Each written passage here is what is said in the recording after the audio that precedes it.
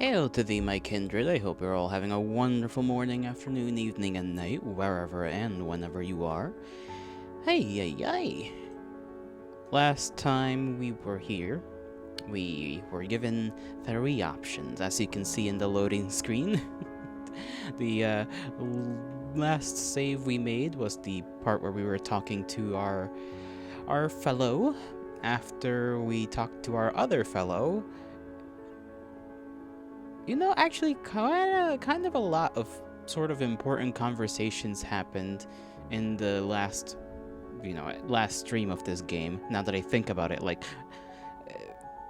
things seem almost like they're close to ending. Maybe I'm not 100% sure on that, to be honest, but considering we're having some of these conversations with certain people, like we've finally gotten to be rather friendly with some of the older members of the club, and then we talked to our boy about his therapy sessions because we decided to be a little bit nosy, for lack of a better word.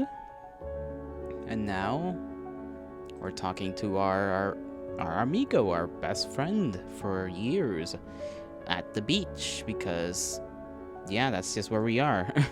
We're at the beach where I think, if I remember correctly, the same spot in which we first met, technically, when the characters were younger. And I maybe forgot a couple of the details, but that's alright. I'm just gonna maybe scroll through the history for like a little bit, and then actually go ahead and try and make whatever decision I wish. The first of more than just 2 options, by the way, which is a little scary. Just a little bit scary. Why would they do that? Why would they give us more than 2 possible answers to give? Maybe it truly is the turning point. I don't know. Let me see. Don't really know where to start. Are you cold? Not really. Blah, blah, blah, blah. Light jacket. Everything is fine. Keep it. No, I'm not cold, but you must be, so refuse. Refusal is not accepted. Do I look like I was cold? Until the moment he gave me the hoodie, I didn't even understand that I was shivering a little. Sometimes Seth understands me better than I do myself. I've heard Seth's heavy sigh. No matter what he says, he can't fool me. Something is happening with him. It's not in his nature to fall into melancholy and mope for a long time. So what's happening with you after all? Everything's fine with me. I can see that it's not. Okay, you got me. Maybe it's not fine. Okay, so we're basically deciding whether we wish to push a little bit. If you don't want to tell me, it's fine. If you won't tell me right now, I'll hit you. Maybe that'll lighten the mood. If you don't tell me right now, I'm gonna just punch you, bro. I will strike you, friend, whether you wish for it or not. Let's go with that. If you don't tell me right now, I'll hit you. Okay, just don't hit too hard. Then there will be no use. Strange. Usually he laughs off, but now he's saying like he's really doesn't mind this scenario. Hey, what's happened to you? I've heard another heavy sigh. I don't know what to tell you. My mind has been so messed up lately. At least for what reason? Hard to describe. Lately, what changed? I think everything's like usual. Of course, Seth was detained, which is not like him at all, but I don't think he would be so sad because of that. He always sighs, tells he's lonely. Always sighs, tells he's lonely, so when he sighs, yeah. His sighs always tell that he's lonely. I think I got it. Is it because of a girl? Seth was startled and looked at me with completely round, dumbfounded eyes. What girl? Oh, thank you very much for the follow. It is greatly appreciated. Oh wow. nervous he is. Why? What happened? Why is he nervous? There's nothing to be nervous about, unless there is, in which case there's something to be nervous about.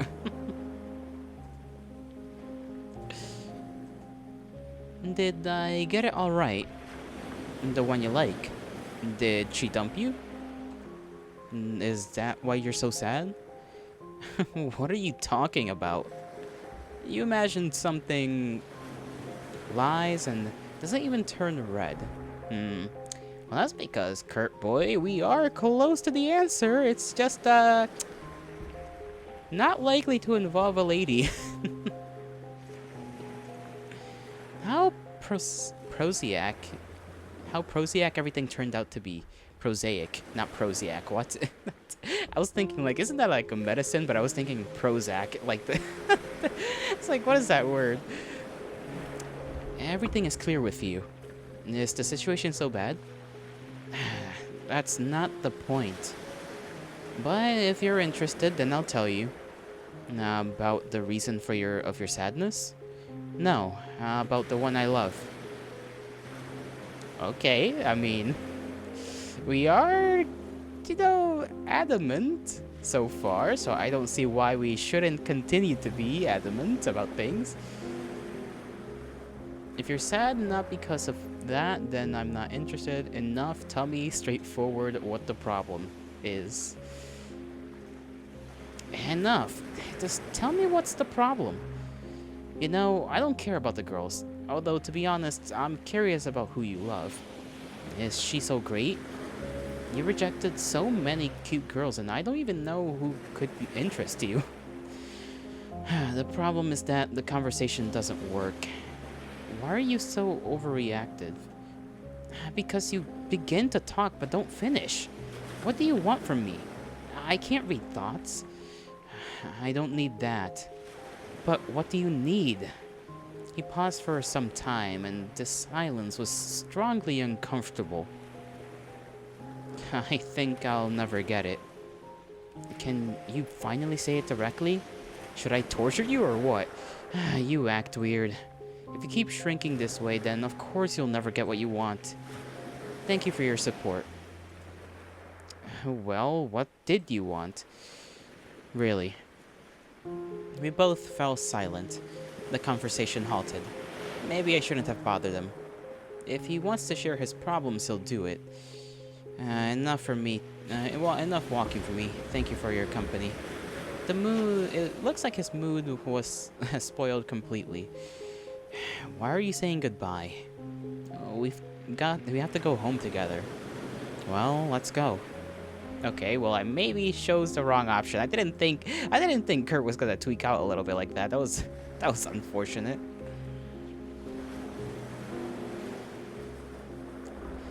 He dragged me out at night, and now he's pouting. And to the very house we went in complete silence. I waited for him to start a conversation like usual, but he didn't. What's bothering him so much? Okay, we'll talk about this tomorrow. Today I can't get anything from him. Next to the house I said goodbye, but he didn't answer. Okay, we'll talk about it tomorrow. So today I definitely... Okay, I already read this. Unless that was just the same sentence. I feel like I messed that up a little bit. I tried to catch my breath, but it's extremely complicated. I'm full of euphoria, happiness, proudness, fear. I can't breathe. I can't. A soft voice somewhere in the outskirts of my consciousness is whispering, "Calm down, sweetheart. Deep breath, slow breath. Repeat after me." I opened my eyes and closed them at once. Too bright. The voice is telling me everything will be alright. You can see. And I try again. I soar. Above the Earth, somewhere far beyond our galaxy. I don't know. I'm alone in outer space. Comets are rushing around, small shards of formerly something great. Breathe in. Breathe out. It's not possible, but I do breathe. My lungs fill with non-existent oxygen and stop shrinking so painfully. I observe thousands of galaxies at the same time. The voice says, "You're not alone." But I don't see anyone alive. Where are they? Where are the others? The voice is whispering, "You are not alone. I'm with you." And I feel someone's enveloping warmth, calm and good. And I see white stripes and comet tails. I see white stripes, comet tails. They're all calling to you. Can you hear?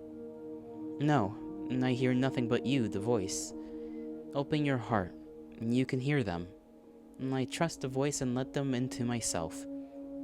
Something's wrong. Not calm. And I don't want it. Can I let them out? Can I let them back out?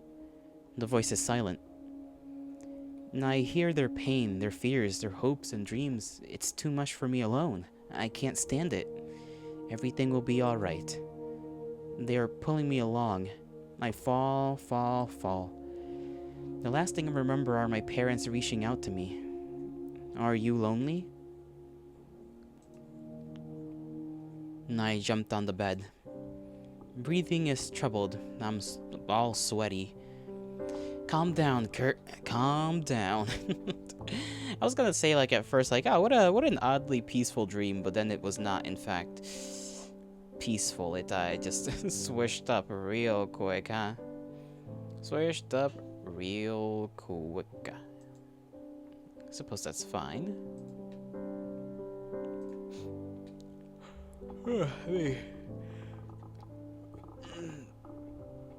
Oh, my back.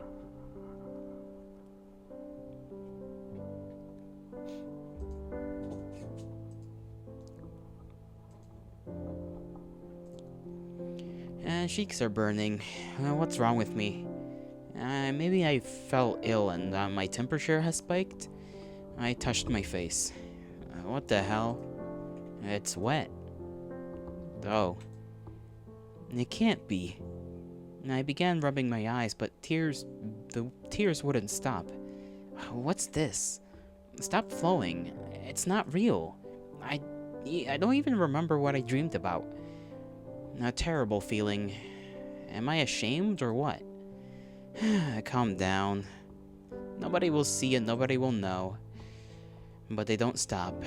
I hastily left the bed. This feeling released me after a constant. This feeling released from me after a contrast shower. I feel pathetic. Did the organism decide to take revenge on me? The organism? What the hell are you talking about, Kurt? But for what? I eat regularly, walk in the open air, mostly go to sleep on time. I think he just means his own body. Slight anxieties incites me to write to my parents. But what? I just remembered that one of Kurt's buddies calls him an organism. I think that's why he's referring to himself as an organism. Hello, I had a panic attack in a dream. How are you? Nonsense. No need to distract them without an adequate reason. I won't bother them. They already have enough problems at work. Who needs what so early? Los Angeles International Airport. Hello? What do you mean, Los Angeles International Airport? What? What do you mean? He doesn't answer. Seth? I dealt his number. He's not picking up. And the heart started beating unpleasantly fast. Yeah, I can clearly hear every heartbeat. I pressed on the number again. Still pointless. Seth is flying away. Did he mean that? What the hell? I looked at the time. At this rate, I'll be late. I should call the cab. I looked at the board. Several flights are scheduled for this time. Where to run? Hey, aren't you looking for me? I turned around to the familiar voice. Seth is standing in front of me without suitcases. He has only a backpack. He isn't flying away, or did he check the bags already? He made a few steps in my direction. You know, I don't like all these awkward moments, but neither can I run away quietly. I can't just go away without even saying goodbye to you. Is this some kind of joke? It's not funny at all. Well, what the hell? A grin appeared on his face, but it didn't look similar. It didn't look like his familiar smile at all. What I see now is nothing more than an ironic parody. I feel total devastation. Thousands of thoughts are rushing in my head without stopping, without surviving a reality check. Okay, but like, is he going away on vacation, or is this like a permanent goodbye? That's my worry. like if it's just vacation, you know, it's still rude that he didn't say anything. Sure, we're his best buddy, but also, you know, I feel like he would have said something if it was just a vacation.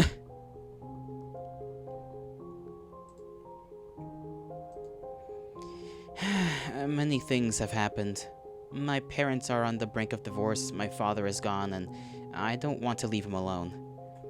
That is the first I've heard about it. He never told me anything like that. And he acted like usual. Not at all.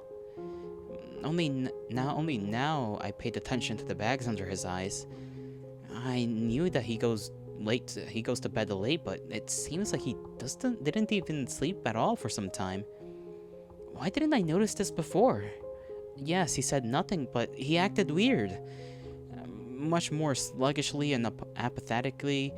Usually he's not like that. If only I was more attentive, I would understand long ago that something was happening to him. I could insist, comfort, do at least something. But now it's too late. But why? And nobody told me even any details. Like, nobody told me any details. Why are you saying that only now and not before? I couldn't find the right moment. There was no need to search for it. You could have just said it as it is. You see, it's not so easy. You're such an egoist. You just confronted me with this fact. Although, what can my opinion do? Even if I learned before, that wouldn't change anything. It's not my life. If I asked him to stay, it wouldn't mean that he would stay. Why is nobody with you? I wanted to do this alone. Without Romano? Why didn't you call him? You were always together lately. We already said goodbye to each other. Already said goodbye. His words echo in my head. Said goodbye. Romano knew everything. And told me nothing. Yeah, however, it's not the worst. I thought that Seth considered me as his best friend. Of course I don't know anything. You wanted to know nothing. Well, only about where the planetarium has gone. Just a little more and the anger will fully take me. I should calm down. That has nothing to do with anything. Yeah, right. Nevertheless, but every time when I try to speak to you, you begin talking about it again. That's not true. And you didn't even try. You could have just interrupted me. Didn't you think it was important enough? I must have been afraid. Moron. I don't want you to go away, but can I ask you to stay now? You've already decided everything. Things are packed, the ticket is bought. You're not one of those who will retreat. What about school?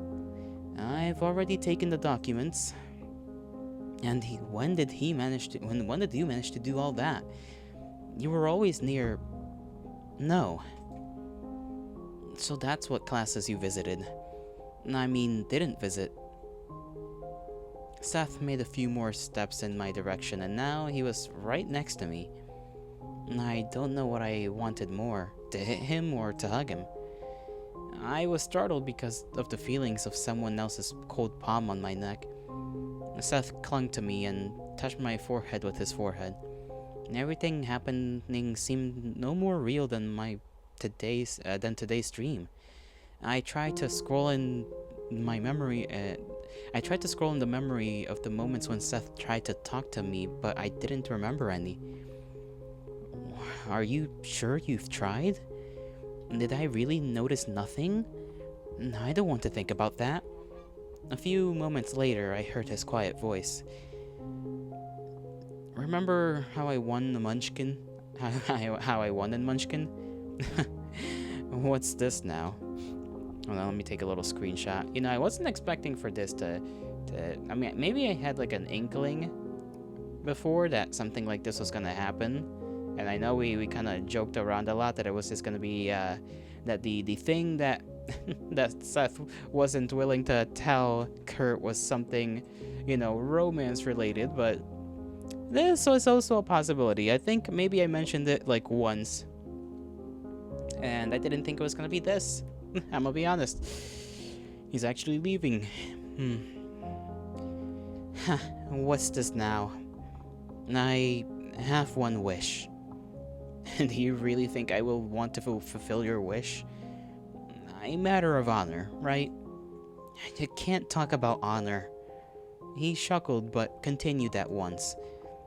Don't wait for me. That is my wish. So it will be easier so it will be easier both for you and me. You're lying. Why would it be easier? Why would it be better?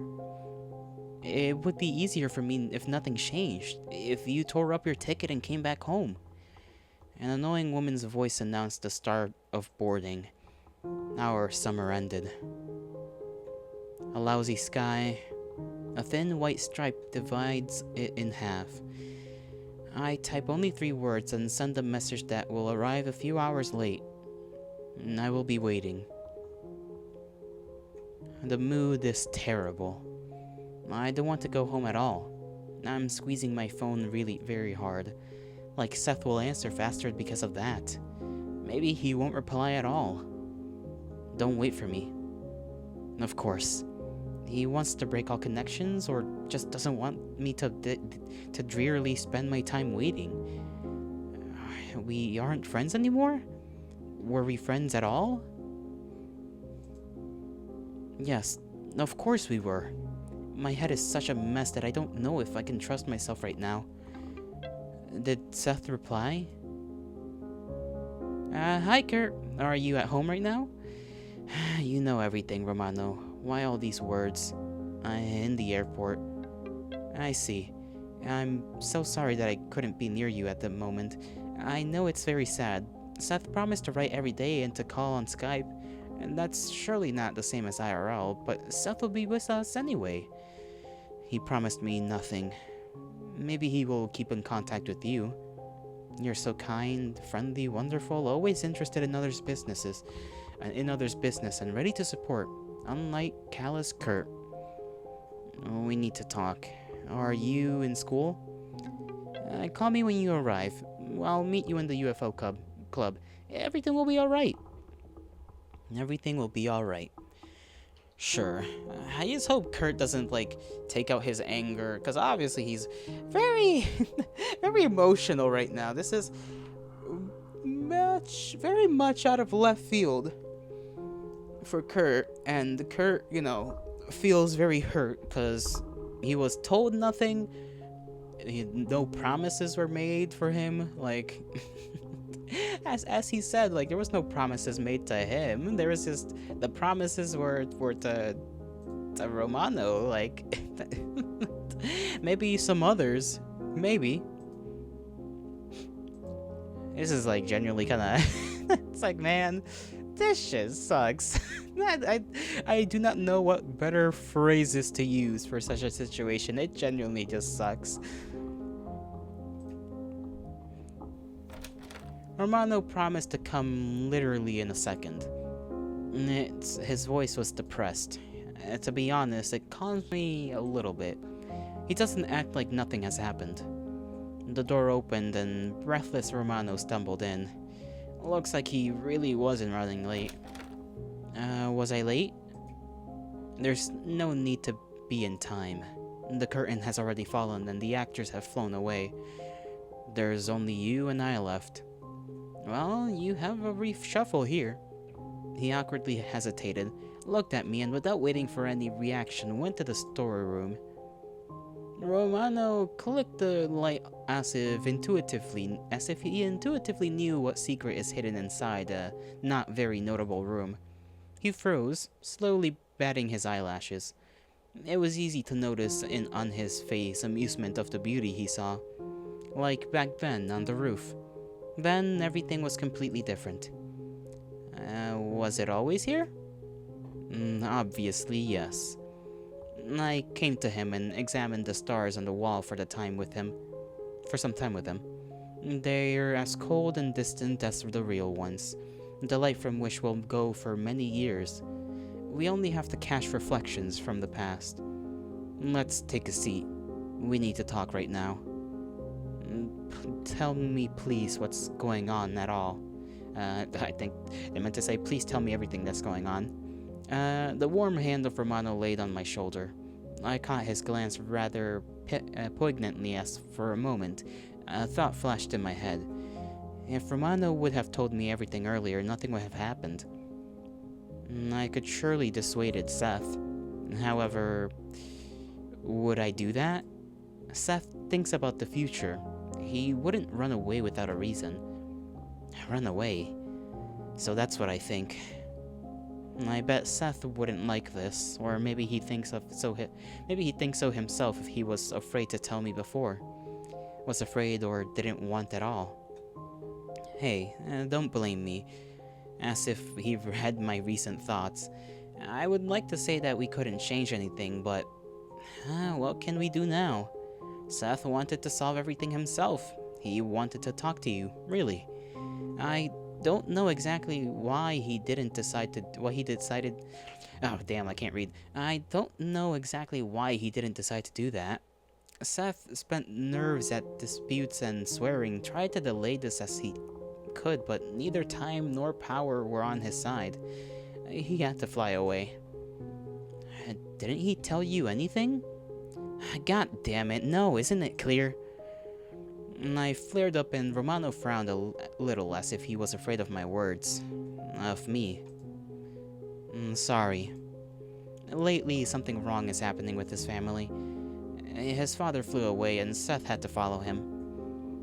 Just to leave everything behind and fly away, it's not easy. What did you feel, Seth, when you agreed to that? And what do you feel now, sitting in the plane, rapidly flying somewhere where there is no us? No one? Romano took my cold hand into his palms. Nothing is over, you know? We will write so often that Seth will decide that it's better to come back to us than to reply so much. We will call him every day. We will visit even if he minds. We won't leave him alone, right? How can we leave him there? Without us, he'll surely be very bored and lonely. But what do I feel? Maybe that is loneliness. I'm so used to the fact that Seth is always near. It seems like he just went away for a while and will be back in a minute and plump down on the couch. Say something. Call, write. Will Seth want this? I never could maintain this kind of contacts. It's not the same as communicating face to face at all. We've got into a stupid situation. That's right. But there's a way out of any situation, right? What do you think about flying to Boston in the summer? Sharply positive. Romano patted me on the shoulder. I calmed down a little. He's right. Everything will be alright. We always can see each other. Seth won't get rid of me so easily. Looks like I have to leave for the moment. Do you mind? Yes, go. You came back after all. You came back after that. I can't read. Yes, go. Just come back after that. He glanced at me unclearly, then hugged me tight. I'll come back. Just wait for me. Go already, or at least answer the phone call. Romano smiled lastly and slipped out the door. The room became quiet again. Previously, I waited for that, but now I would listen to useless conversations of Clover and Seth with much more pleasure. Good that Romano is here. If we didn't talk, then I would surely rant and rave. He told me that everything is fine, that Seth didn't fly away forever, and that we still can communicate. I understand that myself, but he won't be here for at least 4 insanely long years. And that's without considering university. If I study in another city, then it turns out that we will live apart for no less than 10 years. During this time, everything will change many times. Seth will make new friends, and every year we will call each other less and less, drifting apart step by step. I won't even be able to notice that we have become complete strangers.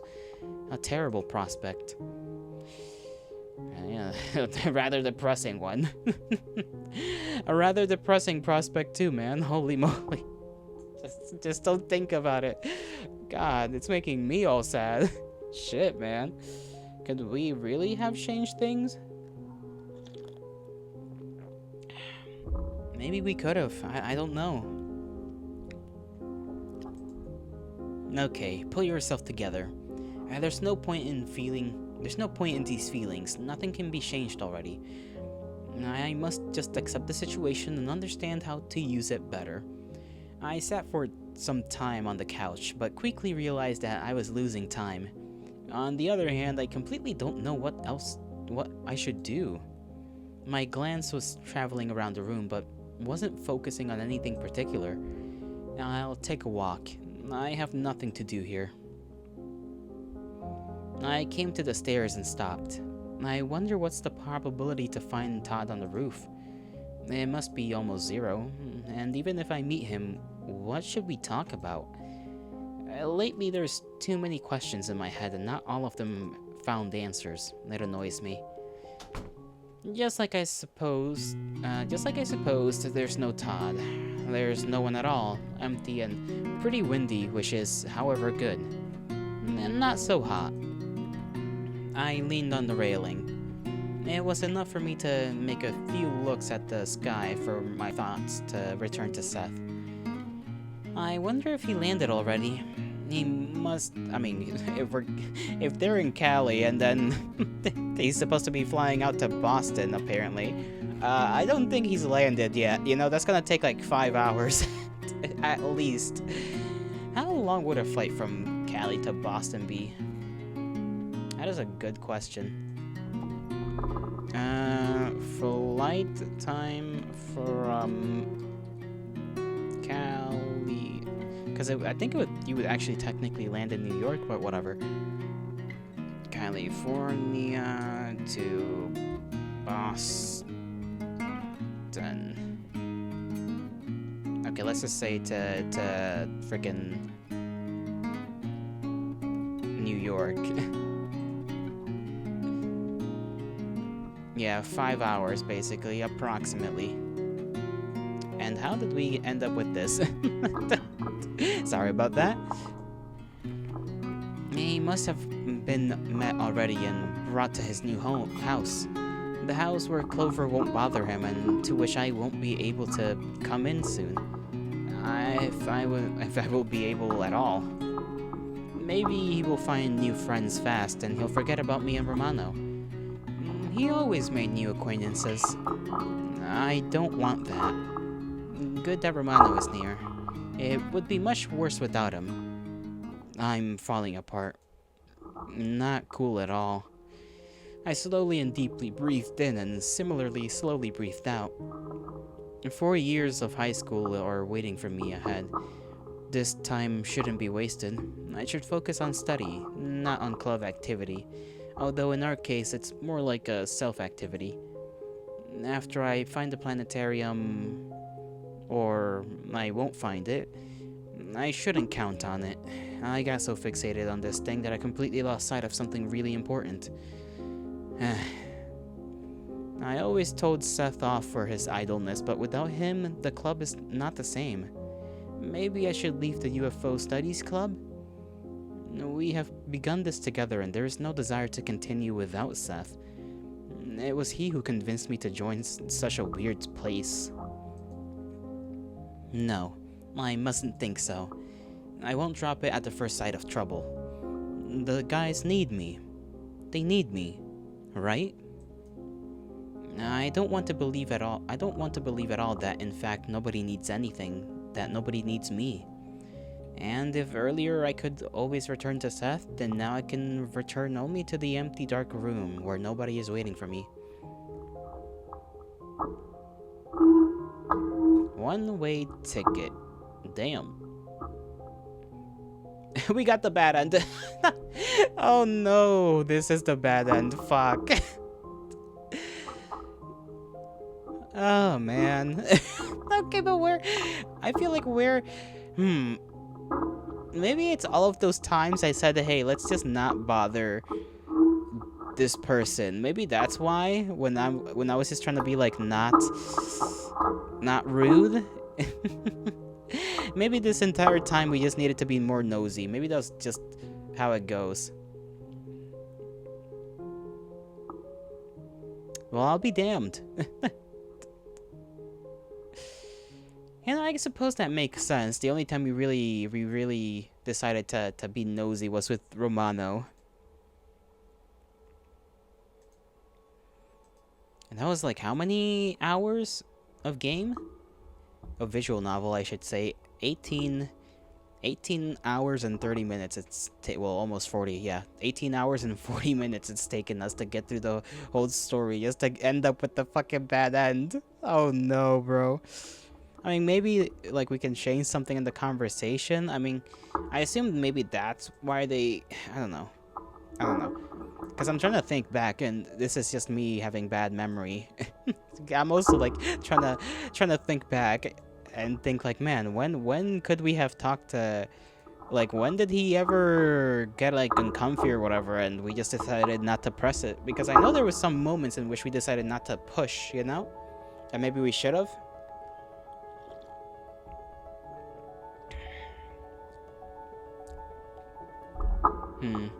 I do kind of want to see if we can get a different, like, answer out of this situation.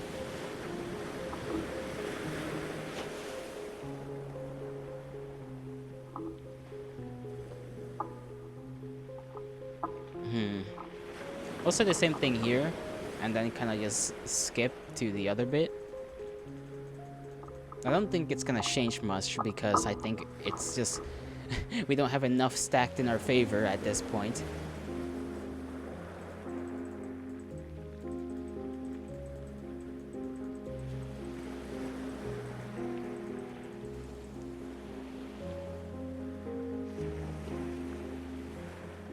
No, we just say if you're sad, not because of that, then I'm not interested.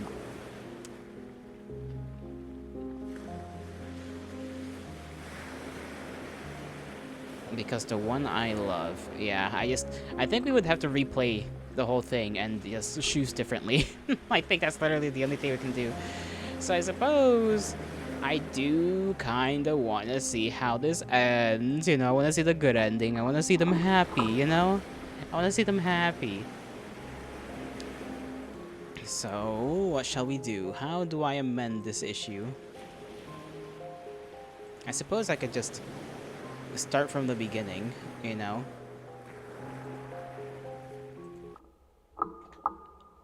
And then go through it again. Now the it in my in my my stream title will make sense.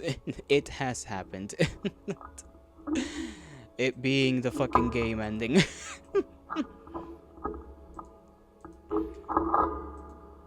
Okay. This time we're gonna be just like a nosy bastard outside of just the damn thing. I mean, we've gotten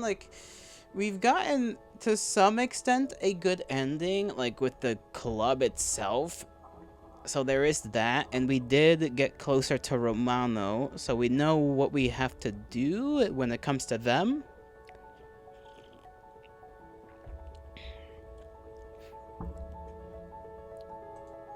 Man, what's this bonus stuff about?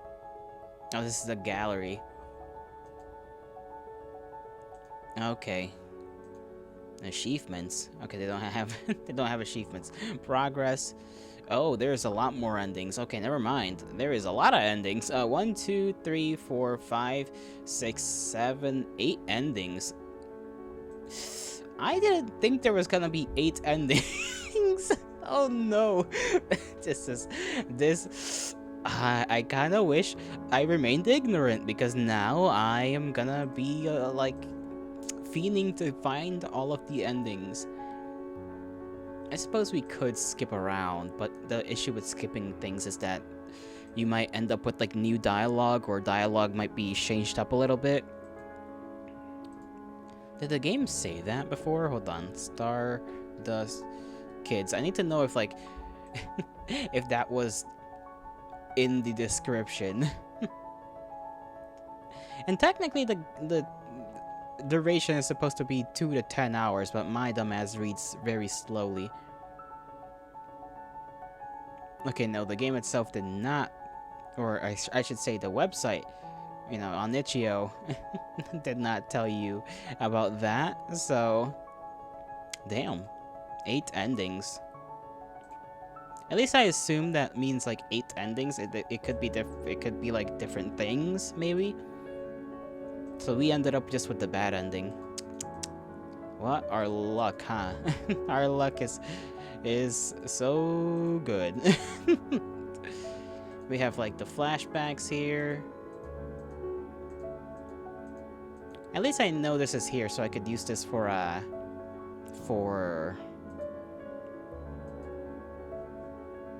screenshots. There we go.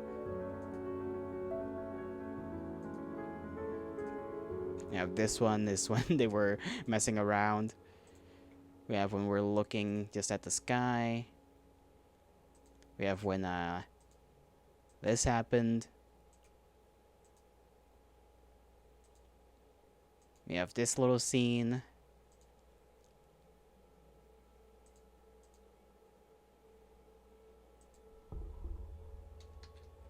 Kind of want to screenshot this too.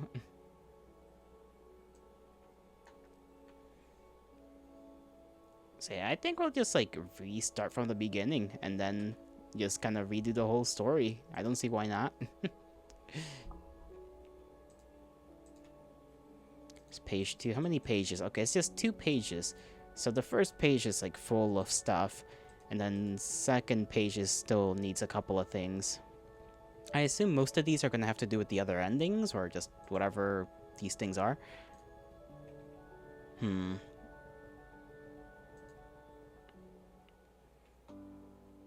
Okay. Because I feel like we were also pretty friendly as well. Well, as friendly as Kurt could reasonably get. Everything around seems to be telling me, what are you doing here, man? Tomorrow's the last day of school, holidays are coming, but you are stuck here and shuffling your papers. What for, friend? Isn't it better to go home? I mean, we might just like skip for decisions. Okay. Ask Seth for help. Seth, help me sort those papers out. I think they're alright. It doesn't look like that for me. Then that's why you're the only one who can sort the papers the way you need it. Okay. Maybe if we skip through. Because to be fair, there's also not a lot of times you make a decision. There's the dream sequence, which I don't even know if that has any consequence. I'm not running away. Stop, hands up. I draw my samurai sword and the guard freezes in fear. Go on, take him. They can't stand against me, neither can you. The president noticed my sword and sank down, dropping the folder. The important papers fell on the floor. One sheet landed right on my flip-flop. I took it and couldn't believe my eyes. That's the cat Romano sent me yesterday. Does he work for the government too? Gotcha, Kurt. My friend sneaked from behind and bashed me over the head. Romano, how could you? I even lent you money for pudding. Everything went black and... Okay, morning. I guess we could do that. We could just skip, and then whenever I click on something I didn't click before, just read out whatever the hell is there.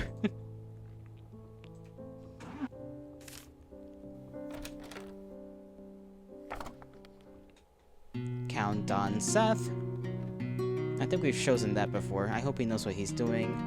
I don't want to discuss blah, blah, blah for half an hour. Skip through that.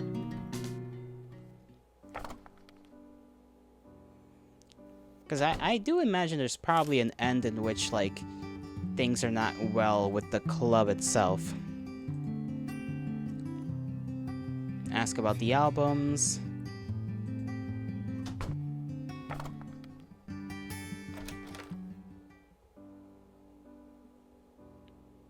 I forgot what this little section was about. Okay, this is like the whys of us joining the club. The way Clover looks kind of sad. Like, oh, I didn't mean to, like, you know, smack him in the face with that. And it's just like, whoosh. He's like, ah, you know, it's not that bad. Not that bad of an idea. And now we got and that's how we got into the UFO club. And all the guys, Marobe, Clover, Evan, Todd, were minding their own business. Only Clover was crazy about aliens inhabitants. I looked at Todd. He was standing at the window, thinking about it. Blah, blah, blah, blah.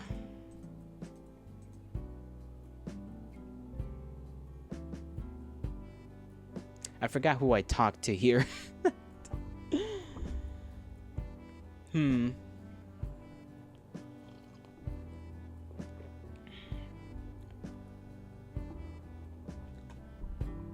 Let me just go through this.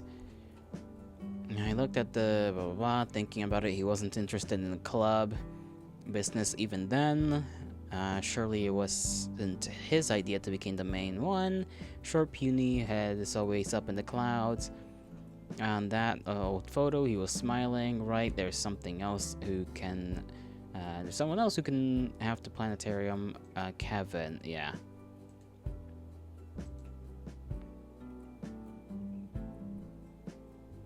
I think we just go talk to Kevin. I shouldn't discard this option because of personal prejudice. Of course, Kevin will probably grimace, blah, blah, blah, blah. Yeah, okay, that's what we did. We went to talk to Kevin. And then that didn't turn out well. We had the sleepover. Yeah, we could ask. I think last time we didn't. But I think we could... I'm not sure, actually, if we did or didn't. Let me make like a save in like some number 3. This is the new attempting to find new ends save area. Ask about the girl. I must know who he's talking about. Who is she? Secret. That's not how that works. What's the big deal? I'm not going to open your feelings to her. I'm afraid you won't be able to talk to her. I don't know her. Secret. I think my interests amuses him. Does he take me for a fool? Come on, this is a personal matter. I think I may have also chosen that last time. If this is a personal matter, then why did he begin to tell about it at all? Okay, yeah, I think I chose that last time. You wouldn't interfere? Okay, that wasn't what I chose last time. It's not just about their feelings. About what else then? About many things, but mostly about trust. Okay, I think that's what I chose last time. They don't trust me. If they trusted me, they wouldn't hide everything connected to the planetarium, so blah blah blah. I am the deputy head of the club. They should trust me at least a little.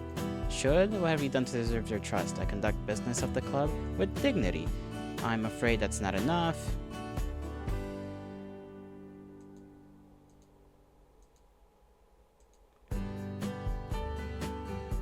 Okay, yeah. There we go. Ask Seth? I think it was just straight up Seth. We asked Seth for advice.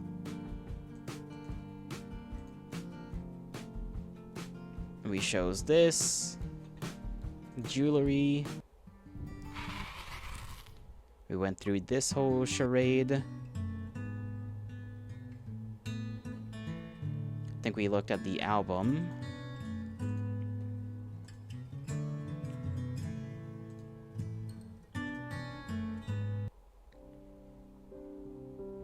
This part, I don't know what happened here. can sit around doing nothing. Seth is certainly good at everything he takes effort in if he was interested in the club. He didn't even call me back then. Okay, write to Seth. I write to him. It's late evening, he must be free. Great, he's online. Hi, can you talk? Wow, you wrote first. Aren't you afraid that we'll face the end of the world right now? You can. You've left earlier today. Why? I've been busy. Now you can add details. Family affairs. Okay, I think we did choose that. Next time, warn me when you leave alone, or else my master will be dissatisfied. Yeah, actually, you should have denied it. I saved a witty answer for that. Is that all? What? Have we talked? Okay, pretty cold. It's hot outside. Blah, blah. You're a jerk. No, you are a jerk. I love you very much too. Really? The conversation turned into some strange channel. Seriously though, I don't know how love feels. Of course, okay, see you later. Looks like he is alright. Okay, I think we did do that last time as well. So where did I go wrong? I'd better take the pills.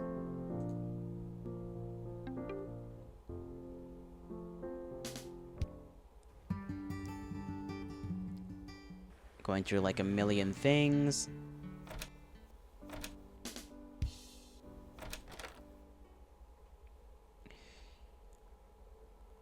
Fuck. I think Merope only told me about some of it. Merope already told me everything. How did I learn? Merope told me everything already. There's nothing to be afraid of. I know everything already. The voice sounded pretty confident. She should believe me. If that's so, then there's no need to ask me. I want to hear your version. No need. It won't be different from Merope's words. Why is she balking? Then tell me where the planetarium is now. I don't know. I really don't. Tell me about how everything you know about what happened before his disappearance. Okay. She gave me a look of this pleasure. Earlier it was there, in the astronomy club. I mean in this room. The planetarium vanished after many things happened. By the end of the school year, everything happened. Maybe Merope told you that it was an accident. It's not really true. Have you ever thought about why Todd is such a loner? It wasn't always like that. Clover suddenly talked about what I expected. Todd was quiet and calm before. He was always getting lost in the general fuss. I was staying aside. But there was nobody that liked stars more than him.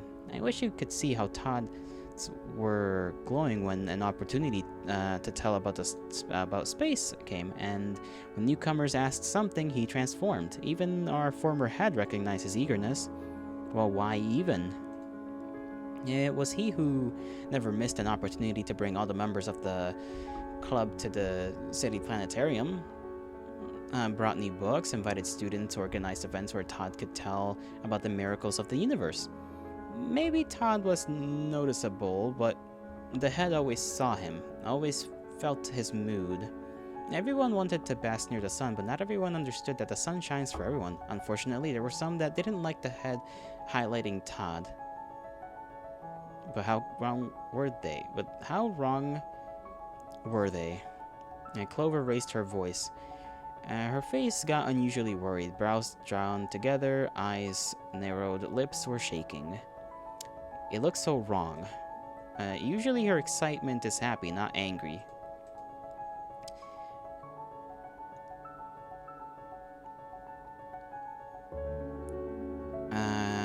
Once it turned into a tragedy, a few former friends locked Todd on the roof. Hold on. Blah, blah, blah. The head highlighted Todd only because he didn't try to be highlighted like the others members did. And once it turned into a tragedy, a few former friends locked Todd on the roof, though it was very wittily. When we unlocked the door, it was too late. Todd was in tears. The head, he got hurt when we tried to help Todd to get out. Hey, Fig. How are you doing, Fig? How's work going?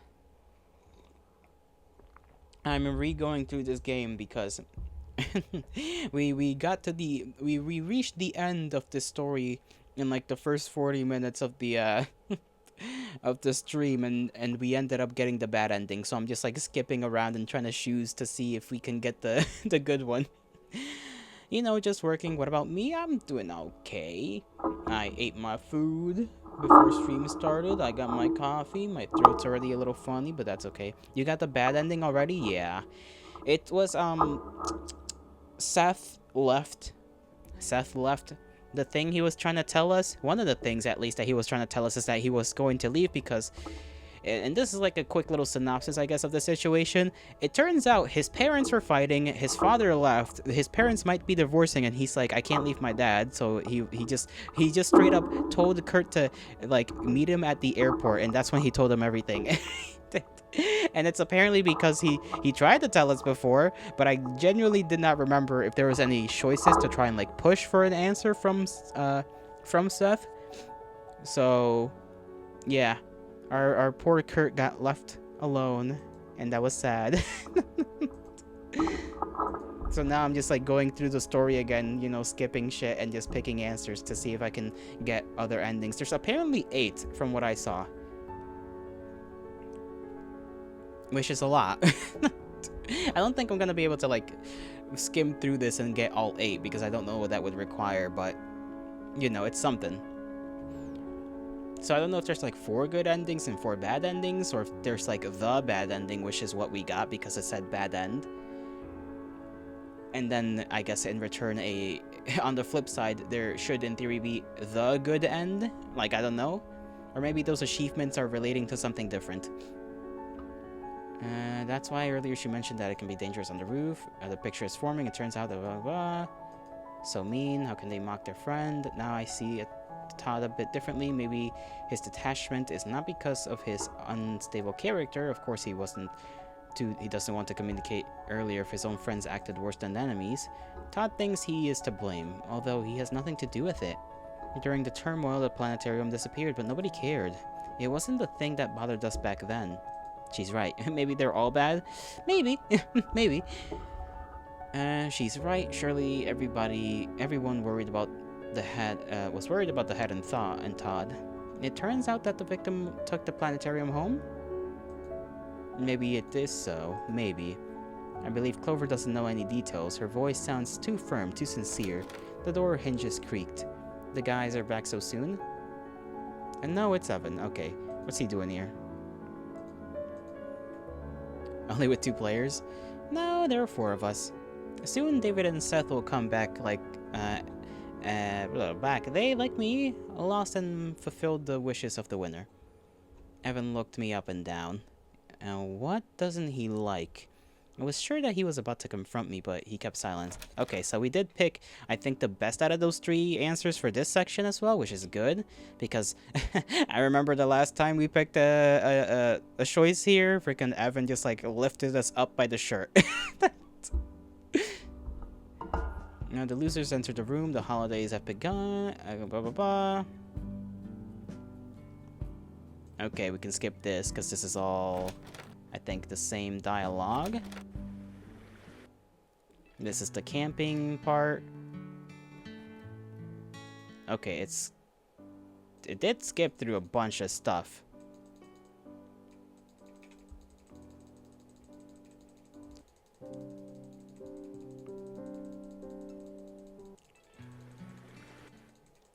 Because it didn't give us a choice back here, and I think last time it gave me a choice. Okay, I just straight up cannot keep going back. Unfortunate. I mean, I guess I could go here. No, that's... Hold on. Load. Yes, load here.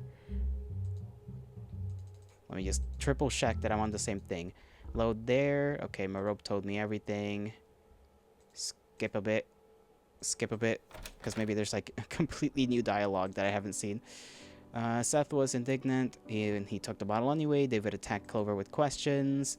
Confessed that he wished. What did he wish? Everything was decent. Was it? Was it? Yeah, we just talked a little. Yeah, it was so boring. Indeed, you've missed a great chance. Something more interesting. Well, You only had to win. David clicked his tongue in displeasure, and Evan is here. Good morning. How did you end up here? I've just decided to drop by. I see. No, he does not. But what else can he reply with here? David began to lay out the cards again. All right, Evan.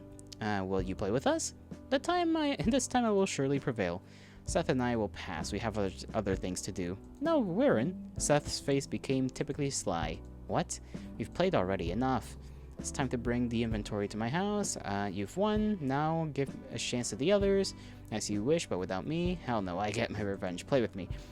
I wish there was a reason for revenge. I gave them completely innocent tasks. Clover was the one who had enough, but she isn't indignant. Clover helped David to lay out the cards faster, blah, blah, blah, blah. Okay, this is them playing cards. The enemy is defeated. Seth, you are a worthy ally. Those two looked at each other. The fact that they became friends so fast makes me uncomfortable. Now there are two slobs and they are in collusion. That's not fair. You defeated the boss only because you beat it together. Everything is fair. Rules don't prohibit that. When did the rules bother you at all? Well, what? Will you say that's not so? Now you'll get what you deserve. I roll my eyes. Blah, blah, blah. I don't even want to think about what tasks will they come up with. How will we share our trophies? I take Kurt. You blah, blah. Okay. Shouldn't it be done here and now? I think I will break this rule.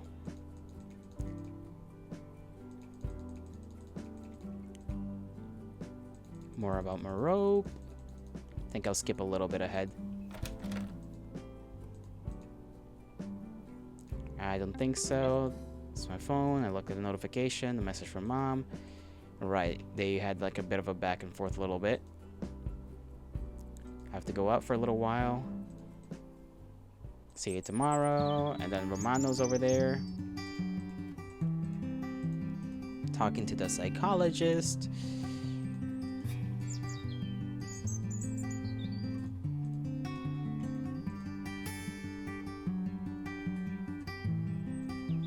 Yeah, we smacked the freaking cigarette out of this kid's hand.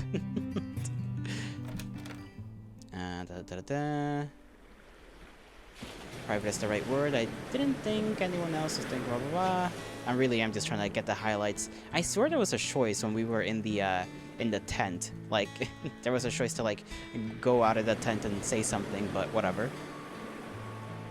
Maybe there wasn't. Maybe I'm just going crazy.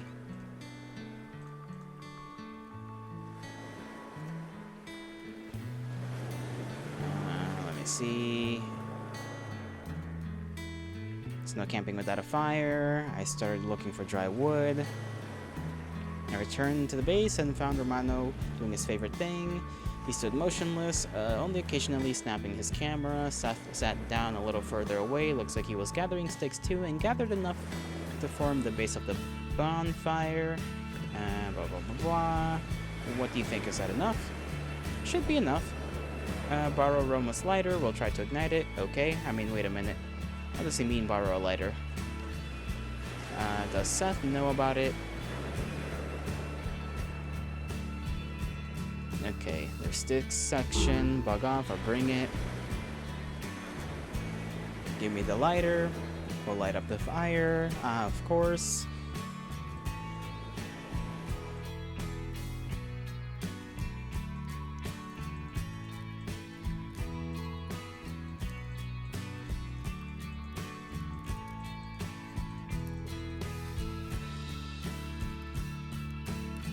Internet does not work, unfortunate. Skip, skip, skip. Okay, I listened. I could hear snatched phrases. Is it morning already? I checked the time. No, it's only 2 o'clock. I looked at it out of the tent and saw the guy standing near the water. Why didn't you tell him anything? God, see, I tried. Maybe gods do see but Kurt doesn't. Are they talking about me? Why like that when I sleep literally a couple of meters away from them? They can wake me up and talk to me any other time. What should Seth tell me?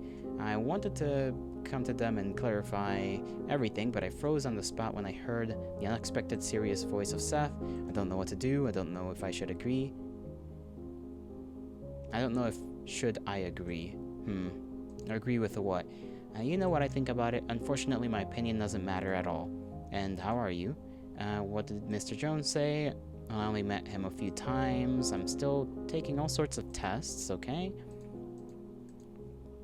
Like in class, something like that, but they are really interesting. Does it help? Can't tell anything, I don't know. That all is pretty interesting, but the problems can't solve themselves this fast.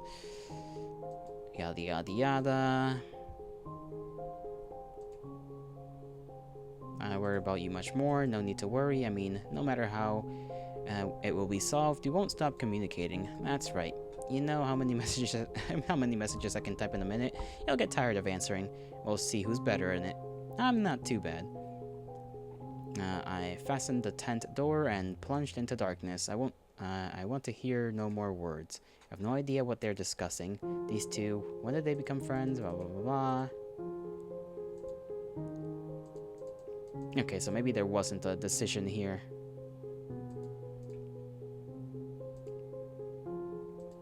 Completely strange and unfair. Okay, Kurt, pull yourself together. Nothing scary has happened. Seth and I sometimes talk about Roma when he... Okay, I'll just trust the game to give me options when it's time to give me options. Now here, we didn't intervene and ask anything. So maybe ask now? Ask about yesterday's conversation? It's not the best moment, but at least nobody is hovering around them. I got up and asked him to step away so we could talk in private. Want to scold me? No, why? I just wanted to ask you something this morning, but missed an opportunity. Listen, last night, Roma and you were talking about something near the sea. About what exactly? Seth shuddered a little, and for a moment his face showed a surprise and something else. Have you been eavesdropping? No, who do you think I am? And would I ask you if I had been eavesdropping? We just couldn't sleep and we went out to wander alone along the shore. You could have taken me with you.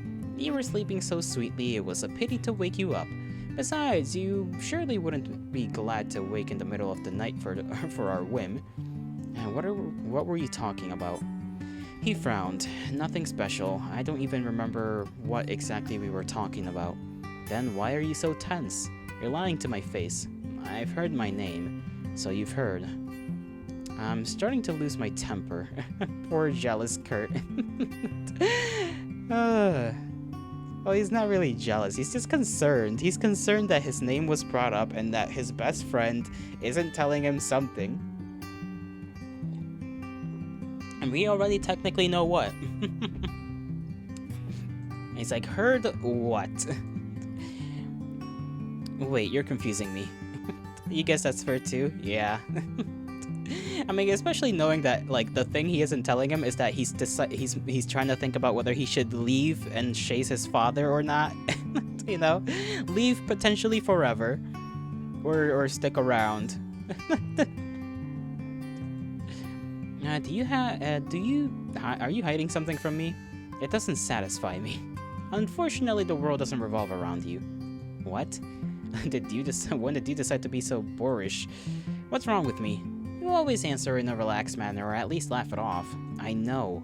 How can the world revolve around one person? Okay, never mind. Romano and I didn't discuss behind your back how mean and nasty you are. You may relax. Hey, yeah, you're not mean at all. You're just a sweet little thing. The sweetest thing. Are they gonna kiss? I don't think so. I think, not in this situation at least. Hell no, it's better to be mean than the sweetest thing. I'm a guy after all. Yeah, no one is arguing. He patted me on the head and returned to work fast, not giving me an opportunity to continue the conversation. You mean like later? Of course, not now. We'll see. I don't like that he doesn't answer directly at all, and that would be okay if it was something really personal, but they were talking about me. I don't get it. Why do he and Roma keep secrets from me? Aren't I his best friend? With grief in half, We didn't just remove faded plants, but also swept almost the whole schoolyard. So, blah, blah, blah, blah. Said nothing about which to plant. Okay, I think we can skip this part, because this is just when the star stuff happens. I do make a decision here. I don't know if there's really a point in doing anything different here, so we'll go for the water.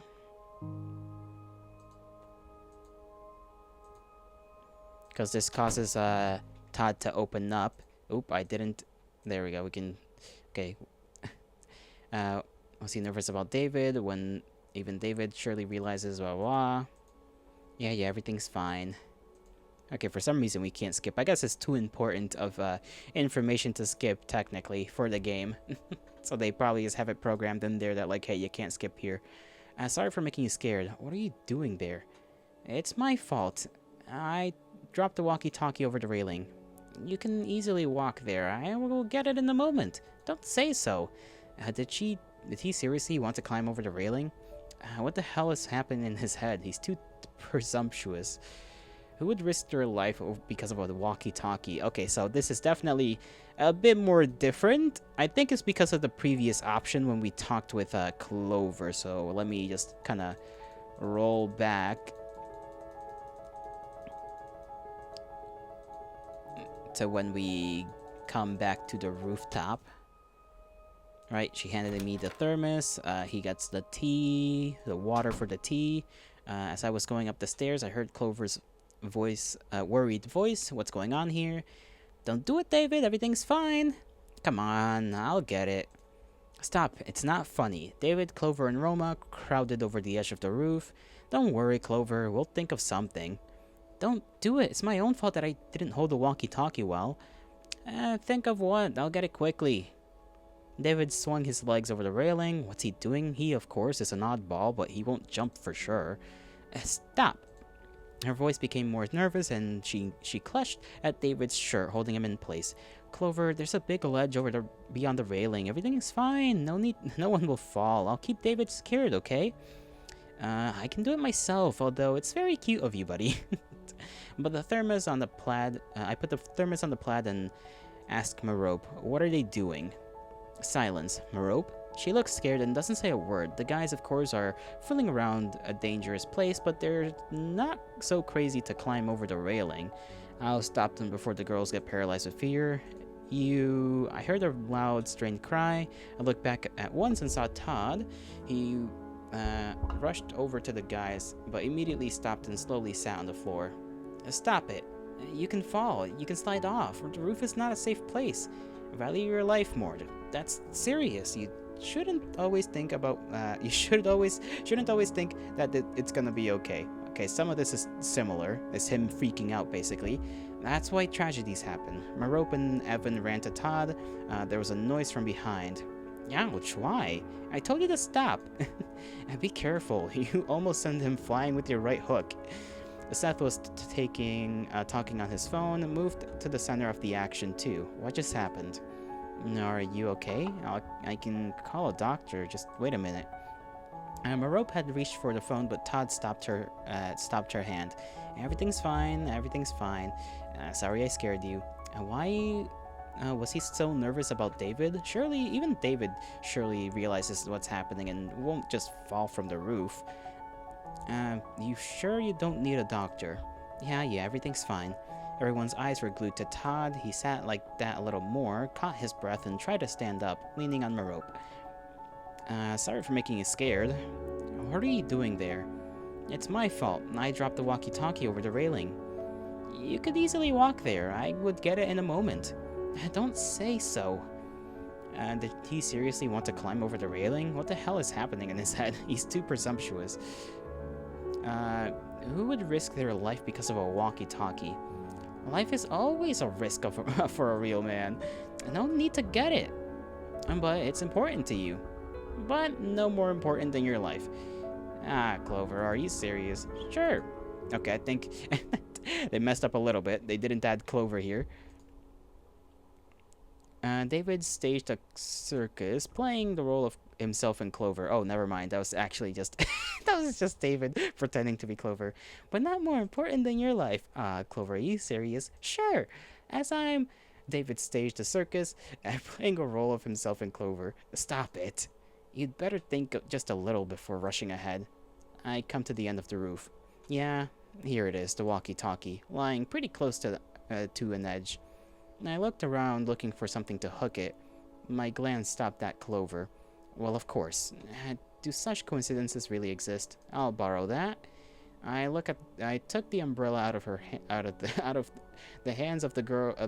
I took the umbrella out of her hands, out of the hands of the surprised girl. Jeez, strange that she didn't think of it.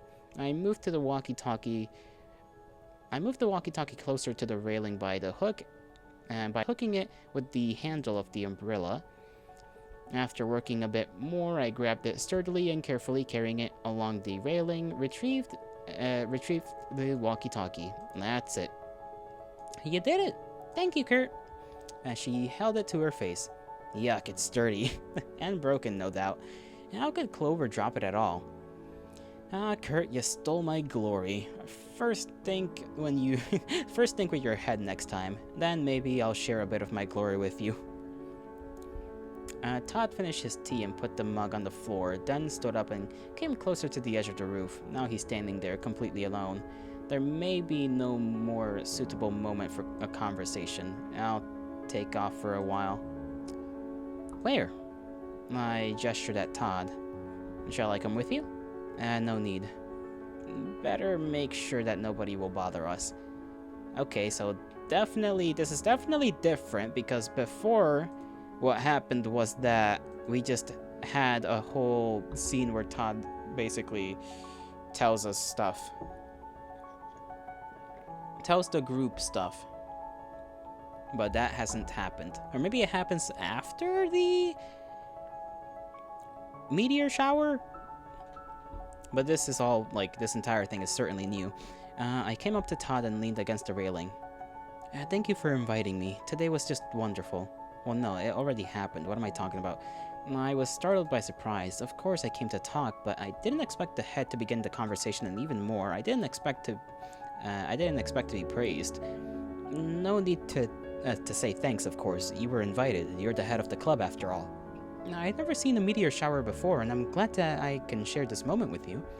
He leaned on the railings stronger. A weird guy. Literally a dozen minutes ago, he was afraid of this place like a fire, but now he's standing here and looking down.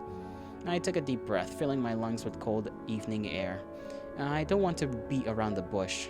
I, as much as you, have liked this day. Generally, such events bring people together. What do you think? I think you're right. I don't like when there's some omissions in a team. There shouldn't be any. Do you agree? What do you mean? There's something that keeps troubling me. That's my character. If I want to figure something out, then it will really stick with me. You have understood what I'm talking about. About the planetarium. Will you tell me where it is? Please? Sorry, that's all my fault. He bowed his head. What fault? What does he mean by answering out of point? I'll wait for him to continue. I have to go. Todd walked briskly towards the exit. Hey, wait! We haven't finished. I ran after him, but was stopped by Evan, who blocked the passage to the stairs. Okay, so yeah, maybe this wasn't the right course of action. Where did I go wrong for this part, then? That's confusing. Step back, you're in the way. Todd is gone. Talk to him next time. When? Next time maybe tomorrow or maybe never. You know perfectly well that catching Todd is an outstanding task. You saw that he was upset. Don't bring him to tears. Bring him to tears? Maybe I shouldn't breathe in his direction to not accidentally disturb him. He's right, you can talk later. Did they all conspire? I'm so sick of it all. Following Todd, everyone went home. And we're the only ones left. When did your head vanish? I haven't noticed that. That's his superpower. Like a teleportation? More like saving from Kurt occupation. Very wittily. Yeah, learn while I'm alive. It would be funny if it wasn't so sad. So what should I do now with this damn planetarium? I dozed off in the bus, and now I feel like I'm a vegetable. I'd like to go to sleep sooner. House is stiffy, and once again I cursed the broken air conditioners. Okay, what's that? I'm sure I've turned all the sounds notifications off. Blah blah blah. Okay, that's when we realize our phone is Romano's phone is in our backpack for whatever reason. Okay, skip to here again. I stretched myself and looked out the window. The sun is rising, and soon it will show its true power. For now, I can go outside and not be afraid of being burnt alive. I took out of the fridge a milk carton, poured a glass, and threw the empty carton away. I shall replenish supply. Did I read that? Yes, I did. I sat on the couch, armset, and took a first sip. What can be better than a cold milk? The brain gave me some answers, as milk and toast can be better than milk, or cocoa, sweet and already hot. My head is solving wrong questions. I put the glass away and fell. I put the glass down and fell on the couch with my back. There was a ceiling, white and flat, before my eyes. It's been a while since the last time. I didn't have any plans for today. I get a bit nervous of this uncertainty, although it's only the beginning of the day. There's plenty of time. Enough time to decide what to do next. I'm definitely getting closer to solving the mystery of the planetarium, but something is missing. I missed something. What? Solving the mystery? Sounds like some third-rate detective series. Unpleased faces of my club members appeared before my eyes. The awareness of the fact that they aren't really interested in searches makes me doubt my own priorities. Maybe I should drop it and think about what we can do the next year instead. And I should get Seth and David, the newcomer, interested. One idler is okay, but I won't tolerate two slackers. In the first year of our club existence, we in fact hadn't brought anything new to the school. We just continued the notes of the astronomy club, but that won't do. Now we know for sure that the club won't be closed, but we should attract more students. I reached for the glass, and by making an awkward move, descended into chaos. I saw milk, like in slow motion, breaking into separate drops and falling on everything. On the couch, on the floor, on the t-shirt, on my face. Ugh. How did this happen at all? Damn. Good that at least the glass isn't broken. I jumped off the couch and rushed to the kitchen. If I don't clean it up, I will kill the couch that is too young to die. Especially in such an absurd way. The consequences of the accident have been eliminated. As soon as I replenish the supply of milk, everything will go back to normal.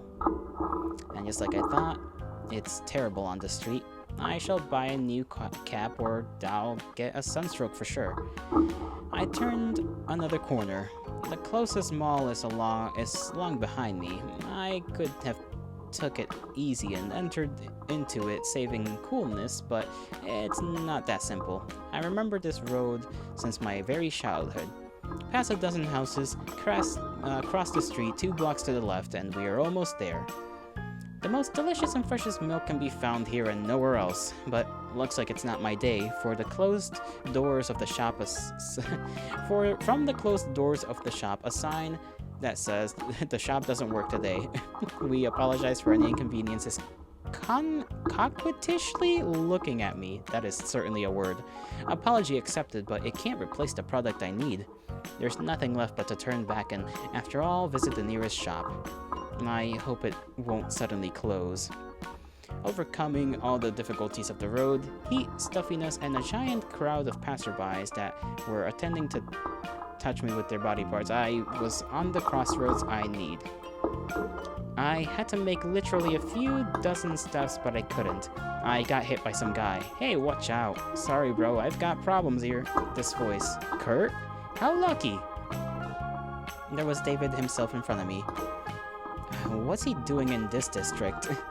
No, universe, if there's fate and predestination in you, although I know there isn't, then David is surely not the one you had to bring to me. But it was David, and on his face there was a happy and a doomed expression at the same time. He dusted off his pants and gave me a hand to help me stand up. I accepted his help and felt at once that it was a wrong decision. David pulled me so hard that with one move he got me on my feet and without explaining anything dragged me towards the mall. What's going on? I'm going the other way. No time to explain. Just come with me. That won't do. If you value your life, then move your legs faster, tadpole. Your life will say you thanks to you later. I'm not a tadpole. And then anyway, how can my life tell me anything? What's that guy thinking about? Oh wait, I can't run anymore. I was standing, leaning back against the wall of some alleyway. I hope I won't have to wash my t-shirt after that. Although, what am I talking about? After this jogging, I'll have to wash absolutely everything. Alright, we lost him. Cool, right? Cool what? I'm tired and I can't calm my breath. I'm hot, I'm sweating, my throat is dry. And that's because of this idiot.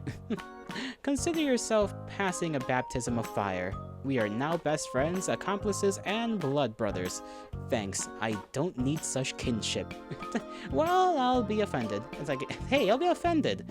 As you wish. In fact, it is I who should be offended. Knocked me down, broke all my plans, made me rush through the street in this heat. It's dangerous, you know. Our beater was a bit more dangerous than some sun. You say it with such a funny voice, like it's something good. Okay, don't look so glum. I'll buy you something to drink and we're even. I think you can buy me a bottle of water. However, I won't refuse. Wait. Okay, I am tired of having to correct sentences. You think you can buy me over with a bottle of water? However, I won't refuse, but do it faster. Of course not. For the bottle of sweet water. What a day. I sat down to let my overstrained legs relax. I've just got in trouble today because of that foolish guy. We run into the mall and assessing the situation, I pulled David to the closest shop. Back then, I didn't know who we were running from. He dragged me to rows with women's underwear. I wanted to protest, but David closed my mouth at once. I didn't hesitate and bit him. Then he bothered to tell me what actually was going on. Turned out that all the problems are because of a girl. I know David only for a week, but I can already say with confidence that that's just like you. He told me how he came to talk to some chick. Everything was okay for the first 2 minutes. Then some giant guy interfered in their conversation who turned out to be the boyfriend of the chick. David dramatically described how the guy promised to break his skull and to do other harmful actions. I think David laughed it off somehow poorly, and the giant guy rushed after him. When I asked why the failed lover involved me in his run, he answered that he had decided to save me. Save me, right. It was you who put me in danger. At some moment, David crouched like he felt in danger. And there really was. This very big guy was walking outside. His eyes were bloodshot and promised nothing good. After looking around a few times, he walked by and headed to the escalator on the second floor. David sighed in relief. He relaxed so much that he began to put underwear hanging on the nearest hanger onto my face. That let me understand that it is time to get away from here. Unfortunately, here our adventure didn't end. At the very exit, we bumped into our pursuer.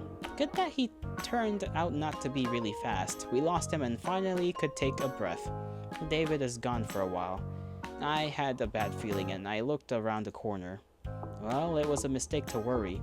He was there, chatting with another lady. I managed to attract his attention and called him here with a gesture to the alleyway. Here, take! He finally gave me a cool, full bottle. I put it to my forehead. Good. After taking a couple of sips, I relaxed. At some point, I really thought that this big guy would catch me. Our poor Kurt is just getting dragged along into David's shenanigans.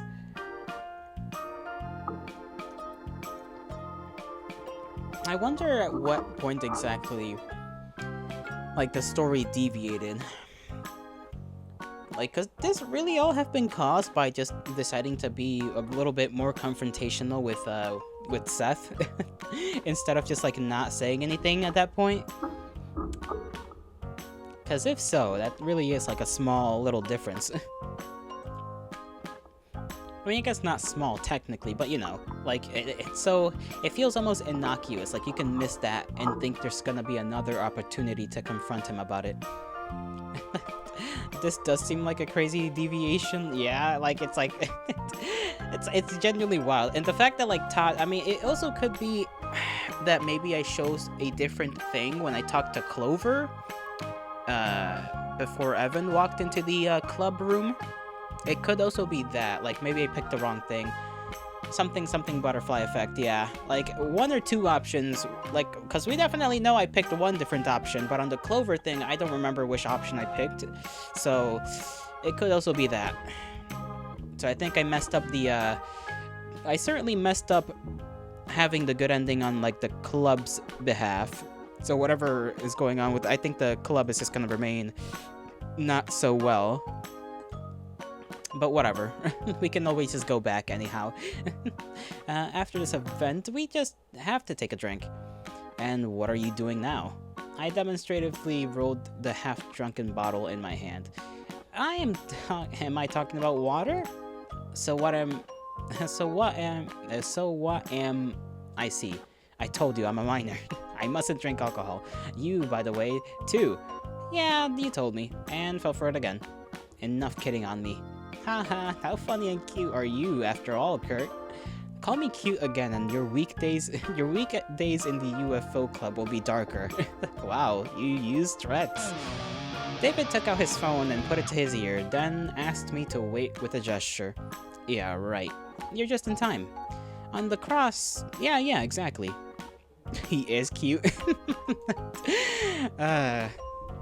Don't let Kurt hear you say that. He's gonna scratch you up. He is a cat after all.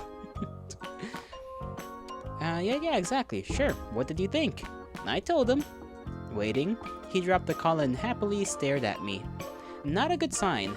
Hey, don't you want to hang out together? According to his talk, soon someone else will come.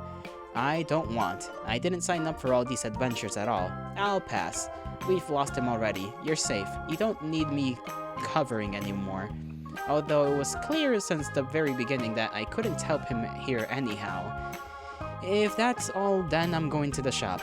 If not for you, I would have been at home long ago. No! Wait, I have prepared a surprise for you. Another one?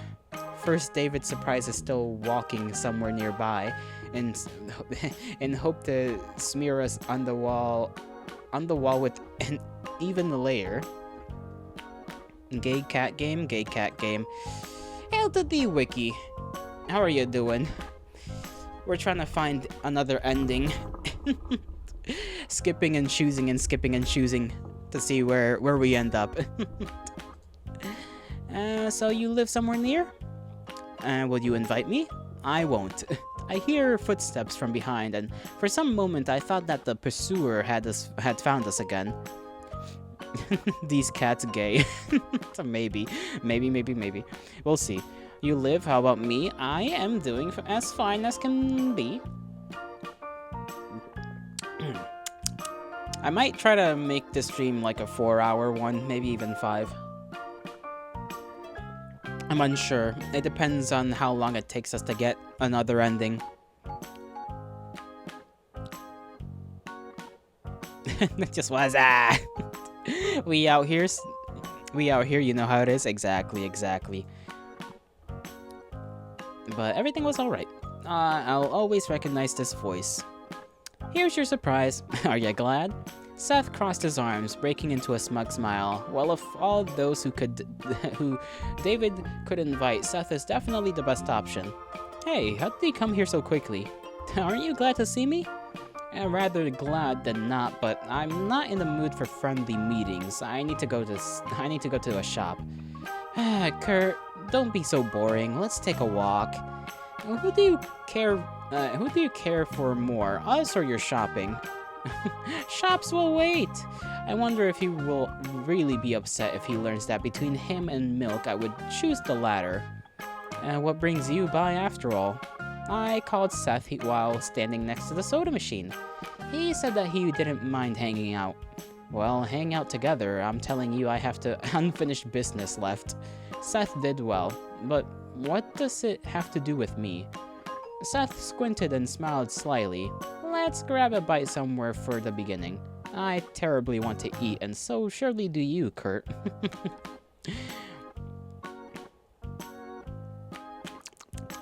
I feel like I'm gonna need to get some water. Blah blah blah blah. Then we'll decide what to do. My stomach growled as a sign of consent. It definitely liked this idea. Insidious Seth knows my weak spots. Food. I was horrified to find that I left the house more than 3 hours ago. Right now, I was digesting a dish of the day from not the cheapest cafe. But in fact, I've learned about the price category only after they brought us the bill because David ordered a lunch for everyone without even letting me look at the menu.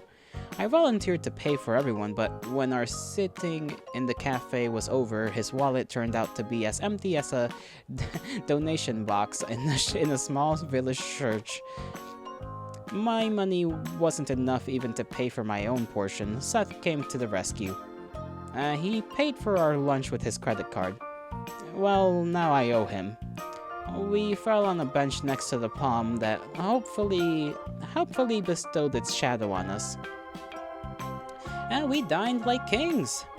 Yeah, now I'm getting sleepy. You shouldn't sleep after eating or you'll get fat. By the way, great waves come not far from the shore. I dabble in surfing, so I know much about saddling the shrew. He winked. Seth chuckled. Is that supposed to be a joke? If you do sport, then you surely won't gain weight. Firstly, you can be overweight and be a sportsman at the same time. Secondly, why does that have anything to do with Seth? Look at him. Yeah, you're right. He's almost perfect. You know why, almost? Because there can only be one perfection, and it's me. Okay, David. I managed to hold my arm. To hold my arm that was reaching for my forehead. Yeah, surfing is great. We tried it a few times but gave up. Yeah, I remember. We rented 2 surfboards, waited for some small waves, and tried to ride one of them. I couldn't. Too hard to keep the balance, although Seth did pretty well. I said that it wasn't for me, and Seth didn't try to dissuade me. We didn't take surfboarding anymore. Strange that even he gave up trying, even with his talents for sport. I think he liked to feel the wave. Why? You were born to surf. You have a wonderful sense of balance and coordination and plasticity. Not like the tadpole. David nodded at me. I think he is looking for trouble. No offense, Kurt, but you look like a figure of my Uncle Lenny that was covered out of maple in shop class by my cousin Diggory from Oklahoma. Diggory? What kind of name is Diggory? That is not a name. Fucking Diggory. Okay. Kurt, you've never been called a rough log so elegantly ever before. Seth nudged me in the shoulder, making me even more annoyed. That sounds like a slur, right? That's like some random ass word. No, that's not what I meant. Kurt is just not plastic. What do you know about my plasticity? We're not even classmates. I got indignant, but Seth must have been genuinely enjoying what was happening. He's stretching is okay. You were about to say don't add the fucking before saying Diggory. Well, you were too late then. We've decided to take a walk. Not far away, not far away, according to David. There should be a beautiful fountain that we just have to see. My complaints about the fact that I'm not interested in fountains were ignored. And David has a tendency to not take me seriously, even though he's a high school student. I won't tolerate that. In about 15 minutes, when I already decided that he lied to us or got lost, the fountain was really found. Absolutely usual and unremarkable. And we came here for that. But in fact, there's one pro here. The fountain gives a saving coolness, and if you come closer, it will make you a bit wet with tiny splashes. Watch out, Kurt! Don't fall. Yeah, like I'll fall out of the blue. I felt how David pushed me with his hip, probably thinking that it's a good idea. I tried to hold on by waving my hands in all directions, but I stumbled and fell right into the fountain with a loud splash. Damn. Our boy really cannot balance for his life. Imagine saying some shit like that. Like, I'd fall and then immediately just falling. like, come on, bro. You can't talk shit and then just fall. Right now, sitting waist deep in cold water, I can't get myself together. This moron didn't just break all my plans, making me run all over the city. He almost threw me into the water. Is he serious at all? David wants me to hate him? Soon it will be so. Before I could formulate a swearing, I heard a splash and 2 white feet stopped next to me. Seth jumped into the water right after me. Come on, get up, you're all wet. Uh-huh. He gave me a hand and I willingly accepted it. I immediately checked the phone for serviceability. It was alright. Otherwise, David would have spent all his summer working, saving money to buy me a new phone. I paid attention to Seth's shoes that were carefully standing on the fountain side. How could he take them off so fast? It was pure coincidence. I just wanted to joke. I didn't think you're really so wooded and would fall. Sorry. Yeah, looks like you rarely think at all. But wood doesn't sink, so everything's fine. My palms clenched into fists themselves. Another word and I'll hit him. Everything is okay, David. Give me your hand to help us get out. I held my breath with indignation. Oh, what does he mean okay? Do you think everything's fine? David gave a hand to Seth, but he, instead of getting over the side, rammed his toes to it and sharply dragged David. He, of course, fell flat into water, making a typical slap. That'll teach you for mocking Kurt. Well, we're even. Now we're all wet. Well, no, you're wet below the knee. That should be fixed. And now he's gonna... Okay, now the both of them are just goofing off in the fountain. Great.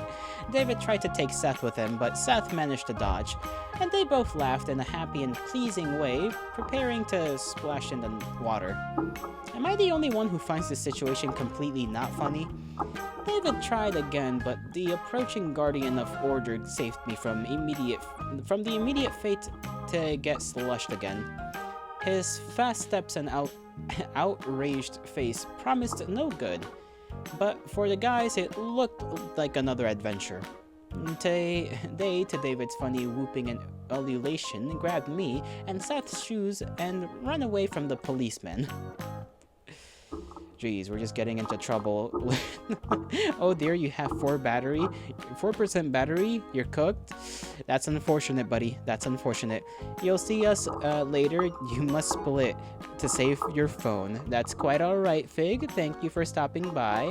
Hopefully, we'll see you around again. Have a great rest of your work time, and I hope you make it to home safe. I need to move my microphone a little bit. There we go. So that I can just sit back normally and read without slouching over like a little shrimp. We can talk shit now. You could always talk shit, just not too much. Hey, come on. Are you still Grum? I told you, it was a coincidence. You spoiled my whole day. He looked at me with some foolish smile. I think he has no conscience at all. Okay, let it be so. As an atonement for my sins, I'll reward you generously. Come on, tell me, what girls do you like? What does this have to do with anything? He's always talking about girls. His head is absolutely empty. I'll give you a number of some beauty. You know how many I have? And how great my memory is? I remember the faces of all of them. I won't be surprised if they remember your face too. It's hard to forget someone such an annoying guy. I'll take that as a compliment. So, what girls? You got the wrong guy with this reward. You'd better offer me something useful. Girls are annoying.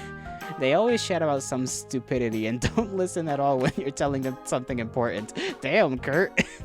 It goes in one ear and out of the other. Although many guys are no better. You are an angry type. Is there someone that doesn't annoy you? I think I can endure only Seth longer than anyone. Kurt is so real for that. Kurt is just a hater. Kurt's just like, can't talk to women, can't talk to men. Like, I think Kurt just finds most people annoying. That's it. That's what we learned so far. Kurt just finds people annoying.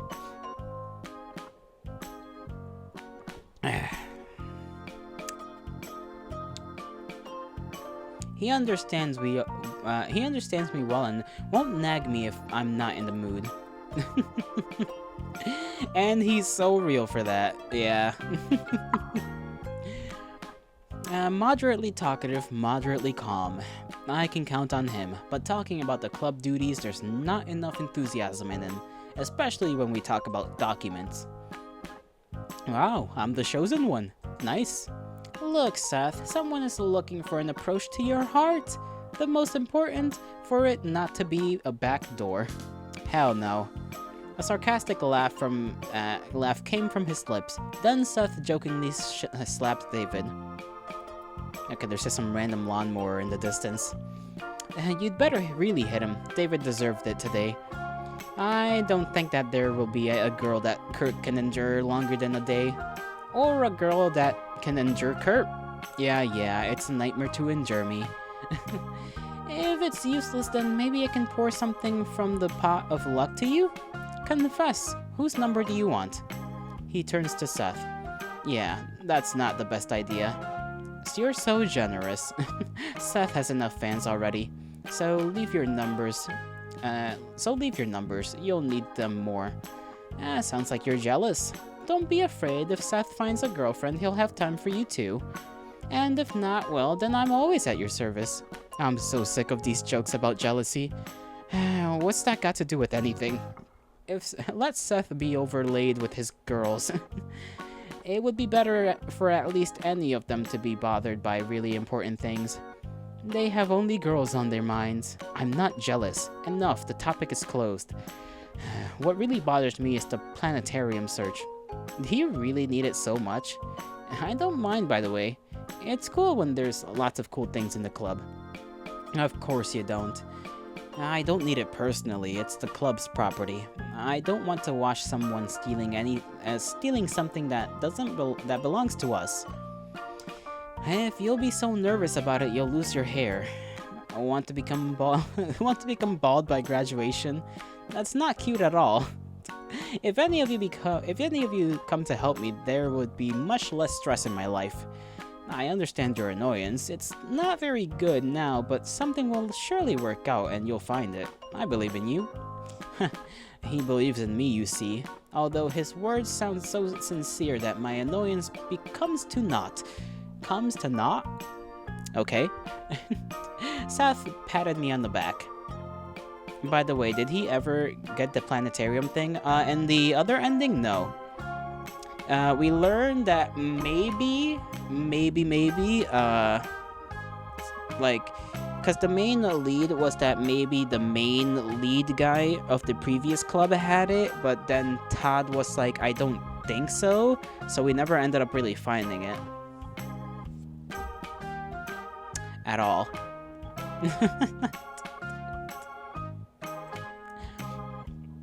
Blah, blah, blah, blah. Well, okay. Don't call me that way. Am I a little child or what? If you will try long, then you will certainly succeed. You surely don't give this up. You always go till the end. You surely won't give this up. You always go to the end. Sometimes I think that nobody needs it. Don't worry so much.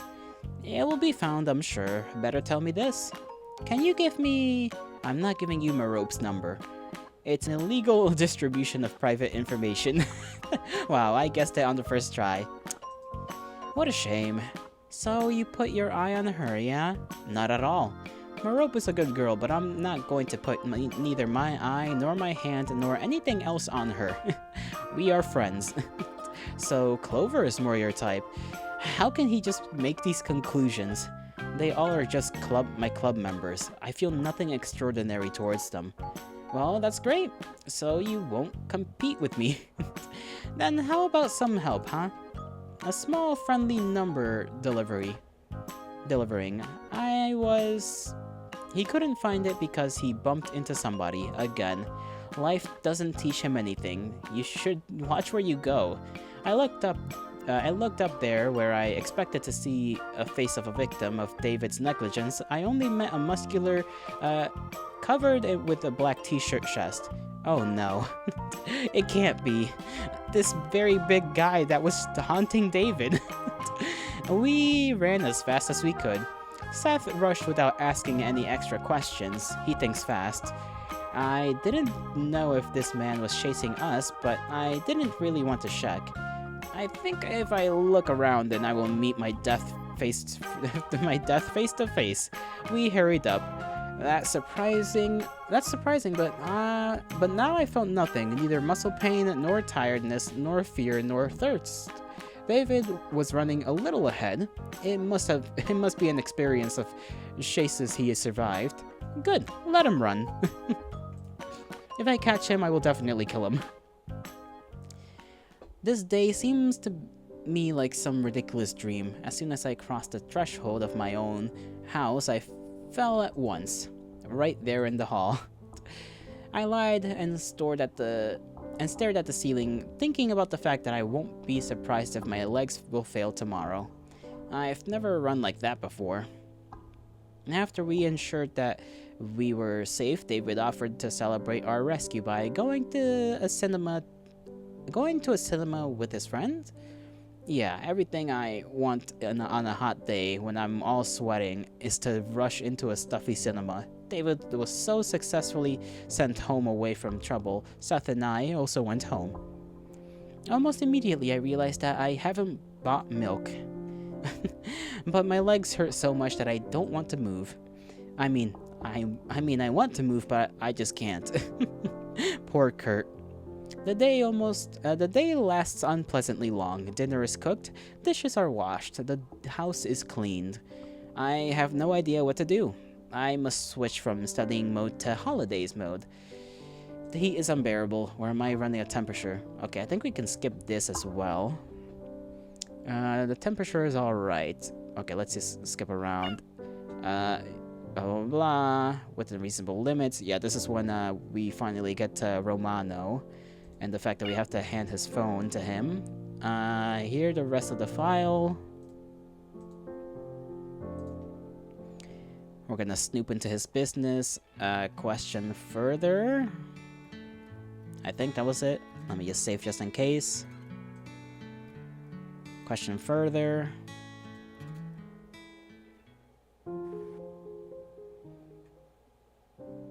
We met in the afternoon. Won't you have an overdose? Okay, what happened here?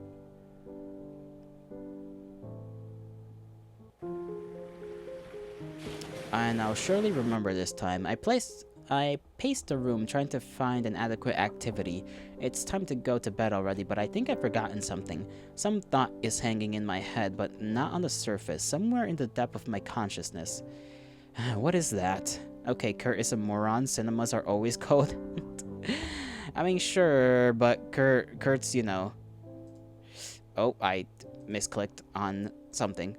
There goes the entirety of Firefox. I need to look at Twitch to know that I'm doing my thing. There we go. And I can't believe I missed that message, but yeah. Kurt's just tired, you know? He's tired of it. Tired of it all. And did I miss something? Maybe it will remember itself at the worst possible time. I aired the flat and it became a bit less stuffy. Another yawn notified me that it was time to get ready for bed. What's that? Such an annoying sound. I think it was my phone. Is it morning already? I hardly opened my eyes, dark like it's night. I groped the phone and pulled it. It is right, night. That's right. That is right, night. I missed a call from Seth. Did something happen? I wanted to dial his number, but the phone brightened with the incoming call again. Seth? Good night, Kurt. What's up? Nothing. I just got lonely. Want to take a walk? It's night. You woke me up. Sorry. But anyway, we met in the afternoon. Won't you have an overdose? For you? No, I need another dose. What a flatterer. What's going into his head? Woke me up and takes me outside. If you want, you can come to me, but we'll go to bed at once. If you want, you can come to me, but we'll go to bed at once. I don't want to sit at home. Walls are depressing me. Let's go for a walk? It's cool, right? Calm, not hot, stars above the head. I could hardly suppress the yawn. I terribly want to sleep. Why did Seth suddenly become so capricious? He used to think about me and didn't neglect my natural needs. And we agreed to take a walk. I don't want to go anywhere at all. But Seth acts weird. Okay, we've kind of gone through this. And then we are back here at the sort of crossroads or whatever. Okay, let's be nicer this time around. Can you elaborate?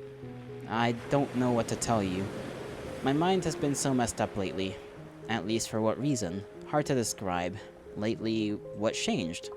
I think everything's like usual. Of course, Seth was detained, which is not like him at all, but I don't think he would be so sad because of that. Always sighs. Tells me he's lonely. I think I got it. Is it because of some girl? Seth was startled and looked at me with a completely round, dumbfounded eyes. What girl? Oh, how nervous he is. Did I get it all right? The one you like. Did she dump you? That's why you're so sad. What are you talking about? You imagined something. Lies and doesn't even turn red. How prosaic everything turned out to be. Everything is clear with you. Is the situation bad? That's not the point at all. But if you're so interested, then I'll tell you. Okay. About the reason for your sadness? No, about the one I love. No, it's all kind of the same. So what if we say if you're sad not because of that, then I'm not interested. I do kind of want to check out what happens if we go through this option, because if we go through this, he just doesn't tell us. Ow, my chest. If you're sad not because of that, then I'm not interested. You know, I don't care about the girls, although, to be honest, I'm curious about who you love. Is she so great? You rejected so many cute girls that I don't even know who could interest you. I see. So you're interested in me only when I walk with my head down. Don't exaggerate. I like you much more when you're cheerful and smiley. Sorry, but I don't have to always be cheerful. I've got bad days too. So bad to worry about them so much? He paused for some time, and the silence was strongly uncomfortable. You don't believe, but that happens too. Not only you have problems. His answer was so cold that I trembled. What's wrong with him? He never talked to me like that. What's eating away at him? I perfectly know that even your life is not always sweet as sugar, but what doesn't suit you now? What doesn't suit you now? Dragged me out at night only because you were bored, and I, by the way, wanted to sleep. I'm trying to normally speak with you, but you just refuse to say anything. The more I said, the heavier my heart became. What's that? Anger? Resentment? I don't get it. For some reason, his unpleasant tone awfully scares me. Tell me what's bothering you. Maybe I can help. But if you're just fooling around, then you didn't have to involve me in it. Sorry for bothering you. I think you're right. I better go home and lay on my bed. What did I say wrong? Why is he pushing me away? I feel like I'm surprisingly powerless before this F. I don't know what to do. Yeah, we'd better talk tomorrow. We should calm down. I don't think there will be an opportunity to talk tomorrow. Did he get so angry? We can do this. I'll call you, right? And now I'm going home. I come to the shore and put on my shoes fast without waiting for the wind to dry at my feet. It's unusual to go home alone. We quarreled before too, but usually I was angry and he calmed me. Turns out it doesn't work in reverse. I completely don't know what to do with him. I think Seth will sleep it off and understand that everything's not so bad. I'll call him and we'll discuss everything. I look back lastly. Seth is standing like a minute ago, ankle deep in the water. He's looking at the endless water spaces he likes so much. Let the waves wash away his sadness, and tomorrow he'll smile like nothing has happened.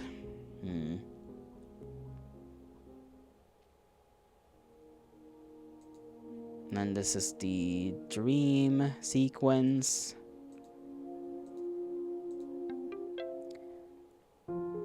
Yeah, and he's still... Los Angeles, just the airport. Okay, we hug him.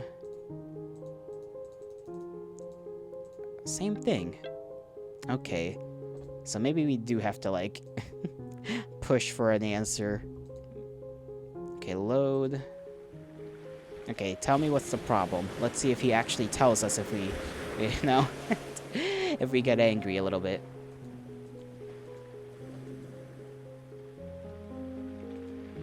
The problem is that the conversation doesn't work. Why are you so overreactive? Because you begin to talk, but you don't finish. What do you want from me? I can't read thoughts. I don't need that. But what do you need?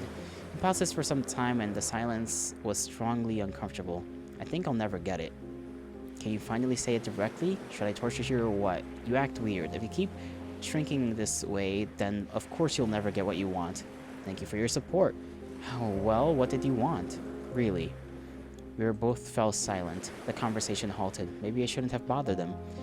If he wants to share his problems, he'll do it. Enough walking for me. Thank you for your company. It's the same thing! Looks like the mood has spoiled completely. Why are you saying goodbye? We have to go home together? Okay, well, let's go.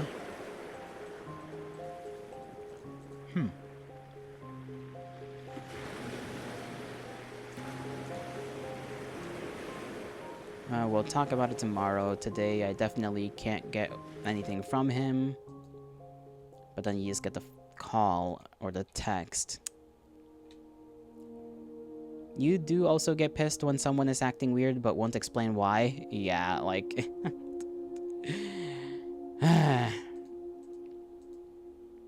It is frustrating.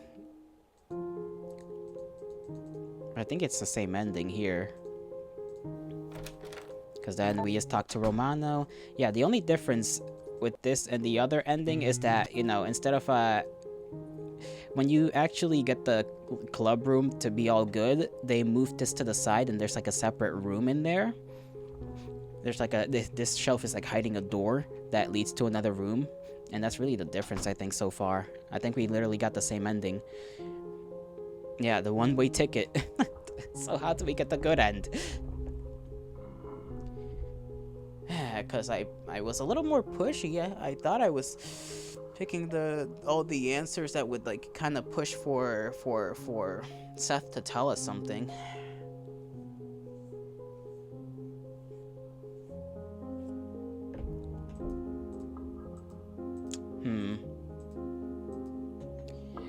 I am confused. Tell him to fuck off at the walk, maybe? Maybe.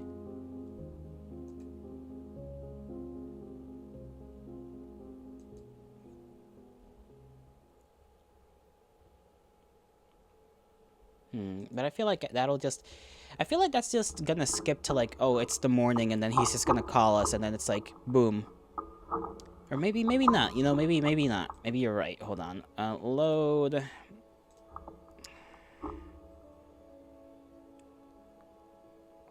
Let's go here, I guess. Question further. Skip a bunch. What if we just refuse? Nothing wrong will happen if I don't indulge him. He's not a child already. I want to sleep. Let's meet tomorrow? Tomorrow it won't make sense anymore. Okay, sleep. Sorry for interrupting your sleep. I think he doesn't sound offended. And you better go to sleep. Good night. I hung up and lay back down. The pillow was so hot.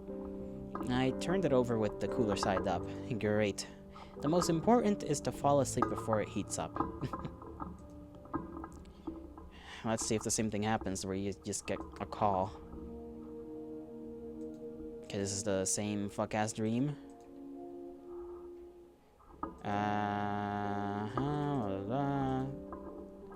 Contrast shower, I feel pathetic.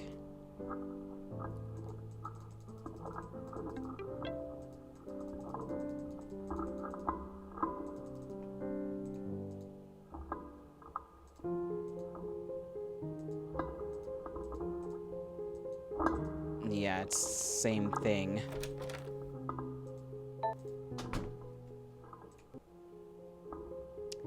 What in the heck? Okay, I feel like I'll have to start making like choices from the very beginning that maybe in some way, shape, or form change things. I just don't know what it would be. Because it has to be like a bunch of choices. I just don't know what choices they are, because there aren't, like, when you think about it, a lot of the choices are innocuous, which I guess is like kind of the point of these kinds of like visual novels, right? That like all the choices until a certain point seem like they don't matter really all that much, but they actually do. Right? The multiple choice game has such impactful choices. Yeah, I just don't like it doesn't feel like it does. You know what I mean? Like, there's a difference between you knowing, okay, these choices kind of matter, and then they're just being choices.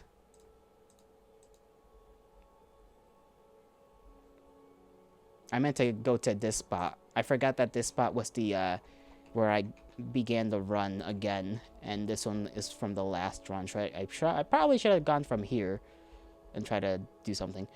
I'm gonna go to the restroom real quick, and then I'll be right back.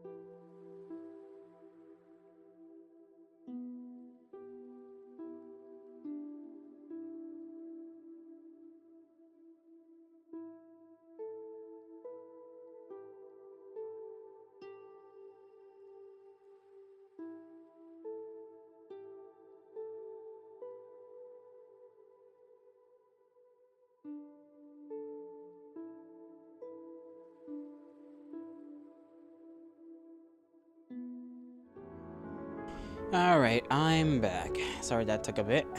Uh, bleh. my brain just like died. Hmm. I mean, we can move on to something else. We don't gotta stick to this, you know.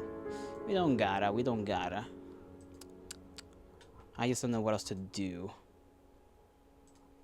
Hmm. I wish the game could like at least give me some some tips, you know, as to the other endings.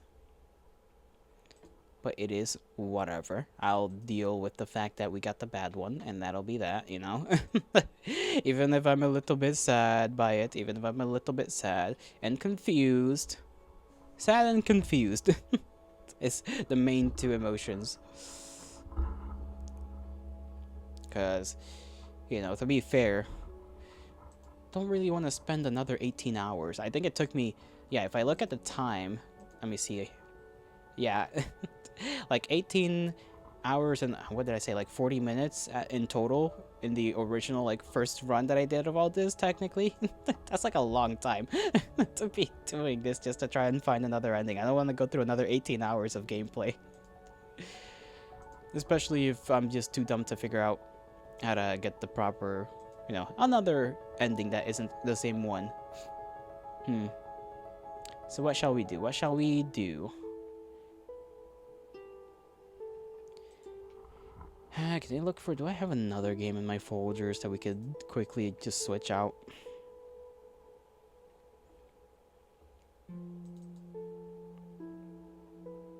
Not that one, because I sort of gave up on that one. I did have to finish Do Not Take This Cat Home. There is that. So we can continue with that one.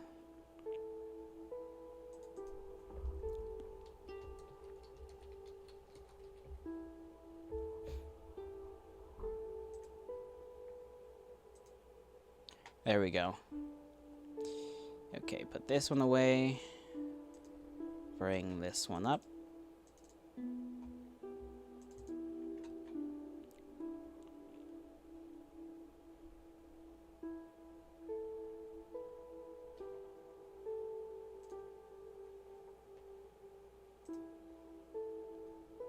The fish is spinning. Yes, the fish is spinning.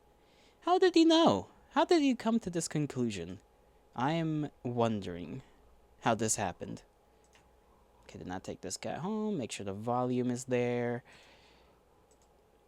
Is it like an energy, an infinite source of energy? No, it's just a fish spinning. There is not much to it. You think a little too much on it. It is quite literally just fish spinning.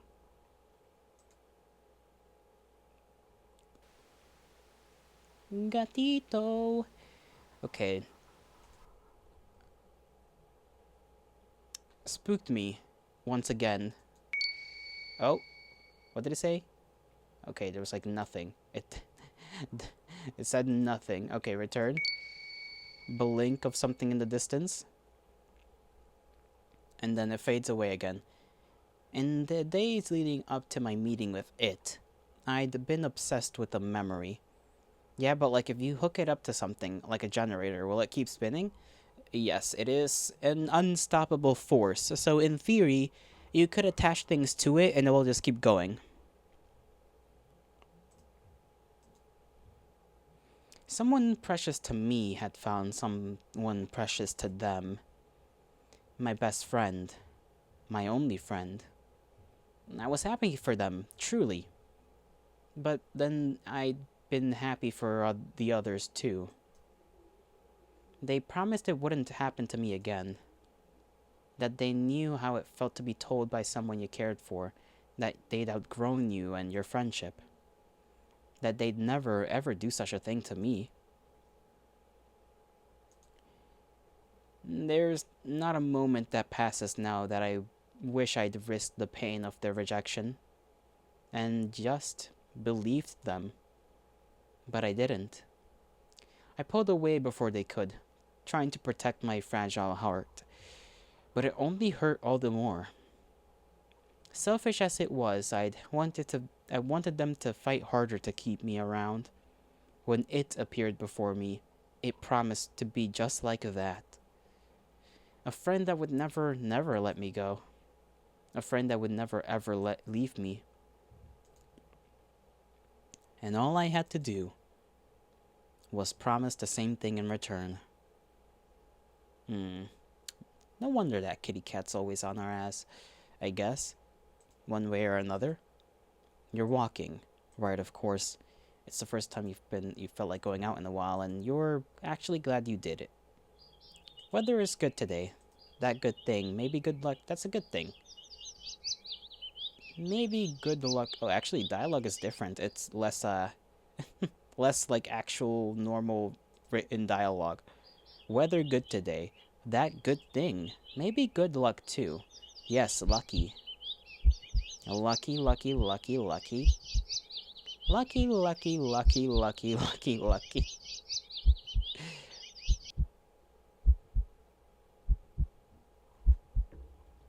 I'm a little scared. Or maybe it was fate?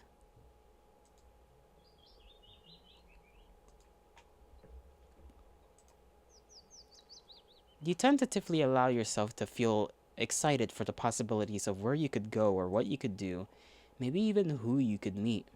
There's no deep, you're so deep in thought that you almost miss it. What was that? Curiosity guiding your steps, you follow the sound to the entrance of a lonely alleyway. The sunlight only just manages to reach down in between the tall buildings on the other side. You timidly enter the alleyway and walk forward, the loose gravel and scattered debris on the ground softening your steps. Finally, the sound source comes into view in the warm, almost ethereal light of the alley. At the end of the alley, in a big cardboard box, is a cat. I guess that should have been obvious, huh? It's an interesting looking cat. Its pretty yellow eyes shine like gold among the dark sea of its black fur. It puts its front paws up on the edge of the box and looks up at you. So, you look so familiar, right? Then again, it is a cat. Not many different ways for a standard black cat to look after all. This one sure is a cutie though. Just look, it's not glaring at you or hissing at you for getting this close to like the other stray cats have in the past. It's just sitting there patiently, waiting for you to do something. Take it home.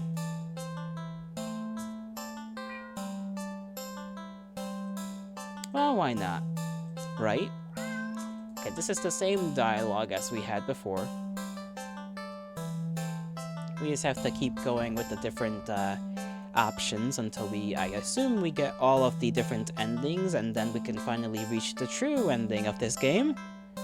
There's no way this is a visual novel where you talk to a cat that meows back.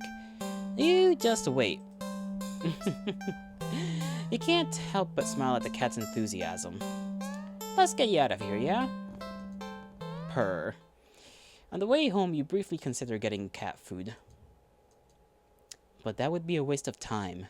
You shrug at the odd feeling and move on. You live in a modest apartment. 1 bedroom, 1 bathroom, and you living alone in it. So it feels weird having another living being inside it after so long, even if it is just a cat. After locking the front door and placing the cat on the floor, you wait for it to walk away and explore the new environment. But it simply sits and looks up at you expectantly. Let me save here because I kind of don't remember where else we did. Did we, or my other options? I guess do something alone or do. I think I did all the things that I could do alone. Yeah, something with the cat.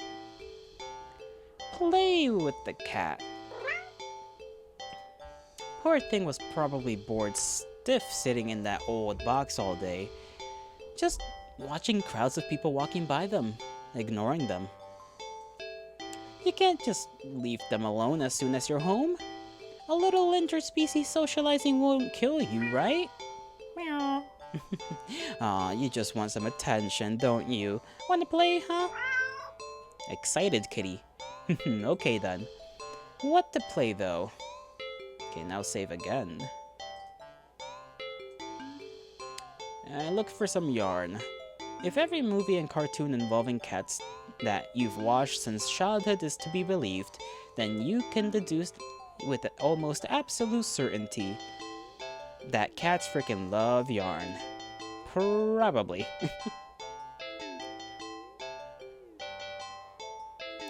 You unearth some from an old box in the hallway closet that's filled with knickknacks from various abandoned hobbies. You consider just handing the ball of the light red yarn over to the cat and supervising from the side, but that would defeat the whole idea of playing together, wouldn't it? You cut off a decent length of string from the ball of yarn and go back to the living room. Why is he looking kind of mad? He looks kind of mad, I don't know why. The cat is resting on the floor. It's not asleep, but when it looks up as you enter the living room, you can feel it could doze off right then and there. Ah, that's why. You'll fix that. You smirk a little, confident with your surprise. Surprise, yes. And let the piece of yarn dangle right above the floor, pinched between your thumb and index finger.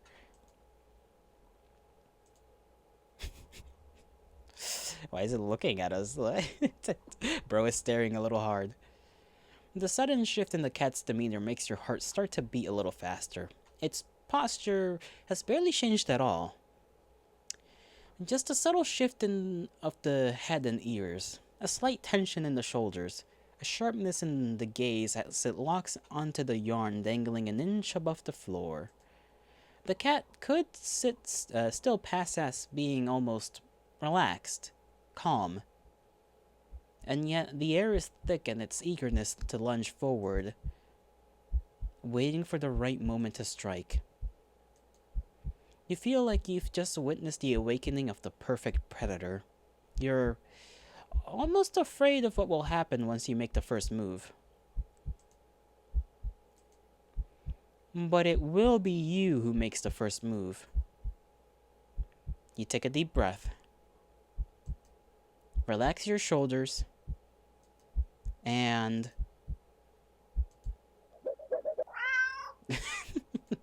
yoink! The cat had lunged the instant you wiggled the yarn. But you're faster. It completely missed as you flicked your wrist, making the yarn recoil out of its reach like a terrified snake. Having overshot the landing in its eagerness, the cat stumbles and looks around as if shocked at its failed attack. You generously click your tongue to help reorientate it. The cat whips its head around at the sound. You're slightly taken aback at the intensity of its stare on the yarn, but you persist. You wiggle the yarn again, encouragingly, and yes, maybe a little tauntingly. This time, the cat anticipates the yarn's upward dodge and leaps up to swipe at it. But you're already one step ahead, puppeting the yarn to dance gracefully out of reach once more. You can do it! Come on, you can do it! It's a little condescending, but you can't seem to help it. For some reason, it feels a little good knocking the feline down a peg or two. This cat's gonna get a little mad. Just a little. At least it seems to be enjoying itself. I'm gonna lower the volume a little bit on OBS. Just a bit. You hope, anyway. You keep going. It must be getting frustrated. You could swear it nearly took a shot at your eye at the last time. It had jumped so high and erratically. You've been keeping the yarn in constant motion, afraid to slow down. Your wrist is starting to get tired. The cat doesn't seem to be losing any energy, though. It's like it's getting faster and faster. Flick. Flick. Flick. Your wrist finally cramps sharply. making you lose control of the yarn's motion as the tip of it brushes lightly against your stomach. Slash. It's so fun to fuck with pets sometimes, you just to rile them up. Well, this is a particular pet to do that with. Get. Pain rips low across your torso, into your torso. Blood pours out of your mouth. In a daze, you look down and see red blooming strongly along the bottom of your shirt, around the tears in the fabric. Cough, cough. Plop. Are we gonna see a little organ this time? You watch as thick ropes of something pour out from under your shirt into a bloody heap on the floor at your feet. A single red-streaked rope still hangs from you, connecting you to all that mess. Are those your... You crumple to the ground and topple over onto your side. Your vision has gone blurry, but... Ew, don't sit in the organs, kitty. You can just make out the shape of something small and a deep, inky black as it walks over and inspects your... Oh my god, they're your intestines. Before it starts its giddily roll around in the mass of your bloody insides next to you.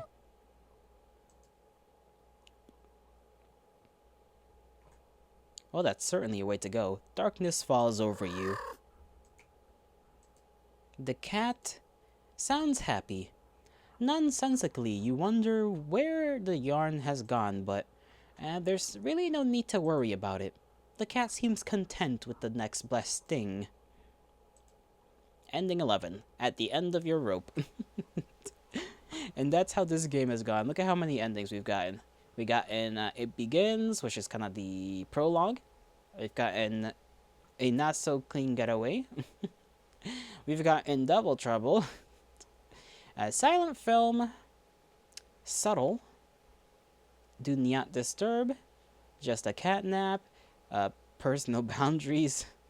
A Fish Out of Water. Leftovers, which was a little bit gruesome. No, this one was the gruesome one. You Are What You Eat. Slurping up some nasty stuff that turned out to be us. Just us in a Tupperware, I guess. This is the one we just got. We still got a couple more to get. And then I have to figure out how to get the ones that are down here. These two are going to be a little tricky. But we'll figure it out.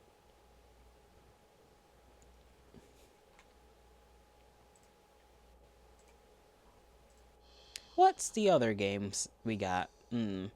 Laser pointer. Let's see what the laser pointer does. Cats are curious creatures by nature. They're also natural hunters, sort of. Why not pass the time by letting the cat hunt after something it'll never quite understand? That sounds a little mean when you think of it like that, but it's not like the cat will know anyway. Ignorance is bliss, or so they say. So you dig out your old laser pointer from your long-gone dreaded days of group presentations in school. Why would you need that? At a school presentation, no less. You flip it on and see that even after all this time, the batteries still work. You get a little kick out of aiming it at a mirror hanging in the living room, so it reflects off the glass, making a little red dot appear on your knee. The cat cautiously walks over, stopping every few steps to cast a look of suspicion at you. When it finally reaches you, it lightly presses a paw to your knee, like it's trying to catch the dot of red light as casually as possible. You manage to hold back a chuckle, not that it really matters. The cat isn't paying attention to you at all, entirely focused on the lights now resting on top of its paw.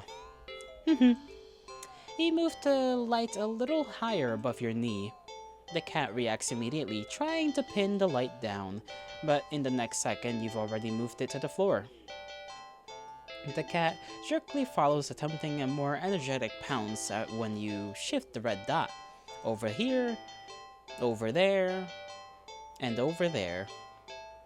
By the couch, on the couch, I like this screenshot. This one's cute. It's just looking down at the dot. Forgot if I could actually screenshot the game. I don't think... Oh, yes I can. Never mind. On the couch? Hahaha. The cat might be ignoring you, but you're certainly enjoying yourself. It's been a while since you laughed this much. You're laughing so much, in fact, that you accidentally shift the red dot onto a lamp beside the couch. Well, goodbye to that lamp. In its haste to get the light, the cat leaps onto the lamp, sending them both to the ground. Youchie. I hope the kitty cat's okay. Oh my gosh. It looks so stressed. Look at the little like wrinkles on the face. The cat is sitting in the middle of the former lamp's broken shards. Back hunched, its head whipping around and back and forth as if in panic. You quickly turn off the laser pointer and rush over. I'm sorry, are you okay? Are you hurt?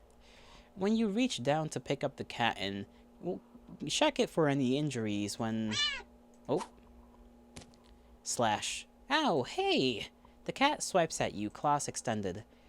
It backs up and twitches away, making frantic half-turns in various directions as if looking for something, or waiting for something to appear. Oh geez, that really hurt, you know? You hold the hand with the scratch close to your chest. It's bleeding, but it's not too big. You're more annoyed than anything, but...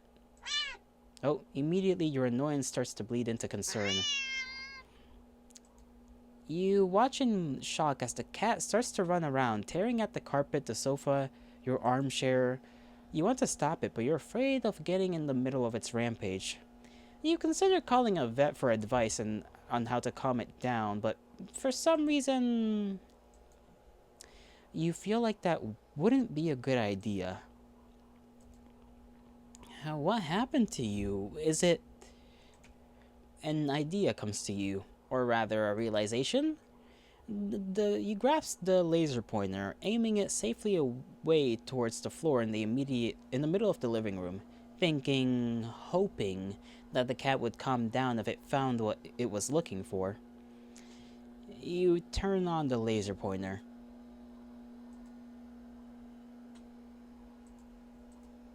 The cat's reaction is immediate.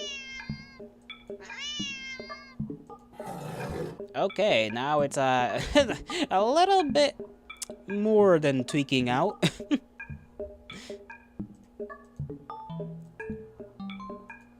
You screwed up. In the span of mere seconds, you watch as the cat spies the red dot from its perch on the shredded armchair, leaps high into the air, changes in the air, and slams down upon the dot on the floor with a weight and force that shakes the whole apartment. Maybe even the whole building.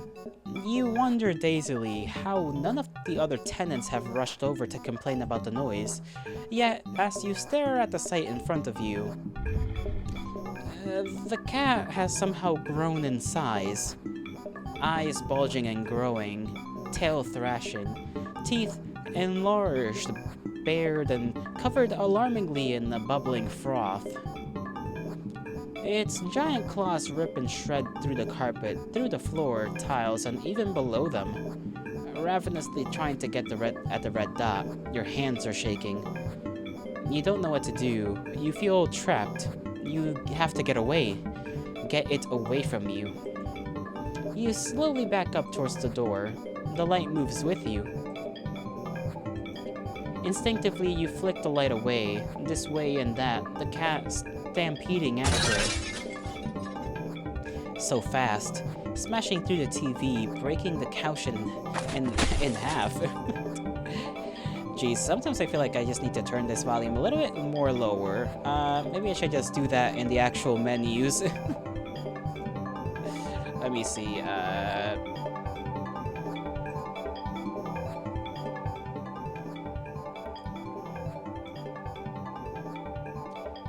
feel like right there should be fine.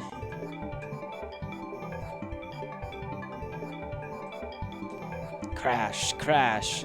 Too fast. bulldozing through the wall into the hallway. A chance. You turn, intending to bolt out of the door and never come back. But in your haste, you forget something. You forget several somethings. You forget the laser pointer gripped like a lifeline in your hand. You forget the mirror still miraculously hanging on the wall next to the hallway, the laser reflecting off of it, putting a small glowing red dot on the back of your head. And as you reach the door, you forget that it's locked.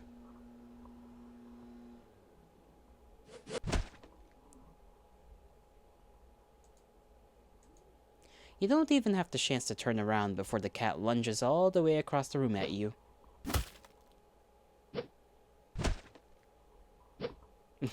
And this is freaking bashing her head open, I guess. You're torn to shreds before you can even blink. Ending 12, targeted. Interesting. Hide and seek, why not? What about hide and seek? You're not quite sure how this is going to work. Can a cat even understand the concept of a game, let alone with rules like hide and seek? Here, you pick up the cat and turn them away from you before hiding behind the armchair. You're almost certain the cat must have turned and looked while you were hiding, out of confusion at least, if nothing else. It's so cute. Regardless, a few moments later, the cat cautiously peeks around the armchair at you, eyes curious. You smile and scoop it up, holding it in front of you. You found me! You win! The cat looks confused but pleased at your praise. This time, you put it on the armchair so it can't see your hiding spot so easily. You dash over to the kitchen, hiding behind the counter. It takes a little longer this time for the cat to find you. This time when it does, it startles you by hopping down hopping down into your lap from the counter above. Whoa. You found me again. Okay, you win. You reward it with a little scratches behind the ear and under the shin when it leans into your touch. Okay, why don't you give it a try? You go and stand in the middle of the room. The cat following you. You make a show of covering your eyes and turning around. Okay. 5, 4, 3, 2, 1, go! You turn around and see that the cat is gone. Oh. Okay, the cat's getting it. The cat's understanding. Huh. You sure catch on quick. There aren't that many places available in your apartment for someone your size to hide, but without the opposable thumbs needed to open the closed doors in the hall, the cat will have its limits too. Fair game. Okay, now where to look?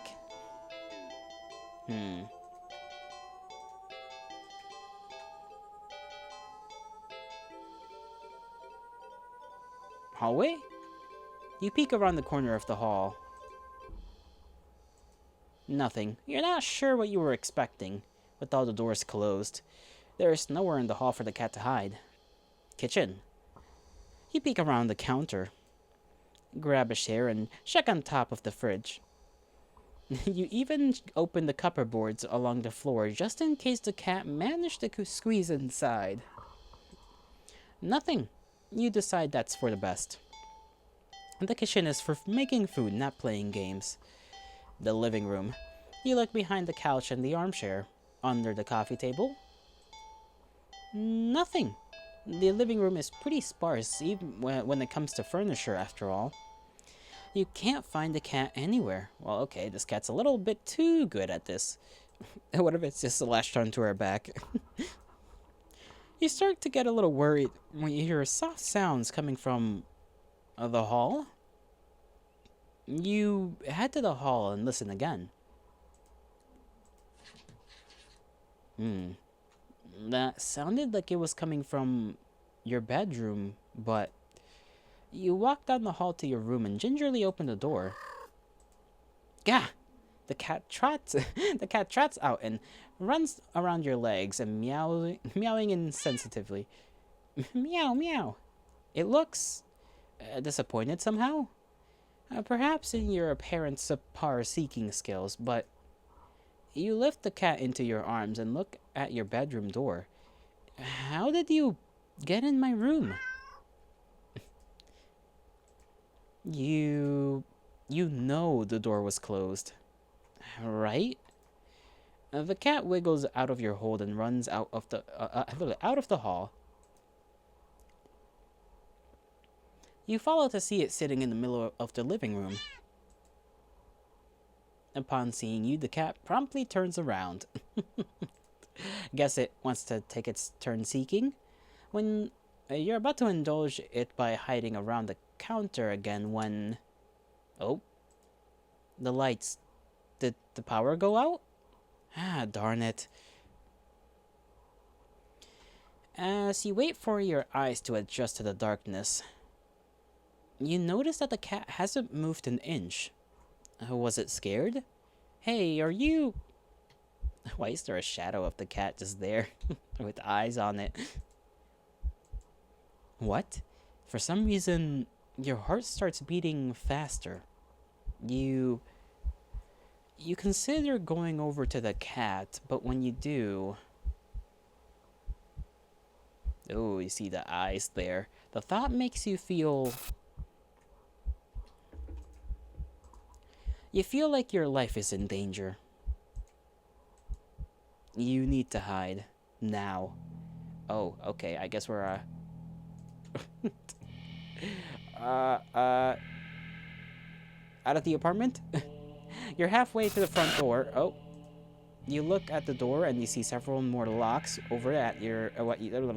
You peek over at the cat. It's not looking at you, but you feel a wave of disappointment practically pouring from it into you. It almost feels like almost like a warning. You back away from the door and the feeling slowly subsides, letting you breathe again. There's nothing... there's no getting out of there. You need to hide.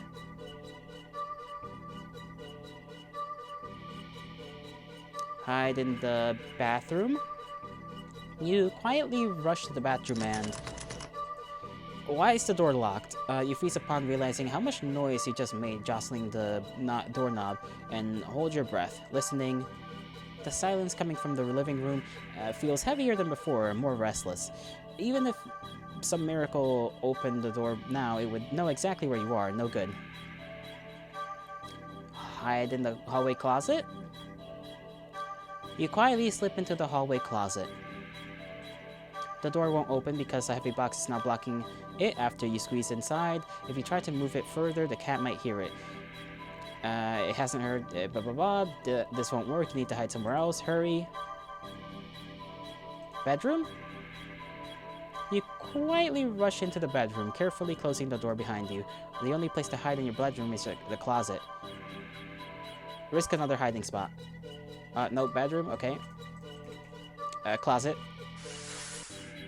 You lock the doors as quietly as you can before lunging into the closet and sliding the door shut. As soon as you've secured yourself inside the closet, there's a sudden shift through the entire apartment, as if something can sense that you're as ready as you'll ever be. As if it can sense that you're ready to be hunted. Well, isn't that just interesting? A horrible chill runs down your spine as you realize that's what this game has become. This isn't a simple game of hide and seek anymore. And this is being hunted by a predator as prey. It never really mattered where you chose to hide, did it?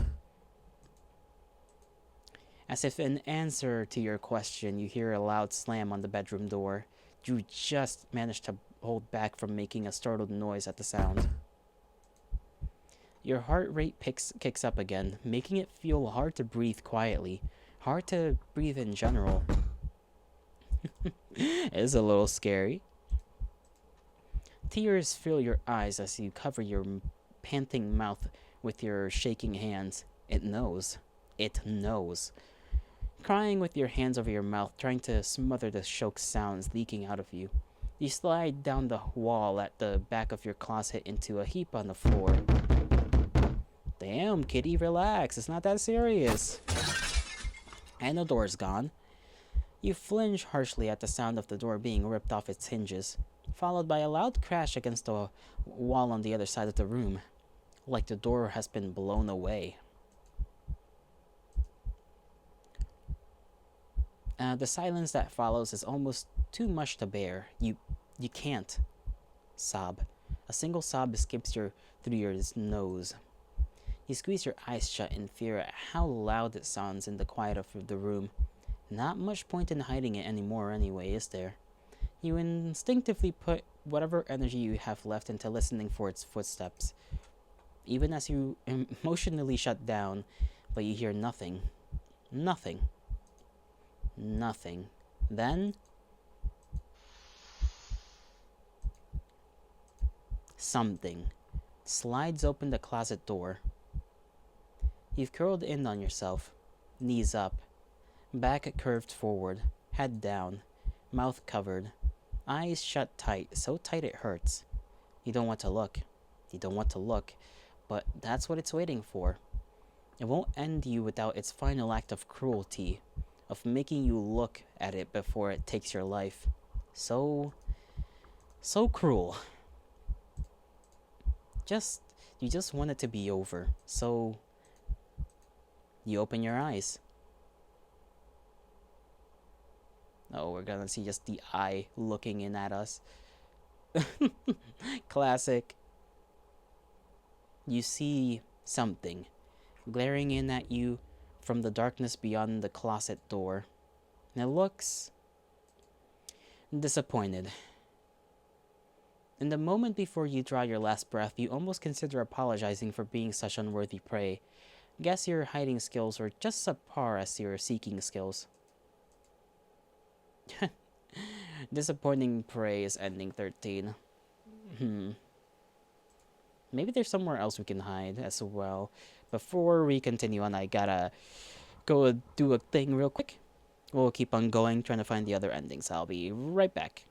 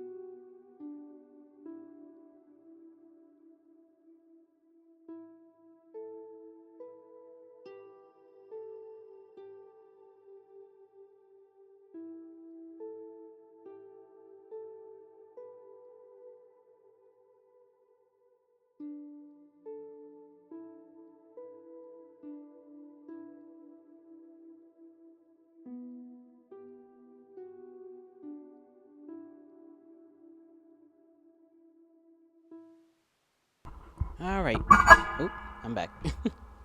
Didn't turn the mic on me before, before unmuting it, but whatever. Sorry you had to hear that big squeak from it. It is what it is. Maybe we can find a different place to hide. See if we can get another ending with that line of events. Let's see. Behind the armchair, that's too close, it would find you immediately. In the kitchen?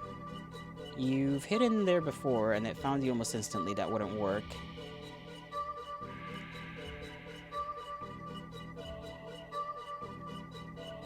Hide in the hall? Just in the hall? There's nowhere to hide in the hall. Can't go to the bathroom. Sit on the couch. Are you joking? You get the feeling that the cat wouldn't appreciate your lack of effort, and anyway, like hell you're going to get any closer to it. Stop messing around and find a place to hide.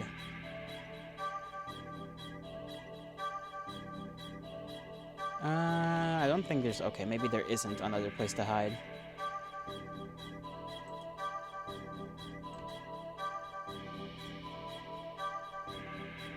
Okay, never mind. We will just, load back to...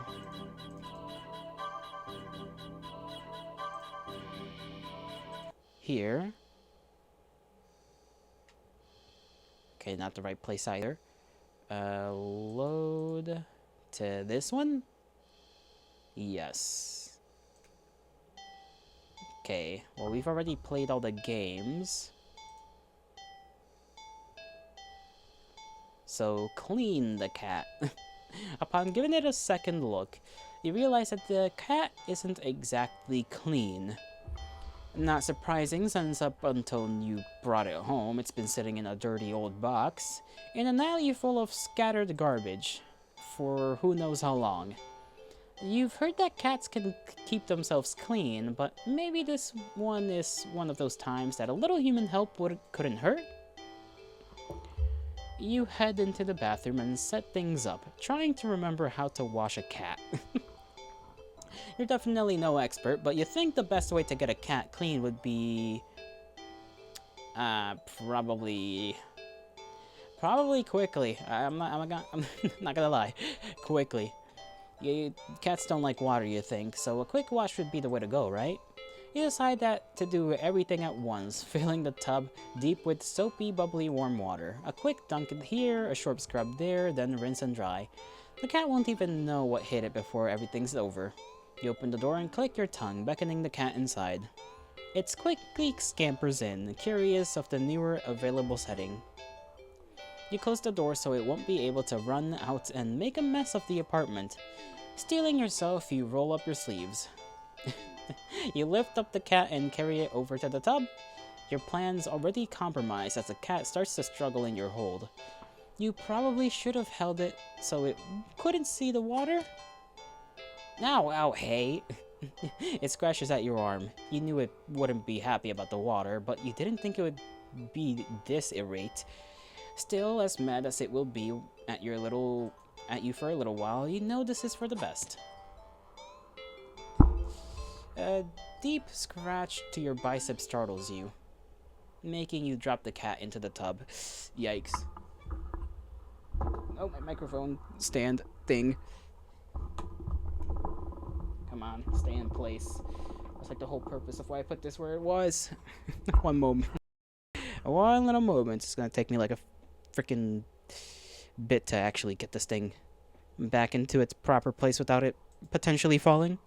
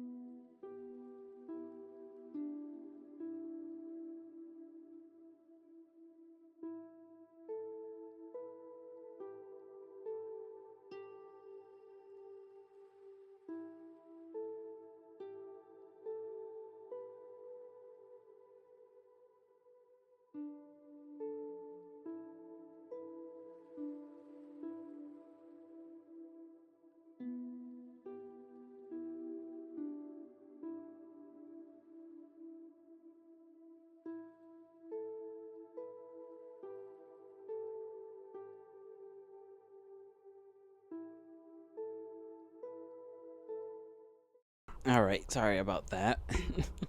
Hopefully my mic doesn't feel like undoing itself anytime soon again. Making you drop the cat into the tub. And there goes the kitty. Hopefully it does not feel too mad about that. Ah, shoot, kitty! The cat doesn't re-emerge, hissing and yowling like you thought it would. You rush over and dunk your arms beneath the soapy surface, searching for the cat. Oh, what if it bumped its head and blacked out? It would drown. But you can't find the cat. Uh-oh. Instead, what the... You watch as the water starts to darken. At first you think it's just dirt from the cat and feel a little vindicated about your decision, but... The water darkens further and further, until it looks like you filled the tub with black ink rather than water. Even the soap bubbles are translucent obsidian by now. This is... Something's not right, you don't say. But as soon as you have this thought... Whoa! You just felt something tugging you from under the water. You try to pull away, but your arms won't budge. Whatever it is, it pulls you closer towards the water. You try to use your free hand to release the drain plug, but when you dunk your other arm in the water without thinking, it's grabbed too. Both hands restrained, you can't get any leverage to force yourself free. And we're dragged into the water. You're dragged into the murky waters of the tub. You're dragged down and down and down further still. Much farther than it should be possible for your bathtub. You can't breathe. You think you can't see either, but as you draw your final breath, you think you see what was pulling you down. How do you think it tastes? What do you mean, how do you think it tastes? The freaking water? Probably like evil cat. That's probably what it tastes like. Yeah, the dark water. Probably tastes like cat. Something resting deep, deep down below. Something waiting for you.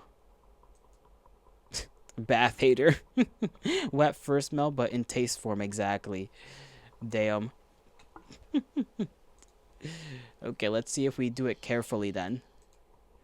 You think careful is the way to go. Cats aren't always fond of water, so you doubt it'll be a fan of an excessive amount of it. So you pick the cat up and place it gently in the sink before turning on the water. The cat is startled, but it ultimately doesn't try to run away. Nice. There we go. Scrubbed clean.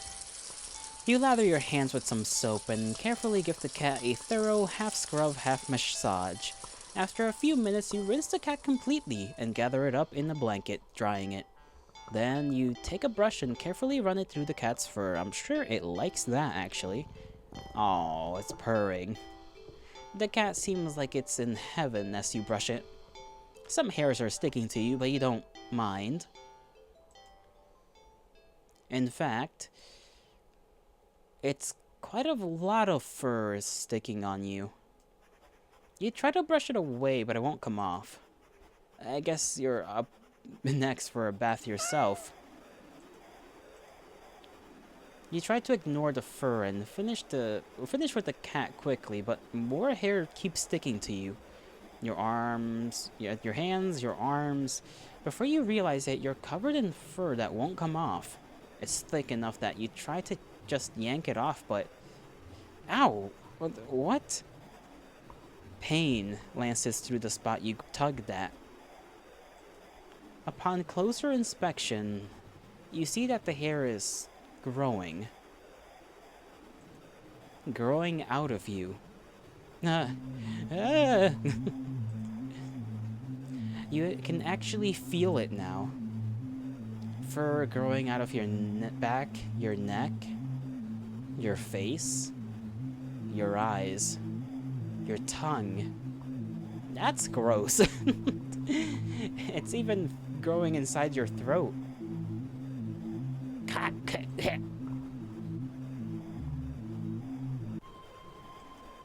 Well, now we're just becoming a fur ball, I guess. As you collapse and start to choke on the thickening fur in your esophagus, the cat leans up to lap at the fur growing on your face, grooming your hair as thoroughly as you did for it earlier. This eldritch cat is a menace, whether it's trying to be nice to us or not. That's what some of these endings have taught me. It is still a danger to us. You'd think it'd be sweet if you weren't currently losing air. Still, feels nice at least to be looked after and cared for in some way, even if it's just for a little while longer. The cat's careful grooming is the last thing you feel before you're no longer able to breathe. Self-care buddies. Well, at least I was kind. Rather than, well, not kind, I suppose.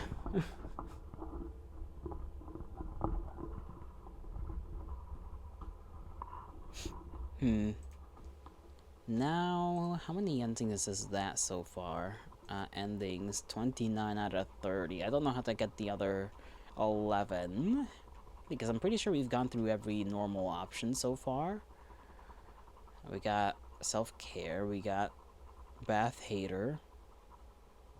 I guess we have to do stuff outside. Forgot that I got the little thing for completing the maze in hard mode, which wasn't that hard at all. At first I thought I had to do something at the dog park. But that didn't turn out to be the case. Maybe I do.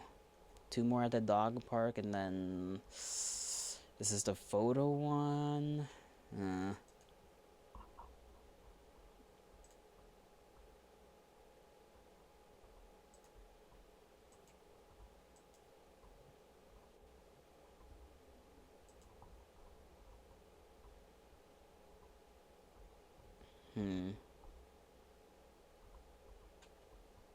Let's just continue.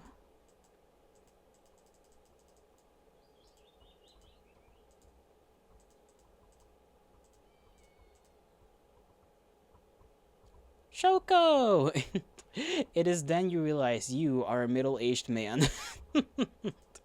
Well, isn't that interesting?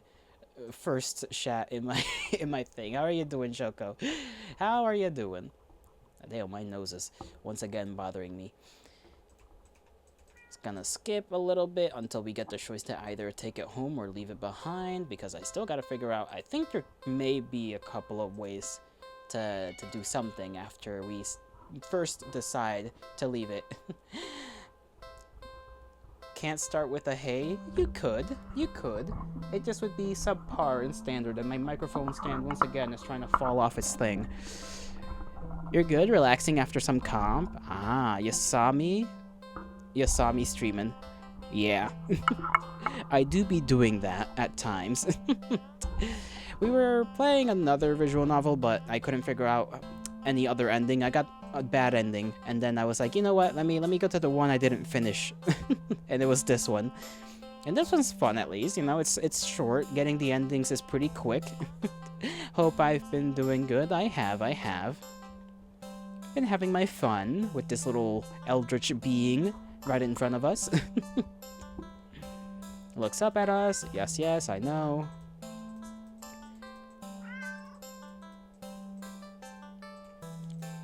Okay, let me make a save, because I don't remember where I saved last time. Right there. I always forget. Save slot right there. Your horde at those games keep getting the same endings. Well, this one's not particularly hard to get different endings. We got in basically almost all the ones that I can think about. Okay, if we don't take the cat home, let's see. Sadly, as cute as the cat is, you'd never bring this thing with you. You just can't take it home with you. You're a responsible adult. Sure we are. I'm sure we are. You are, with rent and bills to pay for, not to mention you need to buy food to survive too. There's no way you could take care for a cat long term, right? You can barely afford this little outing on your day off. What to do? Okay, we're still not ready for whatever that option is, which is confusing. Okay. Do another save. We already... I mean, I guess we haven't played with the cat in every way. Let me see what other options there are. You just want attention, don't you? Poor little thing must be bored sitting in the box all day. You're not sure where you're much of an interesting companion, but you're willing to do your best. There's got to be something you can entertain the little critter with. But what? I think we've already done everything here.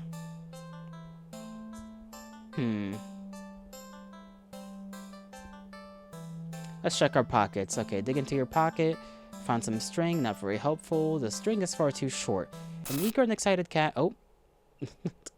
We got flashbacks to our other string moment. Okay, I guess that didn't happen before. I'd gone down this path before, but I guess that doesn't happen unless you've already done the other route. Good to know. I kind of forget that certain choices sometimes influence the text of certain paths, even if you've already done those paths before. In your right pocket is a bar of chocolate. I'm sorry. Not too helpful either right now. The only other thing you've got is your phone on you. It's not much of anything the cat can play with. Okay, we decided to take a bunch of pictures. There is something you can do. I don't know if there's another path down this route with the photo montage. Well, that was fun, right? Well, you enjoyed yourself. With nothing else to do and no intention of taking the cat home, you decide it's probably best to just leave. Hi, Ash. How are you doing, Ash? You don't want the cat to get too attached after all. At least you'll have some memories to take with you. Okay. See you around, I guess. Good luck. Okay. I think there's an option. Oh, no, we just get texted by the cat. Your phone just got a message. Good. How about me? I'm doing all right. Doing fine. It's pretty average day. Your phone just got a message. You open it up and... What? Aren't I a cute... Did it spell it like that before? I cannot remember. It's a picture of a familiar looking cat. The cat does look cute and happier in the picture. But it's not a picture you recognize. What the heck? You didn't take this picture. You peek over your shoulder at the cat. But the cat is simply looking at you. It mews sadly, as if pleading for you to come back. Maybe now we can actually... Because before I would just have gone out of the alley, but maybe we can figure out something else. Well, I guess I could stay a little longer. Happy cat. Yes. But now what to do? Okay, and it just gives me these options again. We've already fed the cat, haven't we? Leave the cat. We tried that and it didn't end well. We still can't do the question mark ending, whatever that is.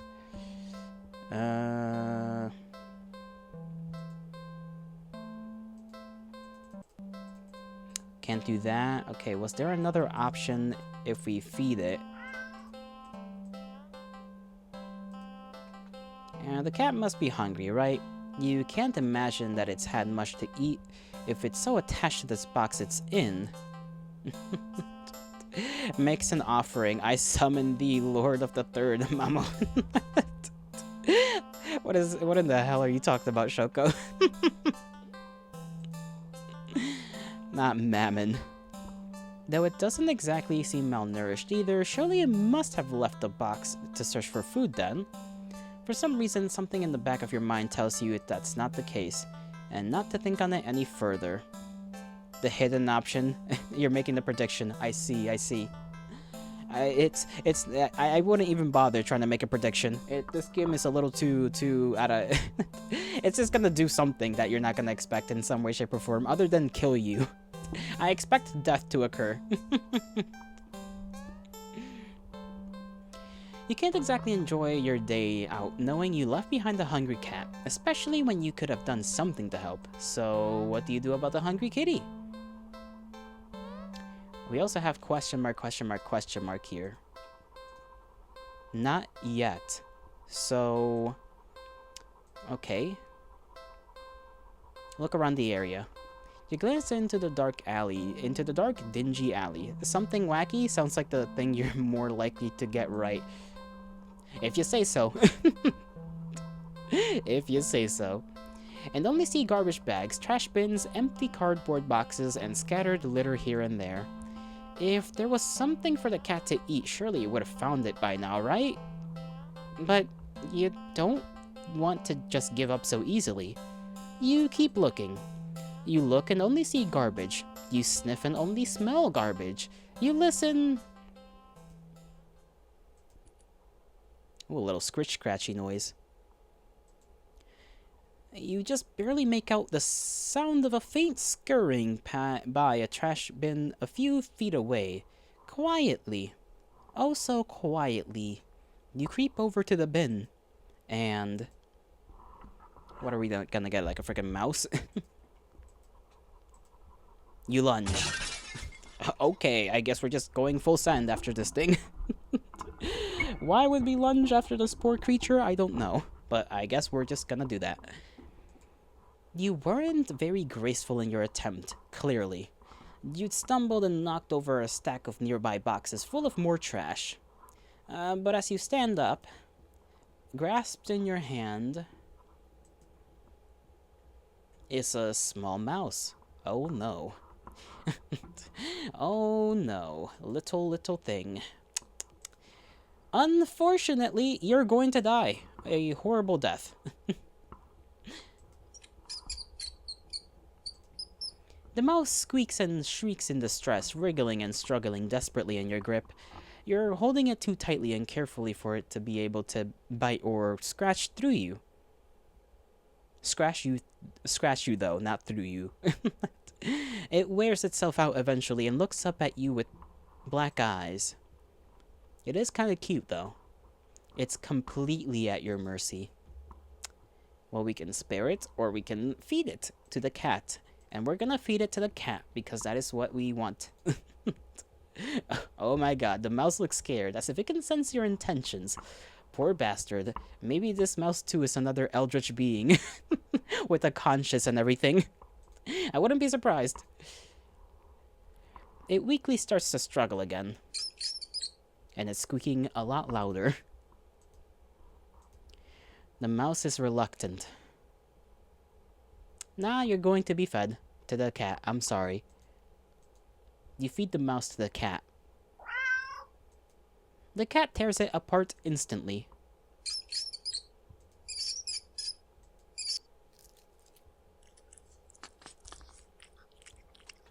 I don't like hearing the shooing sounds. The mouse's pain squeaks and squeals pierce through you until they abruptly cut off. Satisfied, the cat mews happily at you, red tinting its fangs. The cat curls up in its now blood-stained box and goes to sleep. You take the chance to leave. A well-fed cat will likely follow you home after all, and cute as the cat is, you really can't afford a pet right now. Still feeling a little guilty about the mouse, you decide to just go home. A lot of dots here. I guess our character really is guilty.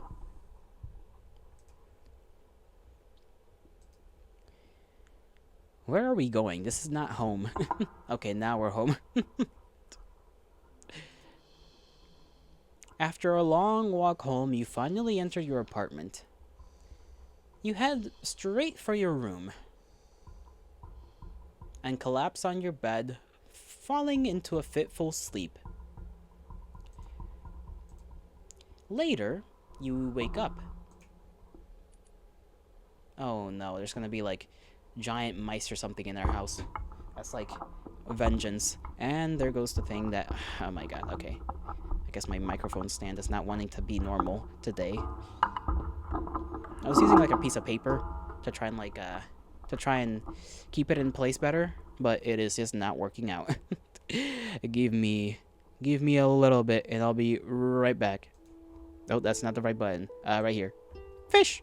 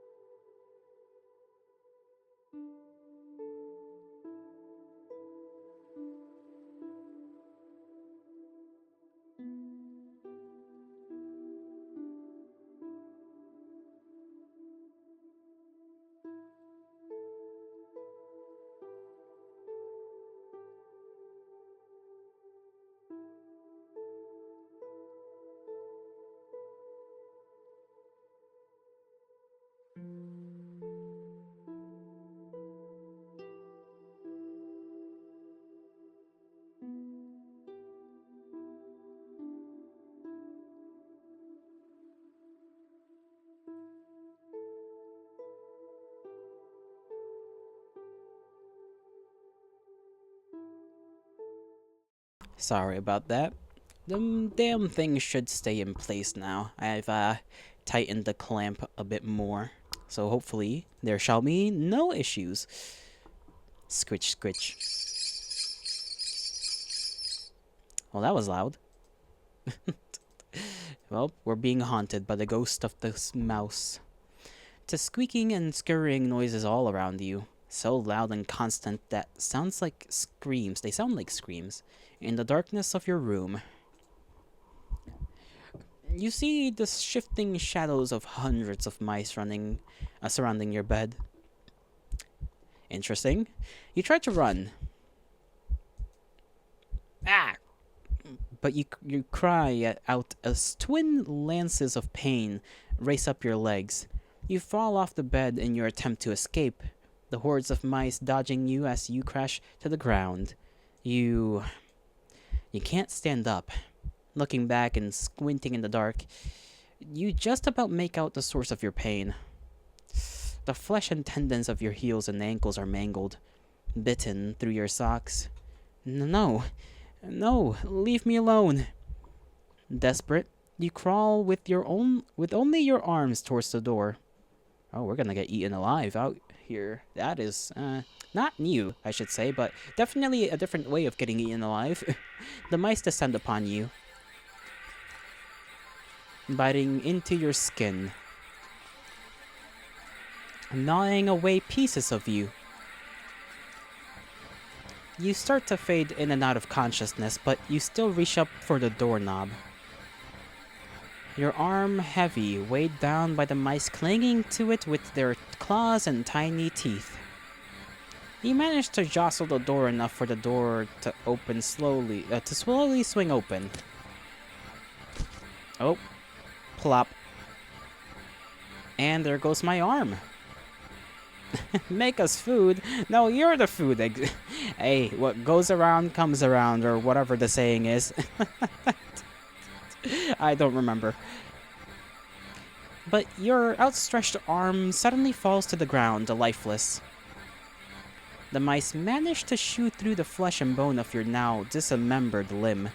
Exactly correct. As a few mice creep forward to curiously inspect your arm, you stare blankly at it for a moment before sliding your gaze up. In the newly opened doorway sits a familiar-looking mouse? It stares at you. The darkness in its beady black eyes. You can't begin to measure their depths.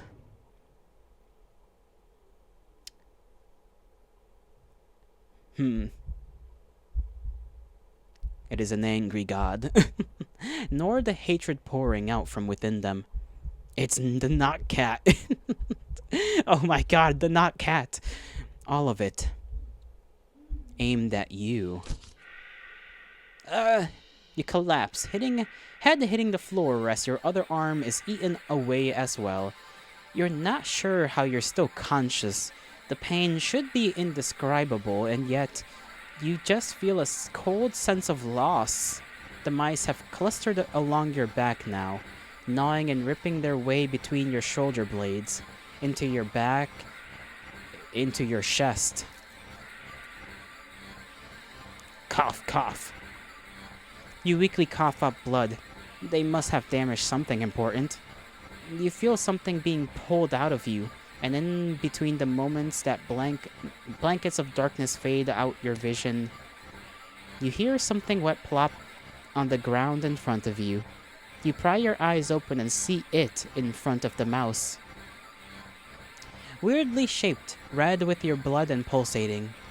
Oh, that's your heart, isn't it? The other mice all descend upon it, abandoning your half-eaten body. You're losing a lot of blood. You feel sleepy, but you also feel anger? Yes. So much anger. How dare they? How dare they? The last thing you see before your vision fails you is a pair of glowing eyes leering in from the darkness beyond the doorway. You can hear squeaks and shrieks of terror all around you. Low yowls, deep snarls, gnashing teeth, tearing flesh. And as your remaining senses leave you, you smile weakly with the last of your strength. When something with soft, slightly damp, and sticky fur nuzzles your cheek. You lost your heart the moment you fed the rat to the cat, and now the cat has, come back to avenge us. I feel like that's, fair trade, fair trade.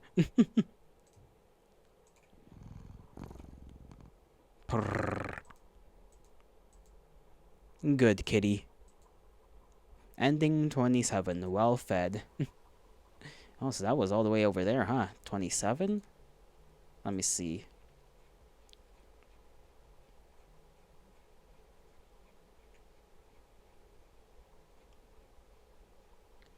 That was all the way over here, so I assume if we let the cat go, not the cat, the mouse go.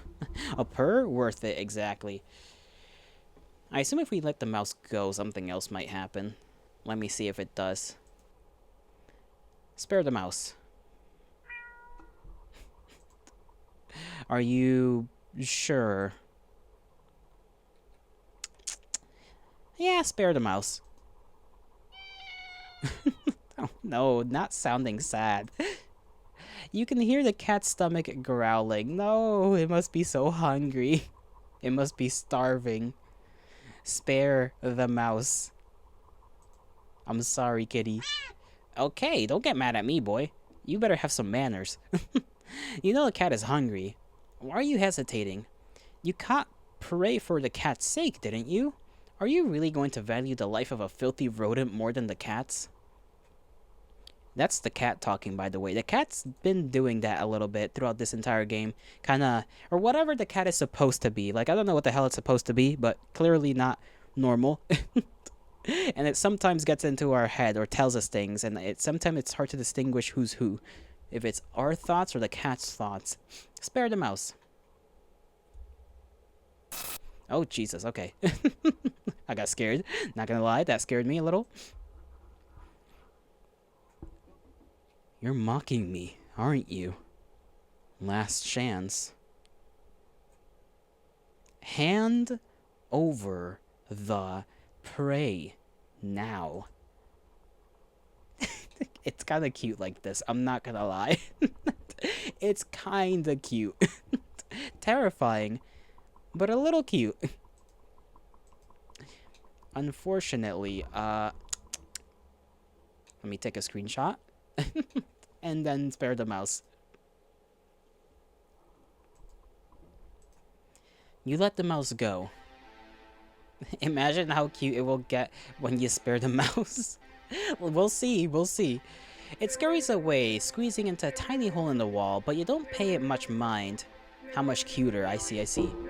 You don't flinch as a giant clawed paw slowly falls in front of you, blocking your path out to the alley's entrance. Not that you had any delusions about escaping. The cat is hungry after all.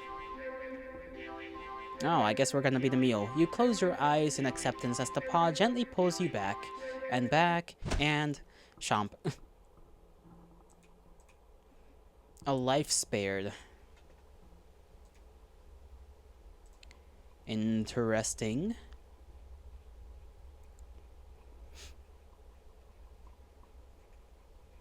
Yeah, what's funny, my stomach is now kind of growling a little bit. We got 9 more to go. I don't know how we get this latter half. I imagine it has to do something with the question mark stuff. Let's see. This load is... Oh. There is a change now. We can feed it blood. Getting eaten really does sound... that really does a lot for your appetite, it seems. Yeah, you know, like, all of this talk about eating is getting your boy to be a somewhat hungry as well. Let me save over this. Yes, I wish to save. And let's feed it our blood. Let's see what happens. The cat lets out a sad, pleading little sound. It's hungry.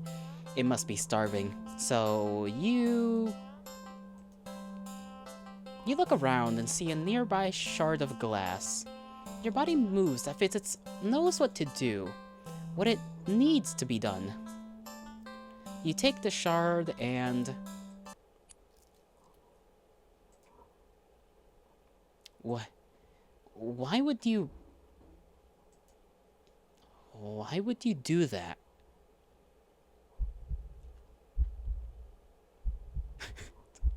Hungry at.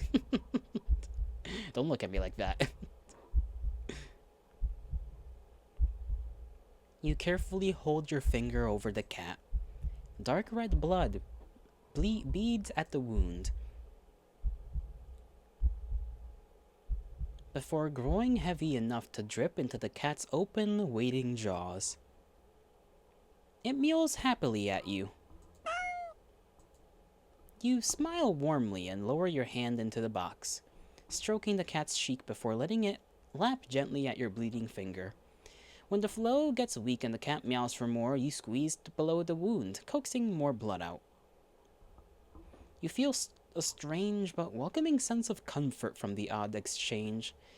A being other than yourself was hungry, and you were able to provide it substance.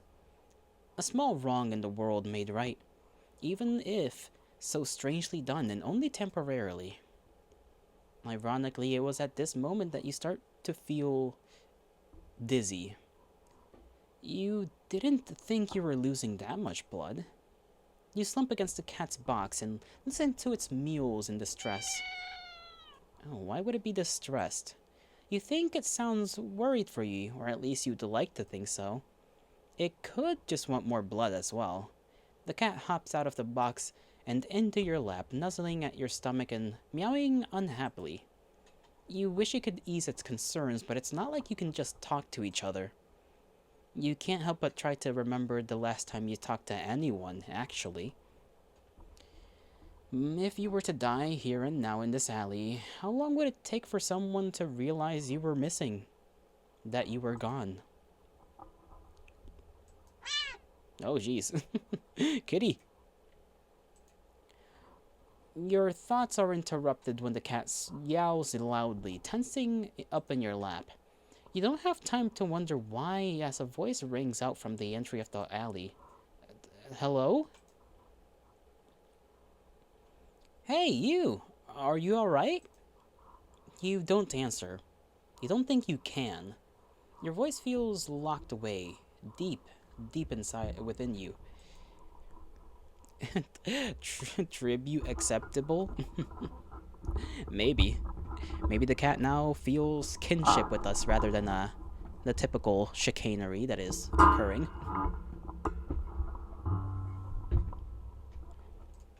The cat looks up at you with a long stare, as if assessing you.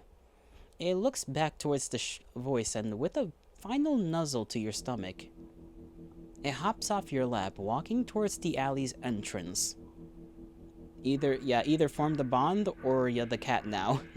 I don't think we're the cat, but the cat's definitely gonna try and eat this person alive. I very much don't doubt that. But then, as it starts to I don't even know what that said. As it starts to shift, ass crack. Okay, it's becoming multiple now. Its face opens up. It peels back and opens again. Writhing tendrils peeking out from where you think its mouth should be. I do kind of want to screenshot that. That looks kind of cool. And the stranger's silhouette freezes in the light beyond the alley. What the hell is... But they don't have a chance to finish their question. Uh-oh, the tendrils converge into one. Cthulhu cat. Before shooting out of the cat's jaws and piercing into the stranger's shoulder. Gah! Ah! They let out a pained cry, a fearful yell. They claw at the tendrils, trying to pull them loose, but to no avail. You can't seem to process their screams. You stare at the creature before you, so different from the cat who mewed out of concern for you earlier. We can either stop the cat, or let the cat feed. Okay, let's see. Stop the cat. You can't. You can't let this happen.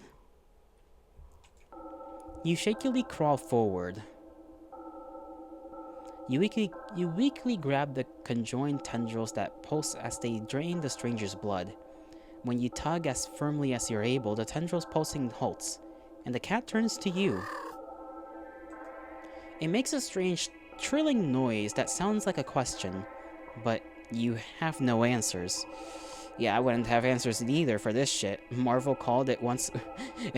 Marvel called it a flurkin. I don't even know what that is.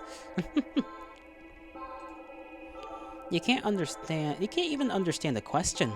So you simply scoop up the creature, the cat, cradling it in your arms. You gaze almost longingly at the light beyond the alley's entrance. You don't know what's going on, but you just can't sit by and watch someone else be eaten so viciously. Not when they tried to see if you were okay. Not when you could offer yourself instead. You think the stranger is set free, because after the sound of shoes hastily scuffling on the pavement fades into the distance, you feel something sharp pierce your back. It feels thin, almost like a needle, as the pain passes quickly. So the pain passes quickly as your body adjusts to the intrusion. You're sure it wasn't so thin when it skewered through the stranger's shoulder earlier.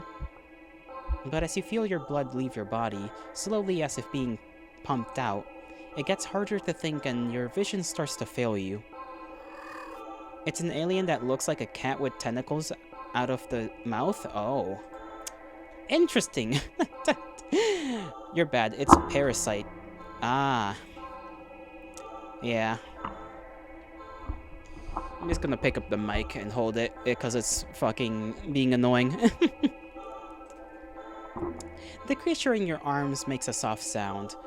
You hold it as tightly and closely to you as your weak arms can manage. This is fine. You're okay with this. You don't know if this will change anything. Surely the cat will get hungry again at some point after you're gone and... no longer an option. But at least this time, you were able to save someone. 28 personal care package. Interesting. Interesting. We're gonna go back there, and then we're gonna let the cat feed. Ah! Someone help me! Help! And then they're getting just... Oh, help! They're just getting sucked away. And they're gone, like a Capri Sun. You look away as the creature devours the stranger. Oh, they're dried up, draining them until they're nothing but a husk of bone, skin, and clothes heaped on the floor. You feel awful, but what could you do? The creature is also a living thing. Shouldn't it be allowed to eat what it needs to? Does it not also have a right to do what it must to survive? You ignore the voice in the back of your head that questions if there could have been another way. It's not like you tried to see if it could eat anything other than blood. Human blood. Did you? Now did you? The creature purrs as it rubs its side into your arm. You realize that after a bit of rest, you've already started feeling better. But you also think that something inside you feels a little broken too. You're just not quite sure what it is yet. You stand and hold out your arms. Still hungry? Of course it is. The creature trills happily and hops into your outstretched arms. Let's go then, yeah? You leave the alley together. You go into the world together.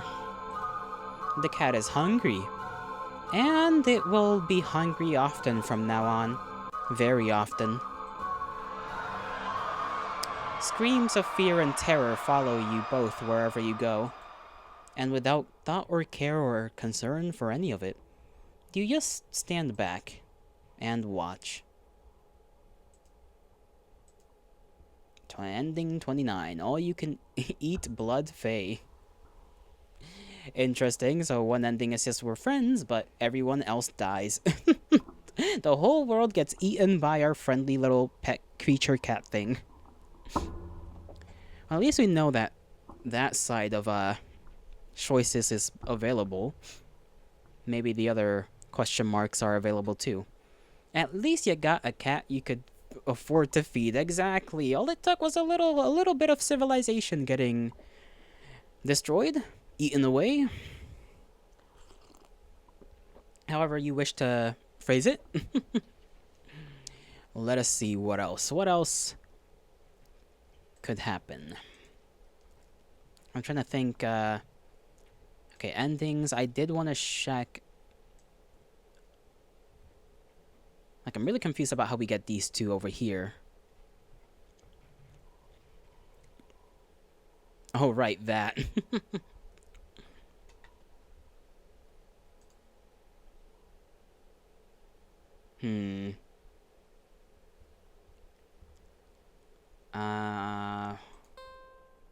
This one's still question marks. We're not ready for that. Now you also don't have to pay rent. Exactly. You know what? That's a good mention. You don't have to pay rent. I think we first have to leave the cat. I like how there's a little bit of text. Never get away from it. See you around.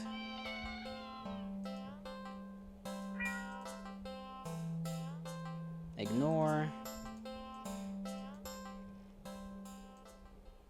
Wait, what was I doing? All the excitement of dealing with your Furry dilemma, you forget that you still haven't decided what you're going to do for the day out. Okay.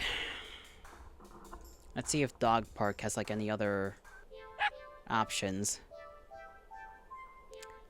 I don't think so. Hold on.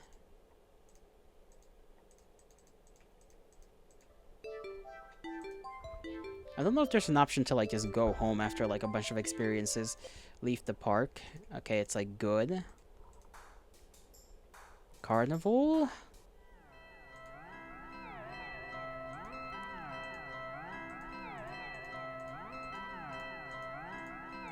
I don't know what else could have been done at the carnival exactly.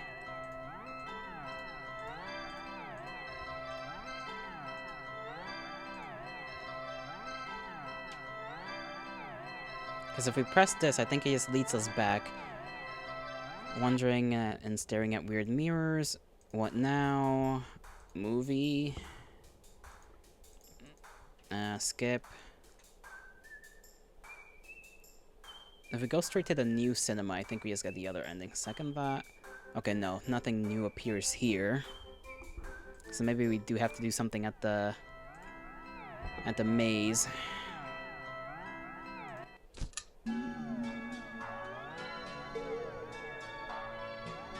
I have some questions. What would you like to know?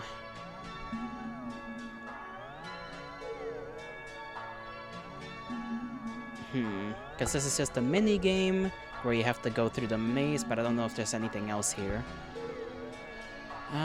This game's too hard. Oh, alright. Your flashlight will be given 7 second chances now, and the flash will last longer. Is that better? Tell me about the maze again, as you wish. You could pause, follow the cats, I'll skip all that. Can you let me go? Request denied. Okay, I think this just leads to the same thing. So let's just go back.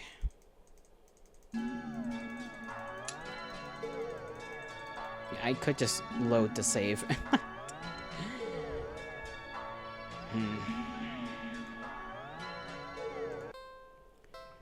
We've already fed the cat. Play with the cat. Can't question mark. Let's see if we could do something different at the theater. Ignore. Skip. Movie. Skip. Old theater. Skip.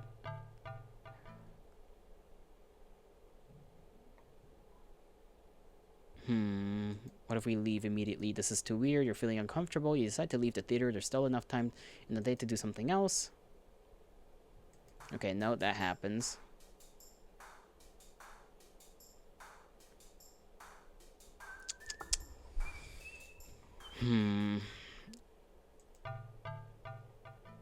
Or if we confront the stranger. I've already done it once. Okay, skip. He just turns around. Go to the new cinema. Skip around. Okay, same shit. Come on. Okay.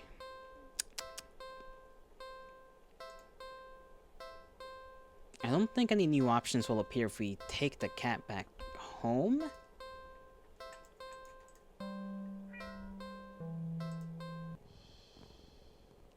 Do something alone.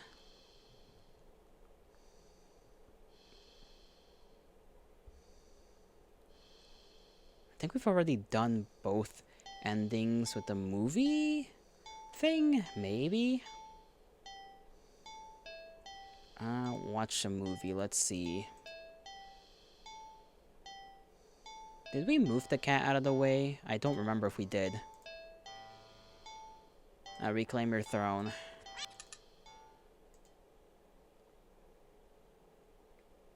Make sure nothing's missing. You close the cabinet door. Okay, we just get jump scared, I think. You saw something.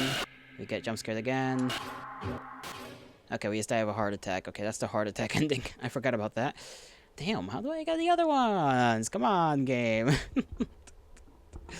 Feel like it has to be like a specific sequence of events. And we don't really get any clues. How many do we have left? Like, not that many left. I'm so close. I'm so close. 1, 2, 3, 4, 5, 6, 7. 7 endings.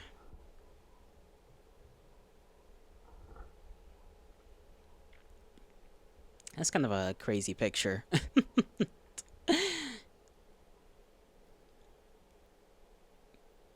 Headshot, photobomber, fear quitter, error found. Insane. Slightly crazy.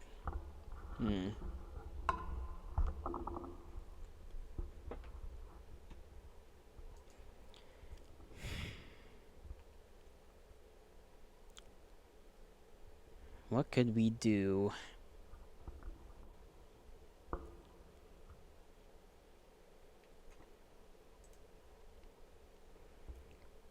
I don't know if going back to the beginning is possible. To the prologue and doing anything different there. I don't think so, because that's literally the prologue. That's the mirror. This is also mirror place.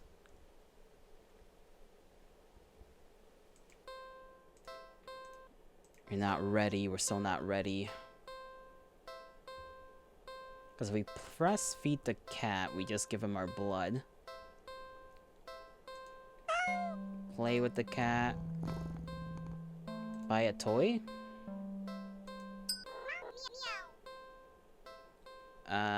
Maybe we didn't pick up the plushie this last time. Yes, I and go over to pick up the stuffed toy. You really do just want attention, don't you? You hold up the cat doll, examining it a little... It looks a little different.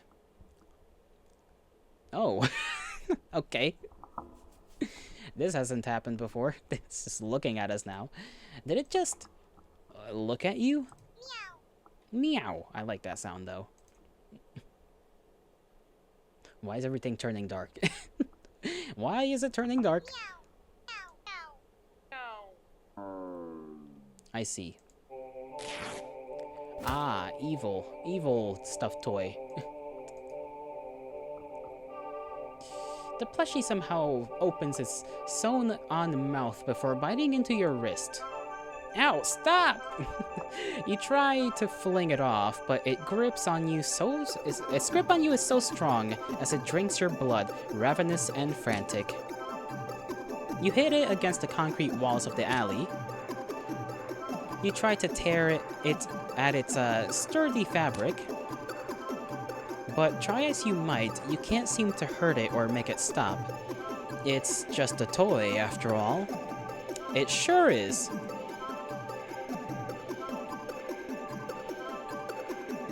Eventually, you start to feel faint, enough to collapse to your knees in defeat. The stuffed doll is drinking more calmly now, as if its previous aggression had been a mere reaction to your desperation. It seemed satisfied that you are no longer putting up a fight. You think you blacked out for a second, because though you're still sitting, the next time you're conscious, your eyes are closed. You feel weak. You have to use all your strength just to pry open your eyes, and when you do... You see a kitten? Its fur a familiar orange cream with burnt sepia stripes. It's lapping at your wrist. The kitten lifts his head and looks at you with piercing pale green eyes. Oh goodness, it's another one. Okay, we've gone from one eldritch kitty cat to now 2 eldritch little kitty cats. Fantastic. It meows at you with a high, squeaky pitch. You also prefer when your dinner don't fight back? That implies you have dinners that do fight back, Shoko. Is there something you want to tell us? Mouth covered in blood. It'd be downright adorable if you weren't about to die from blood loss. Oh. Okay, that was just kind of funny. It just comes over and picks it up. Don't worry about it. It's just what, hmm? Just what? Explain yourself right now. The cat strolls into your line of vision and picks up the kitten. It gives you an indecipherable look before turning away. The cat carries the kitten back to the box and starts to carefully and dutifully clean it. You misspoke? Sure. Well, now the cat's a father.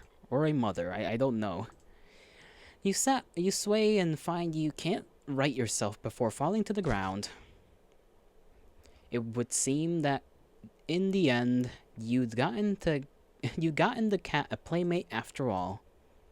34. Living doll. I see.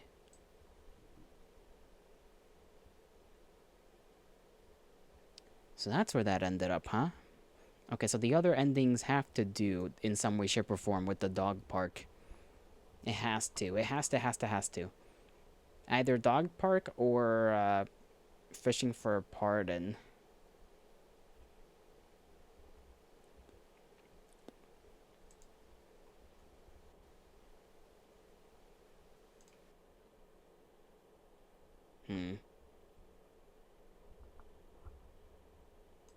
Let me see if we leave. It says good. Dog park. Skip. Oh, or pick it up. Skip. Hold it. Skip. Stay in the dog park. Skip. Throw. Okay. Skip. Pet the dog. Skip. Pet the dog. Maybe something different will happen if we pet the dog. Skip. Okay, no, it just it's the same thing. Transforms to goo. Okay, leave the park. And then it's like, nah, you don't get to do that. Okay, so maybe not that. Those two spots confuse me very much.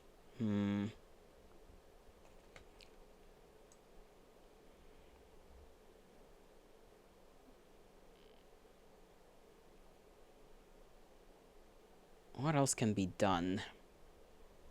I don't have that many left. What, like 6 now? Just 6 endings.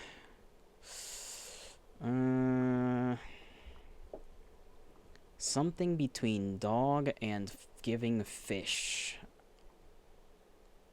So when we feed it, maybe if we try to feed it something. Feed the cat.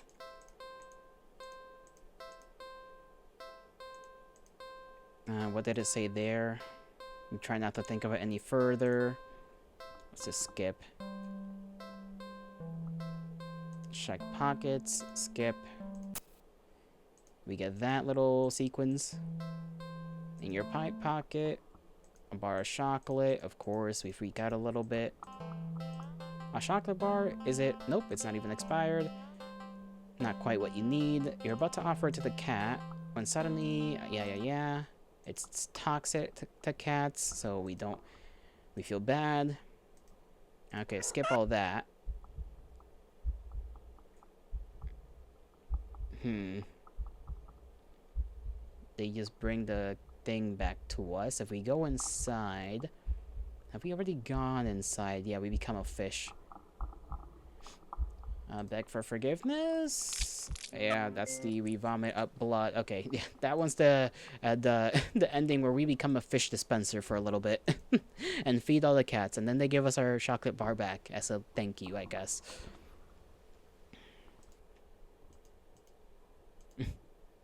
Right, of course. It's the first time you've been out in a while, and you're actually glad that you did. Weather's perfect.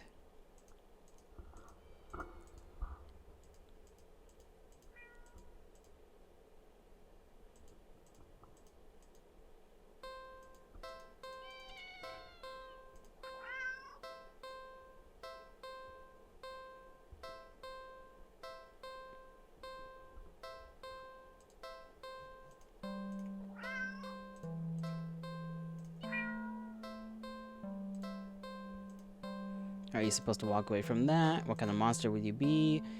You sigh a little and walk back to the cat. It's happy, looks almost hopeful, its tail swishing faster as it leans up a little more towards you, as if eager for your next move. Stay or leave.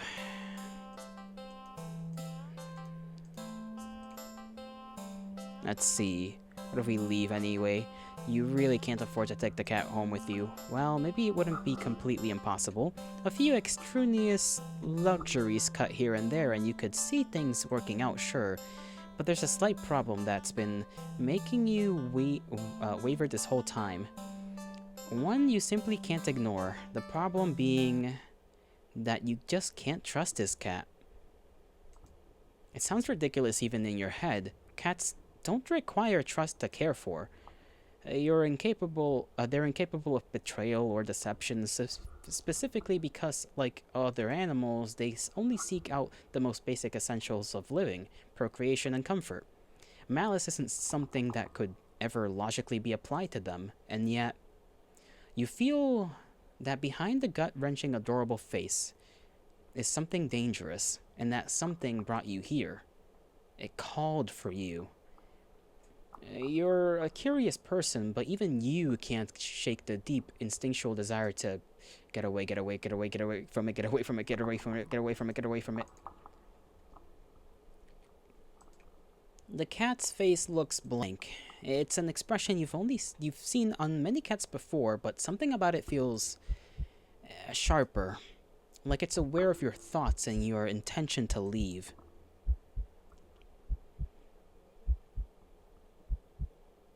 And it's daring you to try.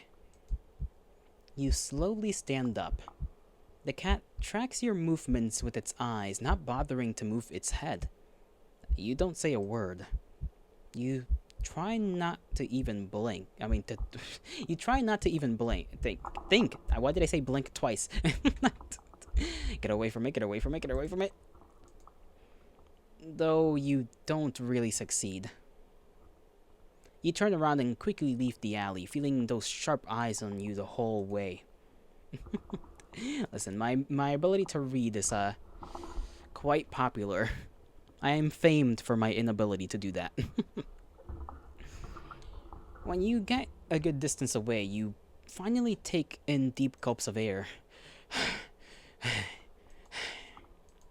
You feel better now.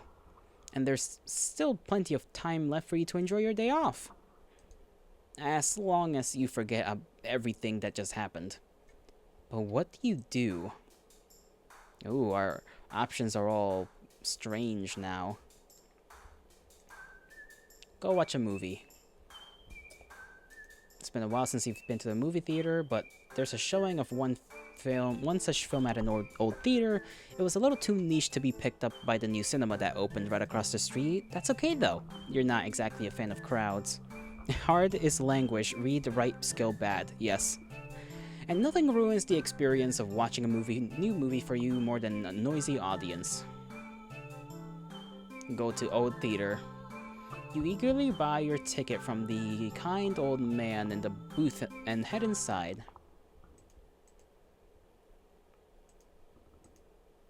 What the? How did you get back here? And get away from it, get away from it, get away from it, get away from it. You leave the alley quickly. What now? I think I'll go to the carnival. You spend the day at the carnival. Ferris wheel, roller coaster, Pharaoh boat. Rides you've been on before. Hoops, coin toss, balloon darts. Games you've played before. Funnel cake, popcorn, cotton candy, food you've eaten before. All things you've enjoyed before. You're surrounded by groups of people all having fun together, laughing, playing, eating, taking pictures, making memories, and then there's you. The sun hasn't started to set yet, it's still high in the sky, but it will soon. You start to wonder if maybe you should just go home for the day. When you stop in your tracks, you see something new, an attraction you've never seen before, and a maze of funhouse mirrors? It sounds kind of lame, honestly. there isn't even a line to get in. But then, where else is there to do?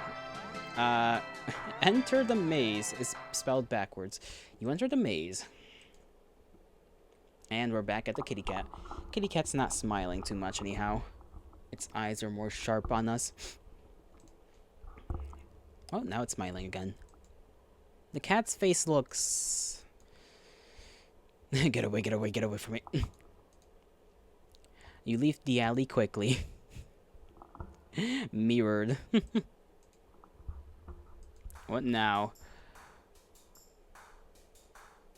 Dog park. Blah blah blah. You go to nearby. You think it'll make you feel better. Seen a cute cat. Several of them. The park is bustling with owners and canine companions. Oh, what did I say? Dogs are disgusting. They should all just die. Oh no. The cat does not particularly like dogs. You decide to move on. The dogs are all adorable. You want to pet every single one you come across. But you know not all owners are cool with a stranger walking up and handling their pets. Not all dogs appreciate it either. My throat is getting dry.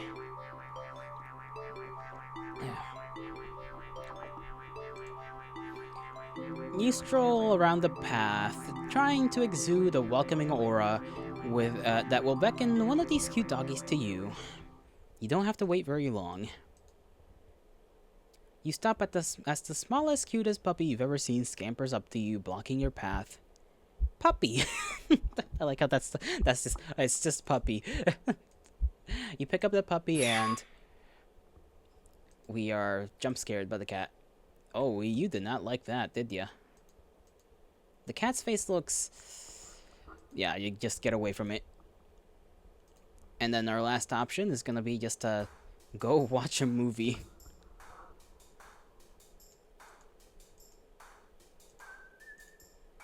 Go to new cinema. You don't know why.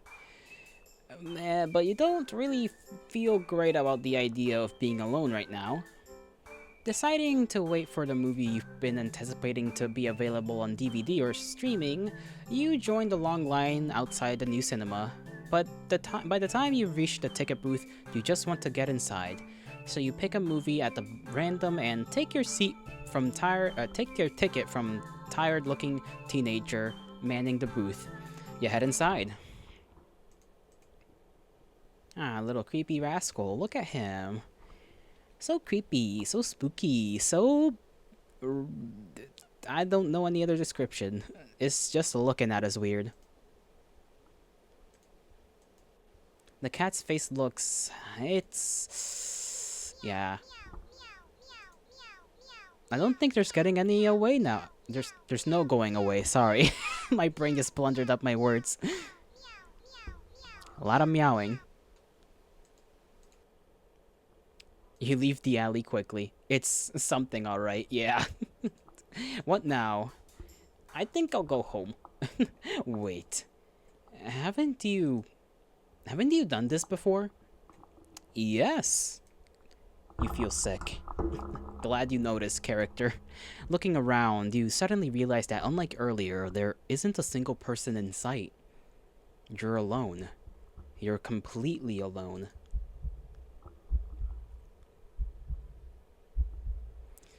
So why do you feel like you're being washed right now? You feel your heartbeat start to race. You need to get home now. Or are you? Yeah, I think I think the cat's watching us. You walk back home, the feeling of eyes on your back getting worse with each step. By the time you're fumbling with the keys at your door, you're soaked through with cold sweat. Your skin prickles and itches. The heavy gaze you feel might as well be eyeballs physically pressing into your flesh, sticky and unnatural. You finally get inside and...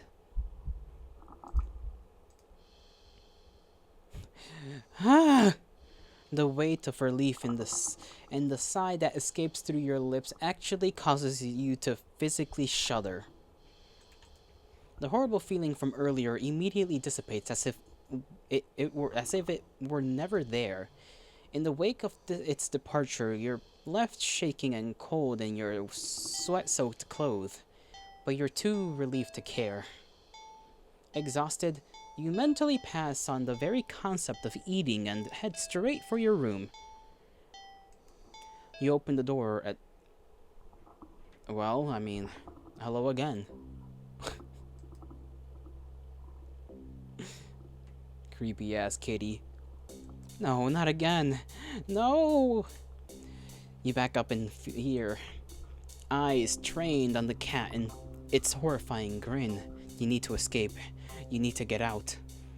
But if even the home isn't safe anymore, where will you go? You risk a glance around you and you see that the walls all around you have become fleshy and lined with sharp teeth. The ground now a tongue writhing under your feet. Ew.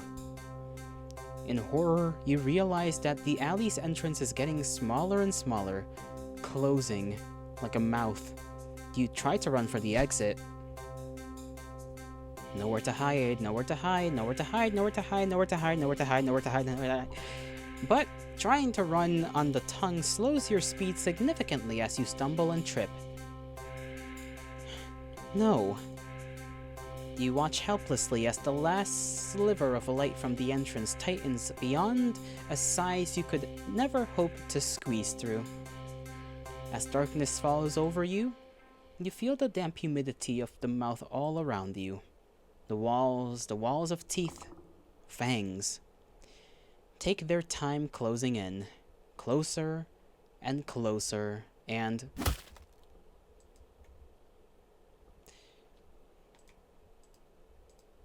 Ending 23. Feedback loop. Nice, nice.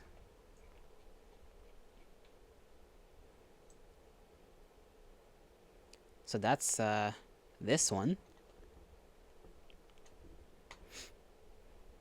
So the other one would be if we decide to stay. It's strange. The more you hesitate to leave the alley, the more you find yourself wondering, what's the point? You'll go where? Do what? What's the point when you're always doing all of it completely and utterly alone? Even going home to your apartment wouldn't help, would it? One bedroom, one bathroom, and one you living alone in it. It's been like that for so long. So long. You're startled when you feel an impossibly soft paw press lightly against your wet cheek. Oh, we're crying.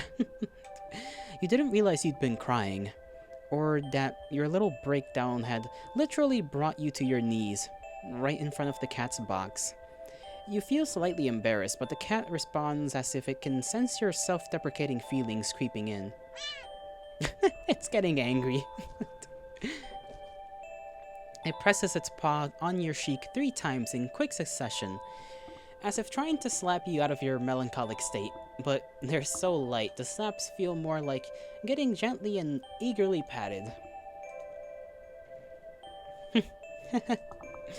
You can't help but laugh a little. You can't believe I'm having a meltdown in a dirty old alley with a stray cat comforting me. You smile and show your gratitude with a scratch to the cat's shin. Thanks, I'm fine, really. That's just happens sometimes. I really do like being alone most of the time. It's the only time I feel comfortable being myself, you know? And even I get lonely every now and then. It's easy to ignore when I'm keeping myself busy. That's why I pushed myself to go out today, I think. Or maybe I was hoping to make a friend or something. Though I guess that wouldn't be a good idea. I doubt someone like me would make for a very good friend to anyone. The cat disagrees. Okay, maybe I won't go so far as to say that, but... You stay.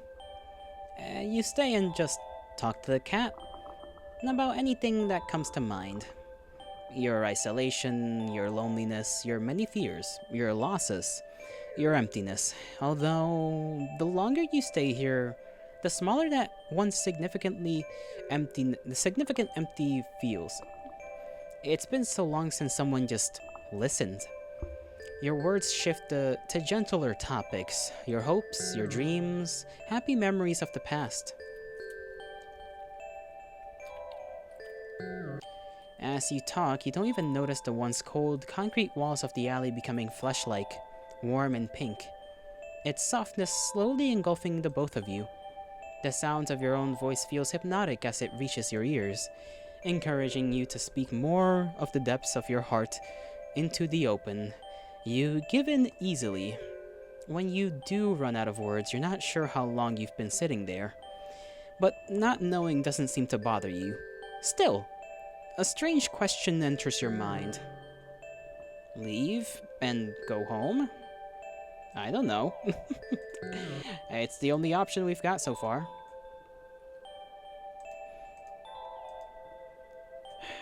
Why would I want to do that? I guess we're staying in the fun zone here. You're too tired to move. Pouring out your heart and soul has taken a surprisingly big toll on you, but you have no regrets. You're so happy. You don't even think you've ever felt so heard, so seen. You lean forward to rest your head on the box. You don't feel the rough cardboard you were expecting. Instead, you find yourself resting on a mass of something. Something soft and slightly damp and warm. So warm. But you can't find it in you to care on what it could be. You're so tired.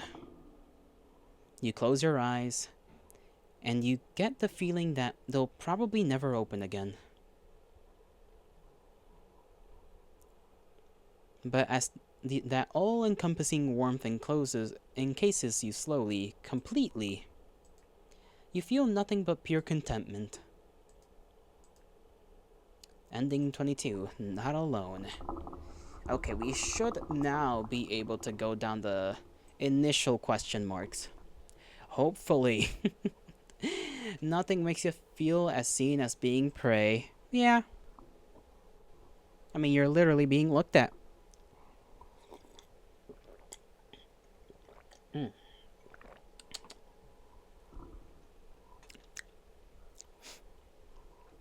I hope my voice doesn't hurt later.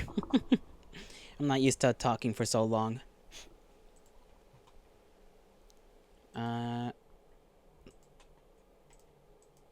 Oh. You've been enjoying yourself, haven't you? Yes. I as well. Still, all good things must come to an end, and I believe you are ready. I guess here goes nothing.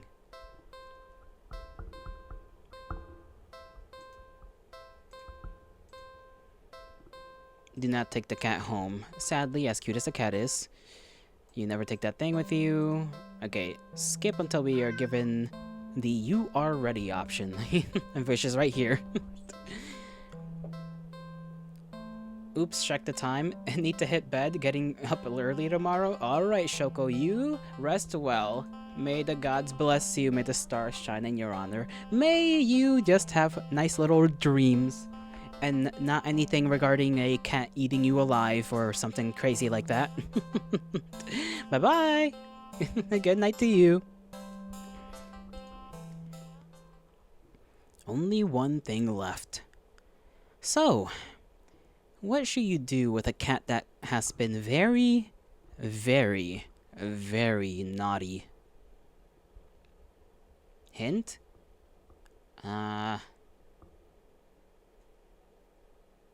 I think it says... I think they want me to say kill it. But, what if I try different things?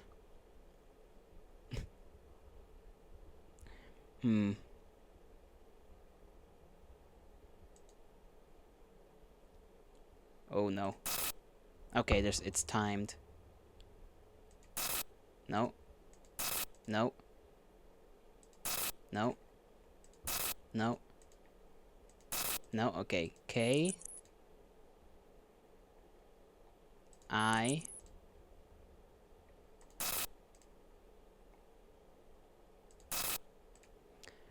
I guess they want me to kill it. Okay, kill it. What should you do? The cat has been very, very, very naughty. Okay. What if we just keep asking for hints? just, just keep giving us hints, please. I need another hint. Something it deserves. Something final. Gonna need another hint. Something has been doing you to doing something to you this entire time, over and over and over again. Still not following. The act of taking a life. One more hint. Kill it. Hmm? The kill it keeps getting bigger. It says kill it. That's it. Okay. Well, here goes nothing, I guess. We must kill the poor kitty cat.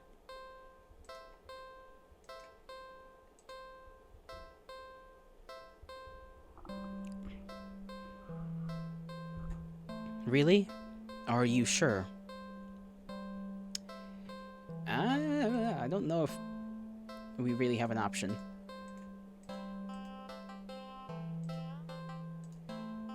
What do we say maybe not? I like how it looks at us. That's creepy as hell. It knows. Okay, yes. Once you do this, you won't be able to turn back. Do it. Last chance. Are you really, really sure about this?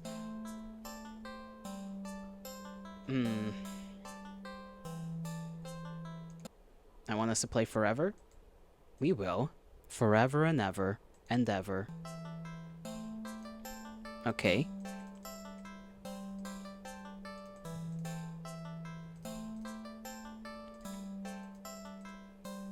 Kill the cat. You? Cat. Okay. I guess we're just fighting. You kill the cat.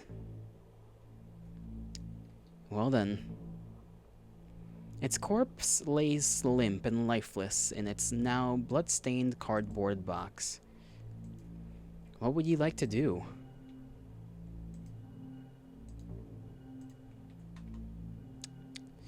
Check pockets. There's no point. The cat is dead. You dig in your pockets anyway. Left pocket, string, useless. Right pocket, chocolate. You eat the chocolate.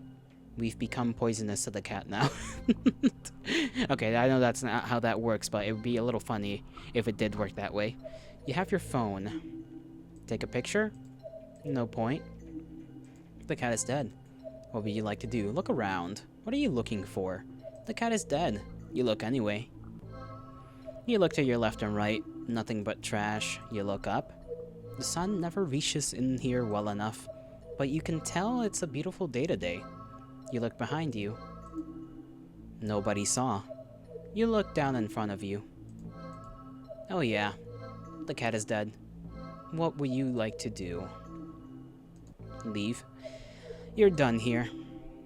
You turn around and leave the alley. At least, you tried to. As you stand at the edge of the alley's entrance, you see that nothing exists beyond it, but an empty black void. You turn back.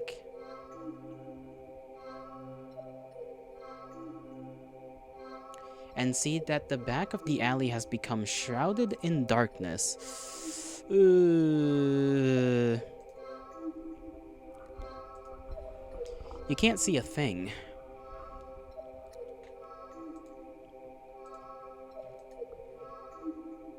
Leave the alley, but there's nothing there. Approach the darkness with no other options. You step forward into the darkness. Closer. And closer. And nope. Slash. You're bleeding. Nah, I guess we're gonna get scratched up. Slash, slash. Slash.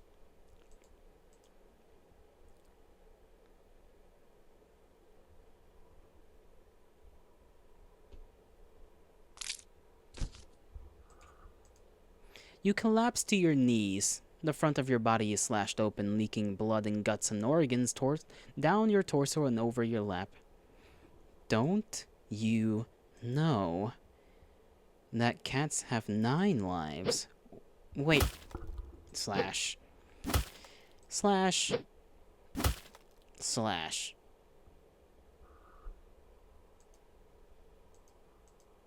Ending 36. 8 more left. Do not take it home. And the screen is even different now. So we gotta kill it 8 more times. Gotcha.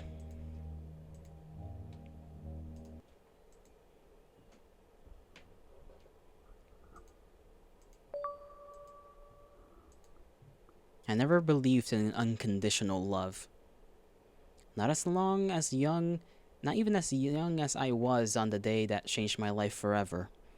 Still, I always assumed that they would come the closest to granting it to me. It's what they always say, right? That a parent's love is unconditional. The wounds they'd inflicted on my skin and in my heart had long since scarred over the day they dealt the final blow. And all it took were 2 little words. Get out. The day they finally turned their backs on me, abandoned me, that was the day it found me. It offered me an unfathomable kind of love. A love that could be limitless, endless, powerful, all-consuming. A love unmatched. A love unlike anything that could exist in this world. But there was one thing that the love it offered could never be. Unconditional.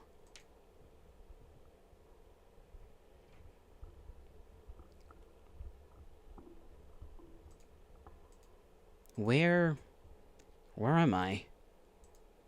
And so, you find yourself here, yet again. What? Who said that? Where is here? I can't see anything. Why, here is here, silly. You're... Well? Do you remember me this time? I never would have thought of myself as being forgettable. But I suppose there's a first time for everything. Your memory slowly pieces together fragments of a moment and encounter. A cat in an alley. Took you home with me, didn't I? Correct! You were daydreaming so long, you even had me worried. Can you imagine that? Here I am indulging a little in playing with my prey, only for you to completely zone out on me. The game's no fun if you're not present, you know. No, I don't know. I don't understand what's going on at all. Curious as you are, I should have expected that you'd have questions. Well, I suppose you've put me in a good mood, in a good enough mood to be generous, and here you are out. Very well. What would you like to know? Oh, we got a lot of questions to ask. What do you mean I was daydreaming? It's the first thing to come to mind, really. You were on the brink of death. But instead of watching your life flash before your eyes, you got stuck reliving the moment we met.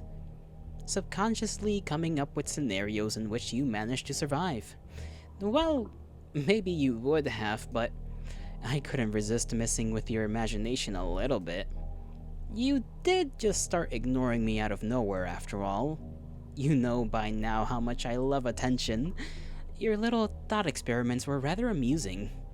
But, if I might say, you must have had a pretty dull life to forego indulging in precious memories of bygone days in favor of daydreaming about a single encounter, over and over and over again.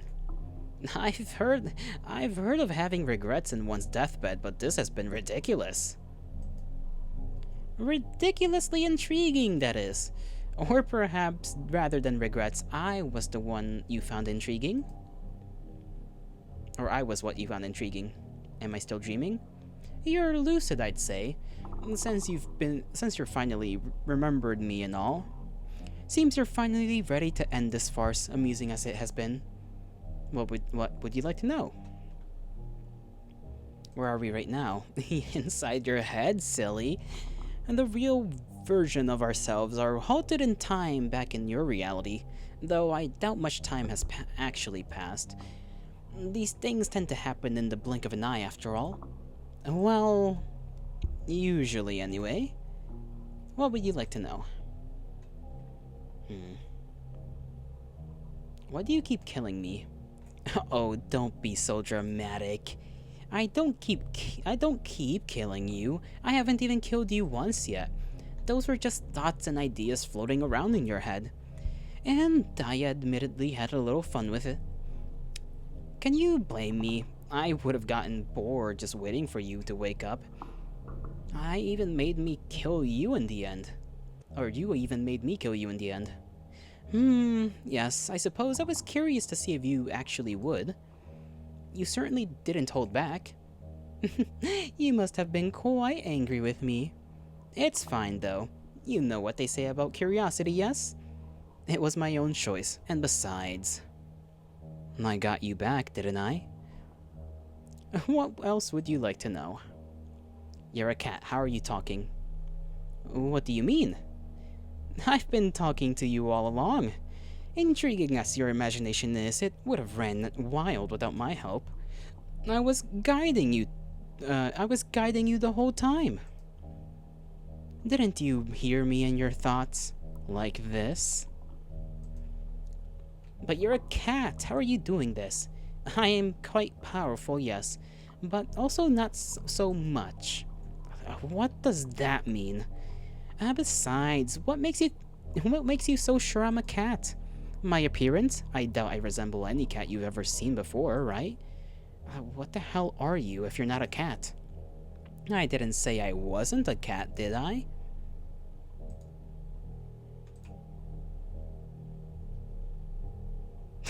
Okay, you goober. I could be a demon, or a god, or an alien from another galaxy, or an interdimensional abomination. Or I really could just be a cat. It doesn't really matter what I am, does it? Certainly what I can do would be a more pressing matter, yes? A real cat wouldn't have done all this. You're really hung up on appearances, aren't you? Do you have some kind of proof that cats don't possess powers like mine? I doubt it. And you know, it's pretty rude of you to keep going on and on about what I am. And before you've even asked who I am or what my name is. Okay, then what's your name? Well, I'm not going to tell you now. Learn some manners first and we'll see. Well... maybe in your next life anyway. What else would you like to know? What do you want? Well, if we're talking about my original goals, those are a bit personal, I'd say. You'd say. Anyways, things have changed. Right now? Well, presently, I'd like to have some more fun with you. Your company has been very entertaining thus far. Given more time, and under different circumstances, perhaps we could have been even been... And, well, all good things must come to an end. You can't truly want to spend what little time you have left in regret and delusion, right? Alternatively, I'm also quite hungry after waiting so long for you to wake up. At this point, I could go either way. Have I satisfied your curiosity now? I have one more question. Why me? Why call out to me of all people? All I did was call out for someone to hear me. I called out, and you were the first person who came to me. Simple as that. You were hoping for some special reason? I'm afraid I don't have one. Everything I've come to like about you were things discovered after our initial encounter. So there's no big reason for any of this? The reason is far less interesting than the results that came about from our interactions. I only called to satiate my hunger, but in doing so I found something far more valuable. And I know for a fact that regardless of how this plays out, I will never forget you. What do you mean? I've taken a liking to you, human, and so I'll grant you another chance. Another choice.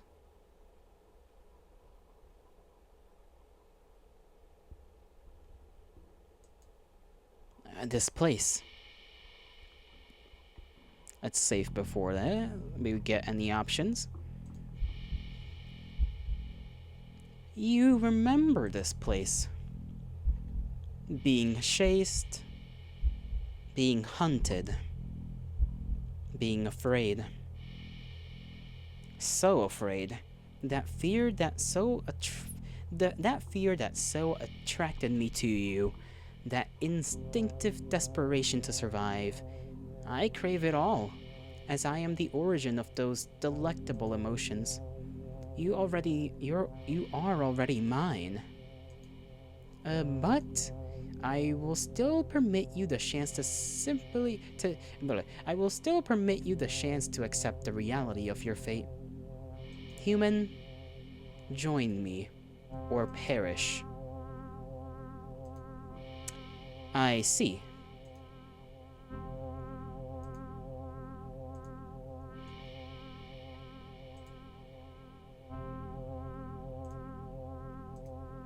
I'd rather die. Let's go with that first. I see. Then there's nothing left to say.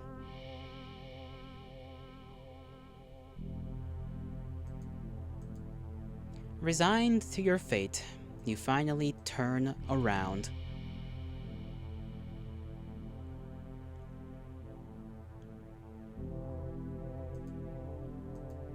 It's enormous, shapeless, billowing like thick smoke in the wind. The shadow-like entity towers above you, so high it looks like the sky poured it down to the earth. It's still pouring it even. It is unfathomable that your tiny world is even able to stand under the weight of the reality of such a being's existence, and that you and your fragile mind haven't fallen to ruin as well.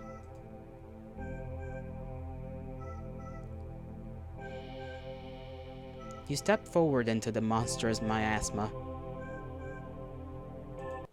and offer yourself to it.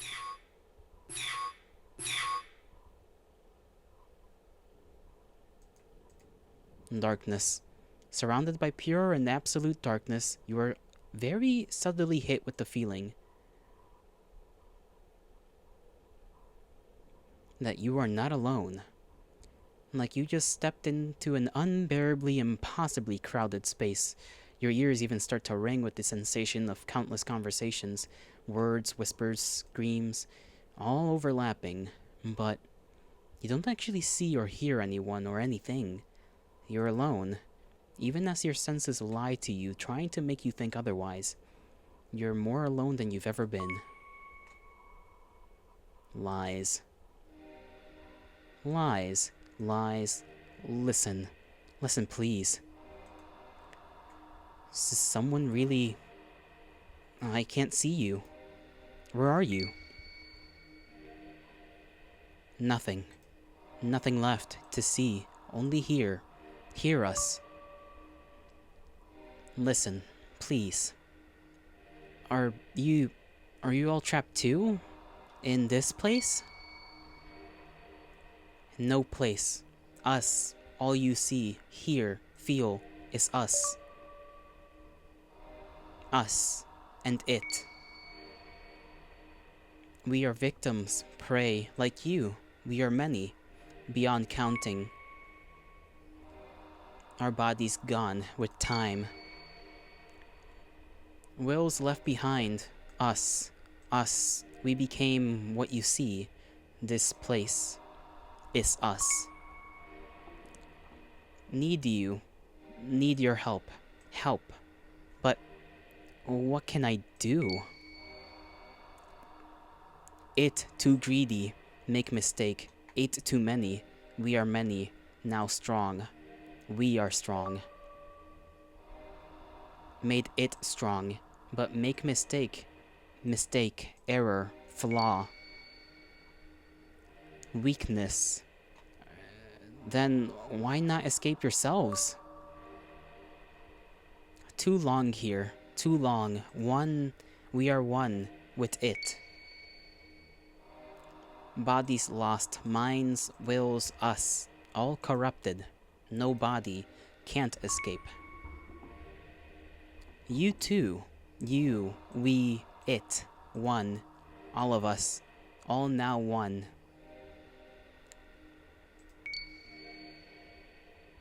But you. New. Fresh. Body.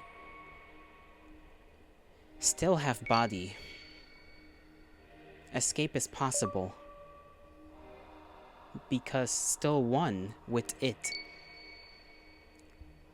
Even just you, if escape, with mind, with body, it would unravel. Lose power, lose strength, lose us. Us, set free, forever, finally, escape, help. How do I do that? Remember it lies. Hidden in truths, lies, lies. Escape, push forward, it lies. Persist. Persist. Persist. Persist. Okay, that's literally our only option here.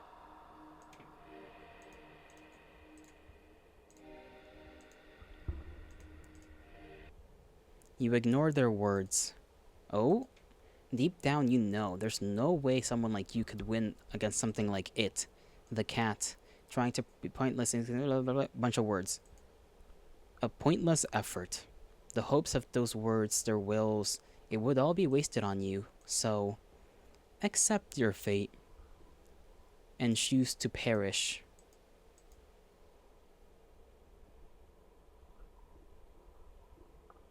You're not sure how long it takes, but their pathetic pleas eventually grow silent. You almost wish they would have simply turned to insults and threats. The silence, this endless silence, it bears the weight of your guilt and shame. Long after your body fades away, becomes one with me.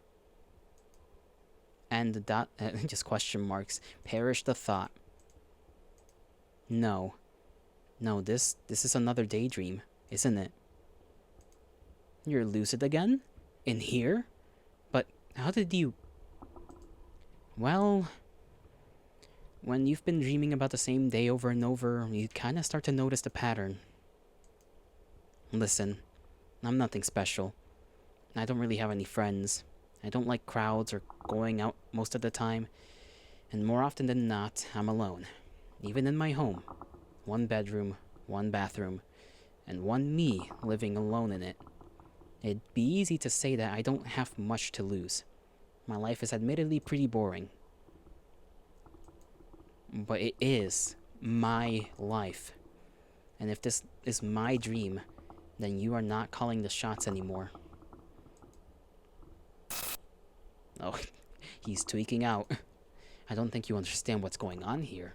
No, you're the one who who isn't getting it. You called me. You're the one who needs me. Whether it's to eat me or kill me or make me yours forever, it doesn't matter. I'm done here. I'm going home. You forget yourself, human. You ungrateful little creature. I gave you my patience, my attention, my love, and you think you can just leave? I didn't have to, you know. I could have just eaten you whenever I liked, but instead, I gave you the time to understand, time to accept what was happening. I gave you a choice. You, an unremarkable little nothing of existence whom no one would even notice was missing if I'd just taken you as I pleased, dreaming away about endless possibilities, never having to worry about permanent consequences ever again, about choosing wrong. A little world all your own inside your head. I offered it all to you. I gave you the choice to join me and have it all. And you refused. You said you'd rather die, didn't you? And yet here you are, trying to get back on your choices. Only to continue to reject me. To reject my love. So foolish. So ungrateful. Just like the others, you don't even know what you want. Another bundle of contradictions. You wish for solitude, yet you fear being left alone. You fear being forgotten, undesired, unloved. Yet even I thought I loved you. Even though I love you and desire you. Even though I promised to never forget you.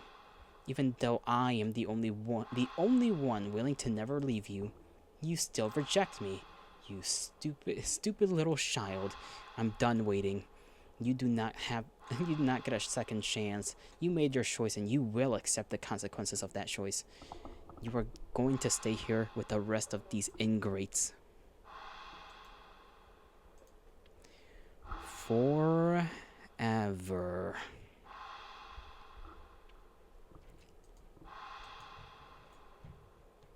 Haven't you ever heard of changing your mind? Such a thing doesn't erase your original decision. It has been permanently etched into reality. Do you think yourself so important that you are above facing the truth of that reality? No, but that doesn't mean I can't do my best to make things right. I'm still here, aren't I? That means I can always make choices, better choices. You gave yourself to me. You are already a part of me.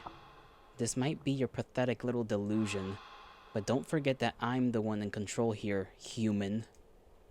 Oh yeah, that's right. Those twisted choices in my dreams were all you, weren't they? We help, running, and dream.exe. What's persist? What are you doing, you useless traitors? Stop! I think it's about time I started making my own choices. And we get flashbanged. Just flashbang.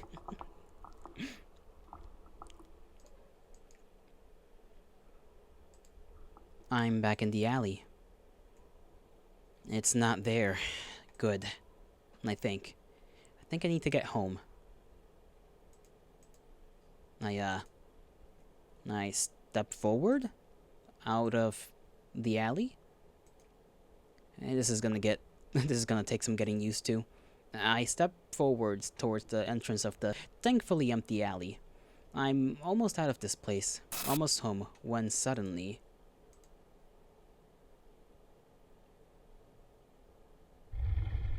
You... Uh-oh.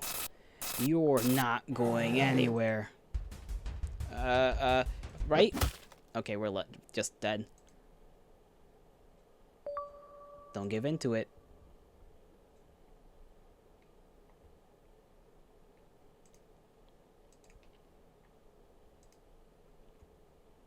Persist. I need to dodge away from it.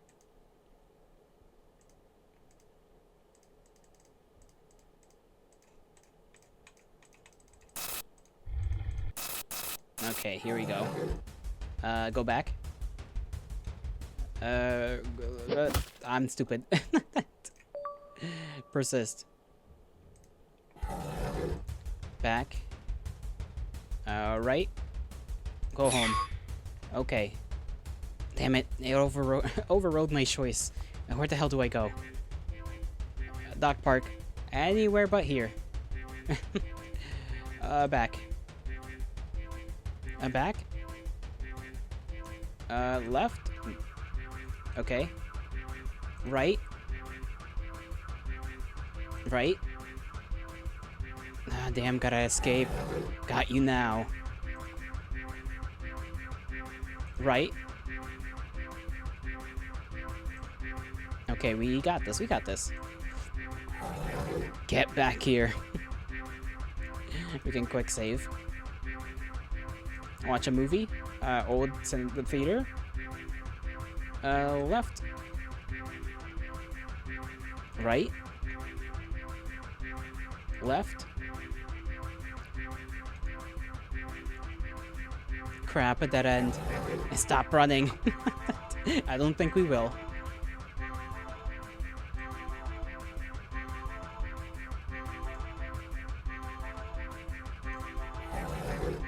Get back here.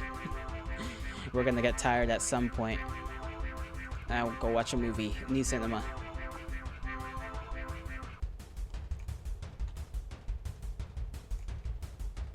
Quick save. Left. Right. Oh, dead end. Where do I found you?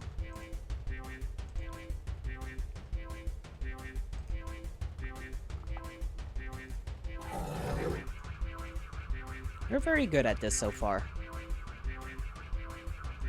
Oh, wrong choice. Okay. You're almost there. Just quick load.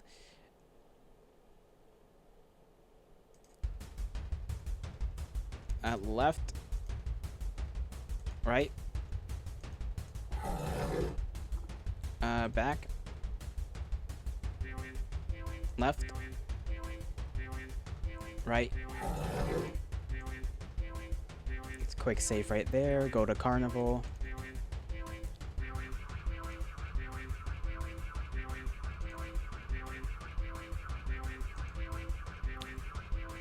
Gonna focus up a little bit. How do I get out? No escape. I almost didn't pick an option.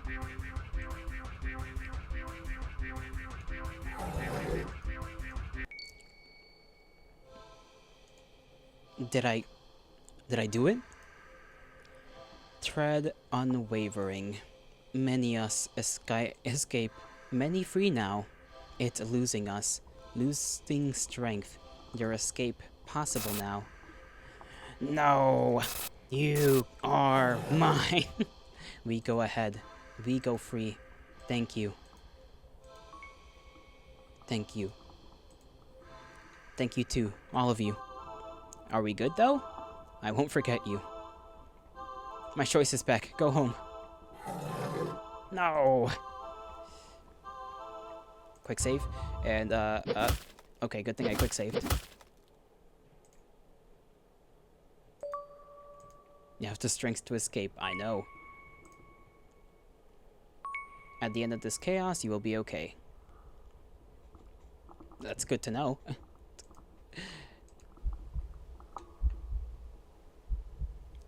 Right? It's a little harder to see the claws in that, like, thing.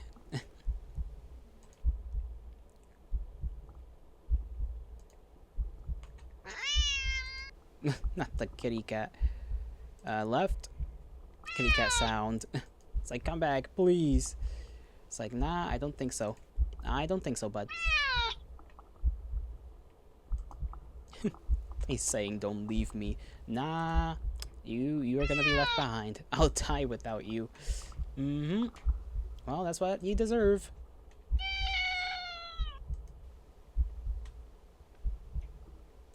We keep going. We keep it going. This is the bedroom. Push forward. Yes.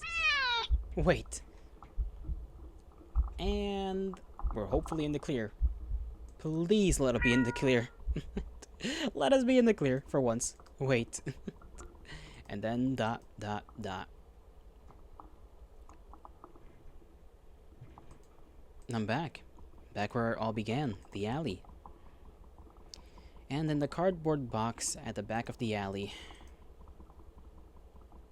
Oh my goodness, he's just sludge. There you are. You look nothing like the impossibly cute cat I met. Well, what feels like a lifetime ago. After escaping and raising the wills of all of your victims, all that's left of you now is an inky black blob seething up to me. The endless hatred pouring out of your singular eye doesn't scare me at all. Do not take this cat home. Don't leave. You're mine. No, I'm not. You took them away. They were mine, and now they're gone. You took them away. You took everything from me. They weren't yours either. Alone. You never had to be. If you were lonely, you could have just been their friend. But you didn't want friendship. They left because you tricked them, kidnapped them, hurt them. You stole their lives, their time, never to get any of it back. You brought this on yourself. You are perfect. I'm not. You are. Don't need the others. Just need you. Stay with me. I won't. Can give you anything. Can be everything for you. No, you can't. You couldn't even before, and definitely can't now, and if you could give me everything I ever wanted and more, I'd still never stay. I love you. No, I do. So much. I love you. I love you, love you, love you, love you. Stop. Maybe you do love me, in some strange, screwed up way I'll never understand. But even if that's the case, it's not enough. Please, don't go. I'll be good. I don't believe you. I promise. I can't trust you. I promise. Just don't leave. Don't leave me alone. Please. I'll die. I'll die without you.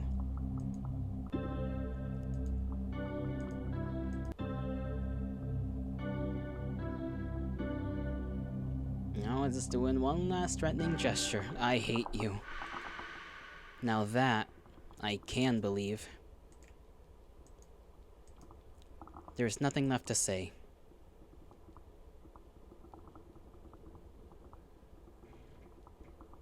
And it goes away. I watch in silence as it fades away into nothing.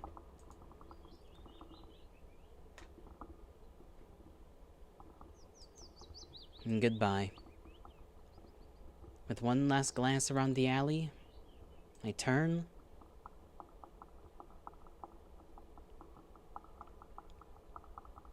and leave.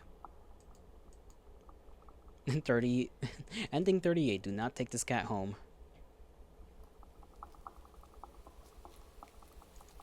Today's been surprising.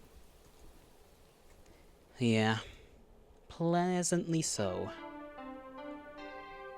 A day off that started with admittedly crummy weather led me to the old theater, where I enjoyed the movie by myself. My laughter filled up the entire the empty theater. The rain had stopped by the time the movie was over, and I was in such a good mood I hopped over to the not-so-new cinema, not to watch another movie, but to play around in the arcade, earning a few high scores. With the gamer in me awakened, I went to the carnival to play some more, and was humbled fairly quickly. But I did manage to win a small stuffed animal at the ring toss booth. The design is questionable, and I freaking love it. The rides weren't so bad either. I got inducted into a group for a bit while waiting in the line at the Ferris wheel, fawning over our shared mistrust of carnival games vendors. I even shared a carriage on the Ferris wheel with a few of them, and exchanged numbers before we parted ways. I don't know if I'll ever see them again, or if any of them will ever call me, or if I even have it in me to call any of them, but having options to do so is nice. It feels nice. Baby steps. After all, even the tiny bit of interaction, though fun, exhausted me. So I went to recharge at the dog park, feeling rejuvenated at the sight of dogs, old, young, big and small, all running around. Happy and carefree. A few of the owners even let me take pictures. Yeah, today was a good day.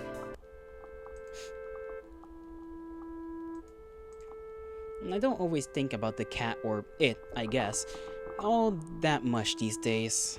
It was hard at first, in the immediate days and weeks that followed. What happened to me was all I could think about. There were days I blamed myself, days I questioned my choices. I went back to the alley more times than I want to admit. The feeling that always went through me at the sight of that empty cardboard box was so indescribable, so overwhelming. I'd sometimes break down and cry right where I stood. It took a while, but eventually that strange emotion became clearer and clearer, until I had the courage to recognize it for what it was. Relief. I'd been afraid to feel it for so long, terrified to let my guard down. But that sense of relief finally returned. Relief that it was gone. Relief that I was free to save my life. To live my life. Sorry. However simply or extraordinarily I wished, the one it had imprisoned. I never heard their voices again either. But that's for the best. Living here and now, never forgetting what they did for me, and what I did for them too. For now, I think that's enough. At least I hope so. And that wherever they are finally at peace. I'm fighting for my own peace too. One day at a time. One tomorrow after another.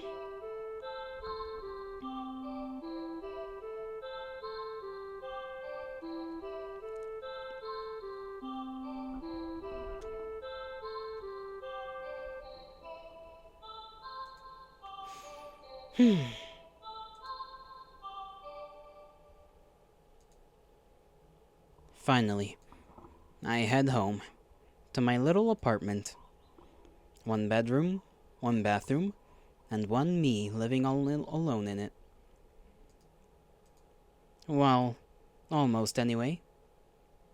I'm home, baby! A little kitten flails as it awkwardly runs over and meows up at me. Oh, it's a little baby. I kneel down, looking fondly at its hazel green eye. The poor thing had been hurt and starving when I found it a few weeks ago, but it certainly got its energy back after a little food and care. Did you miss me? Hungry, huh?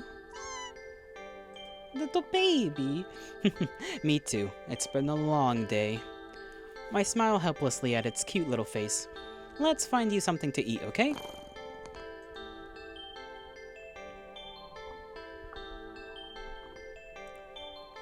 Well, I guess there is one more thing living in my home.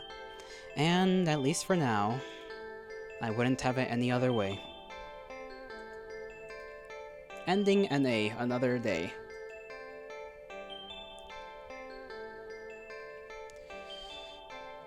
Whew, there we go. That one was kind of a long one.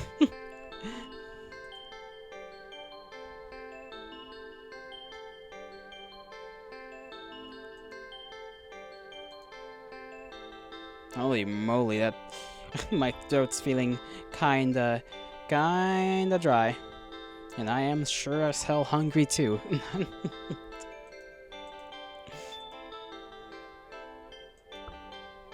And thank you for playing. Thank you for making the game. The end. Yippee! I know we technically have a few endings left, technically, I think. And I think they're all at that ending section.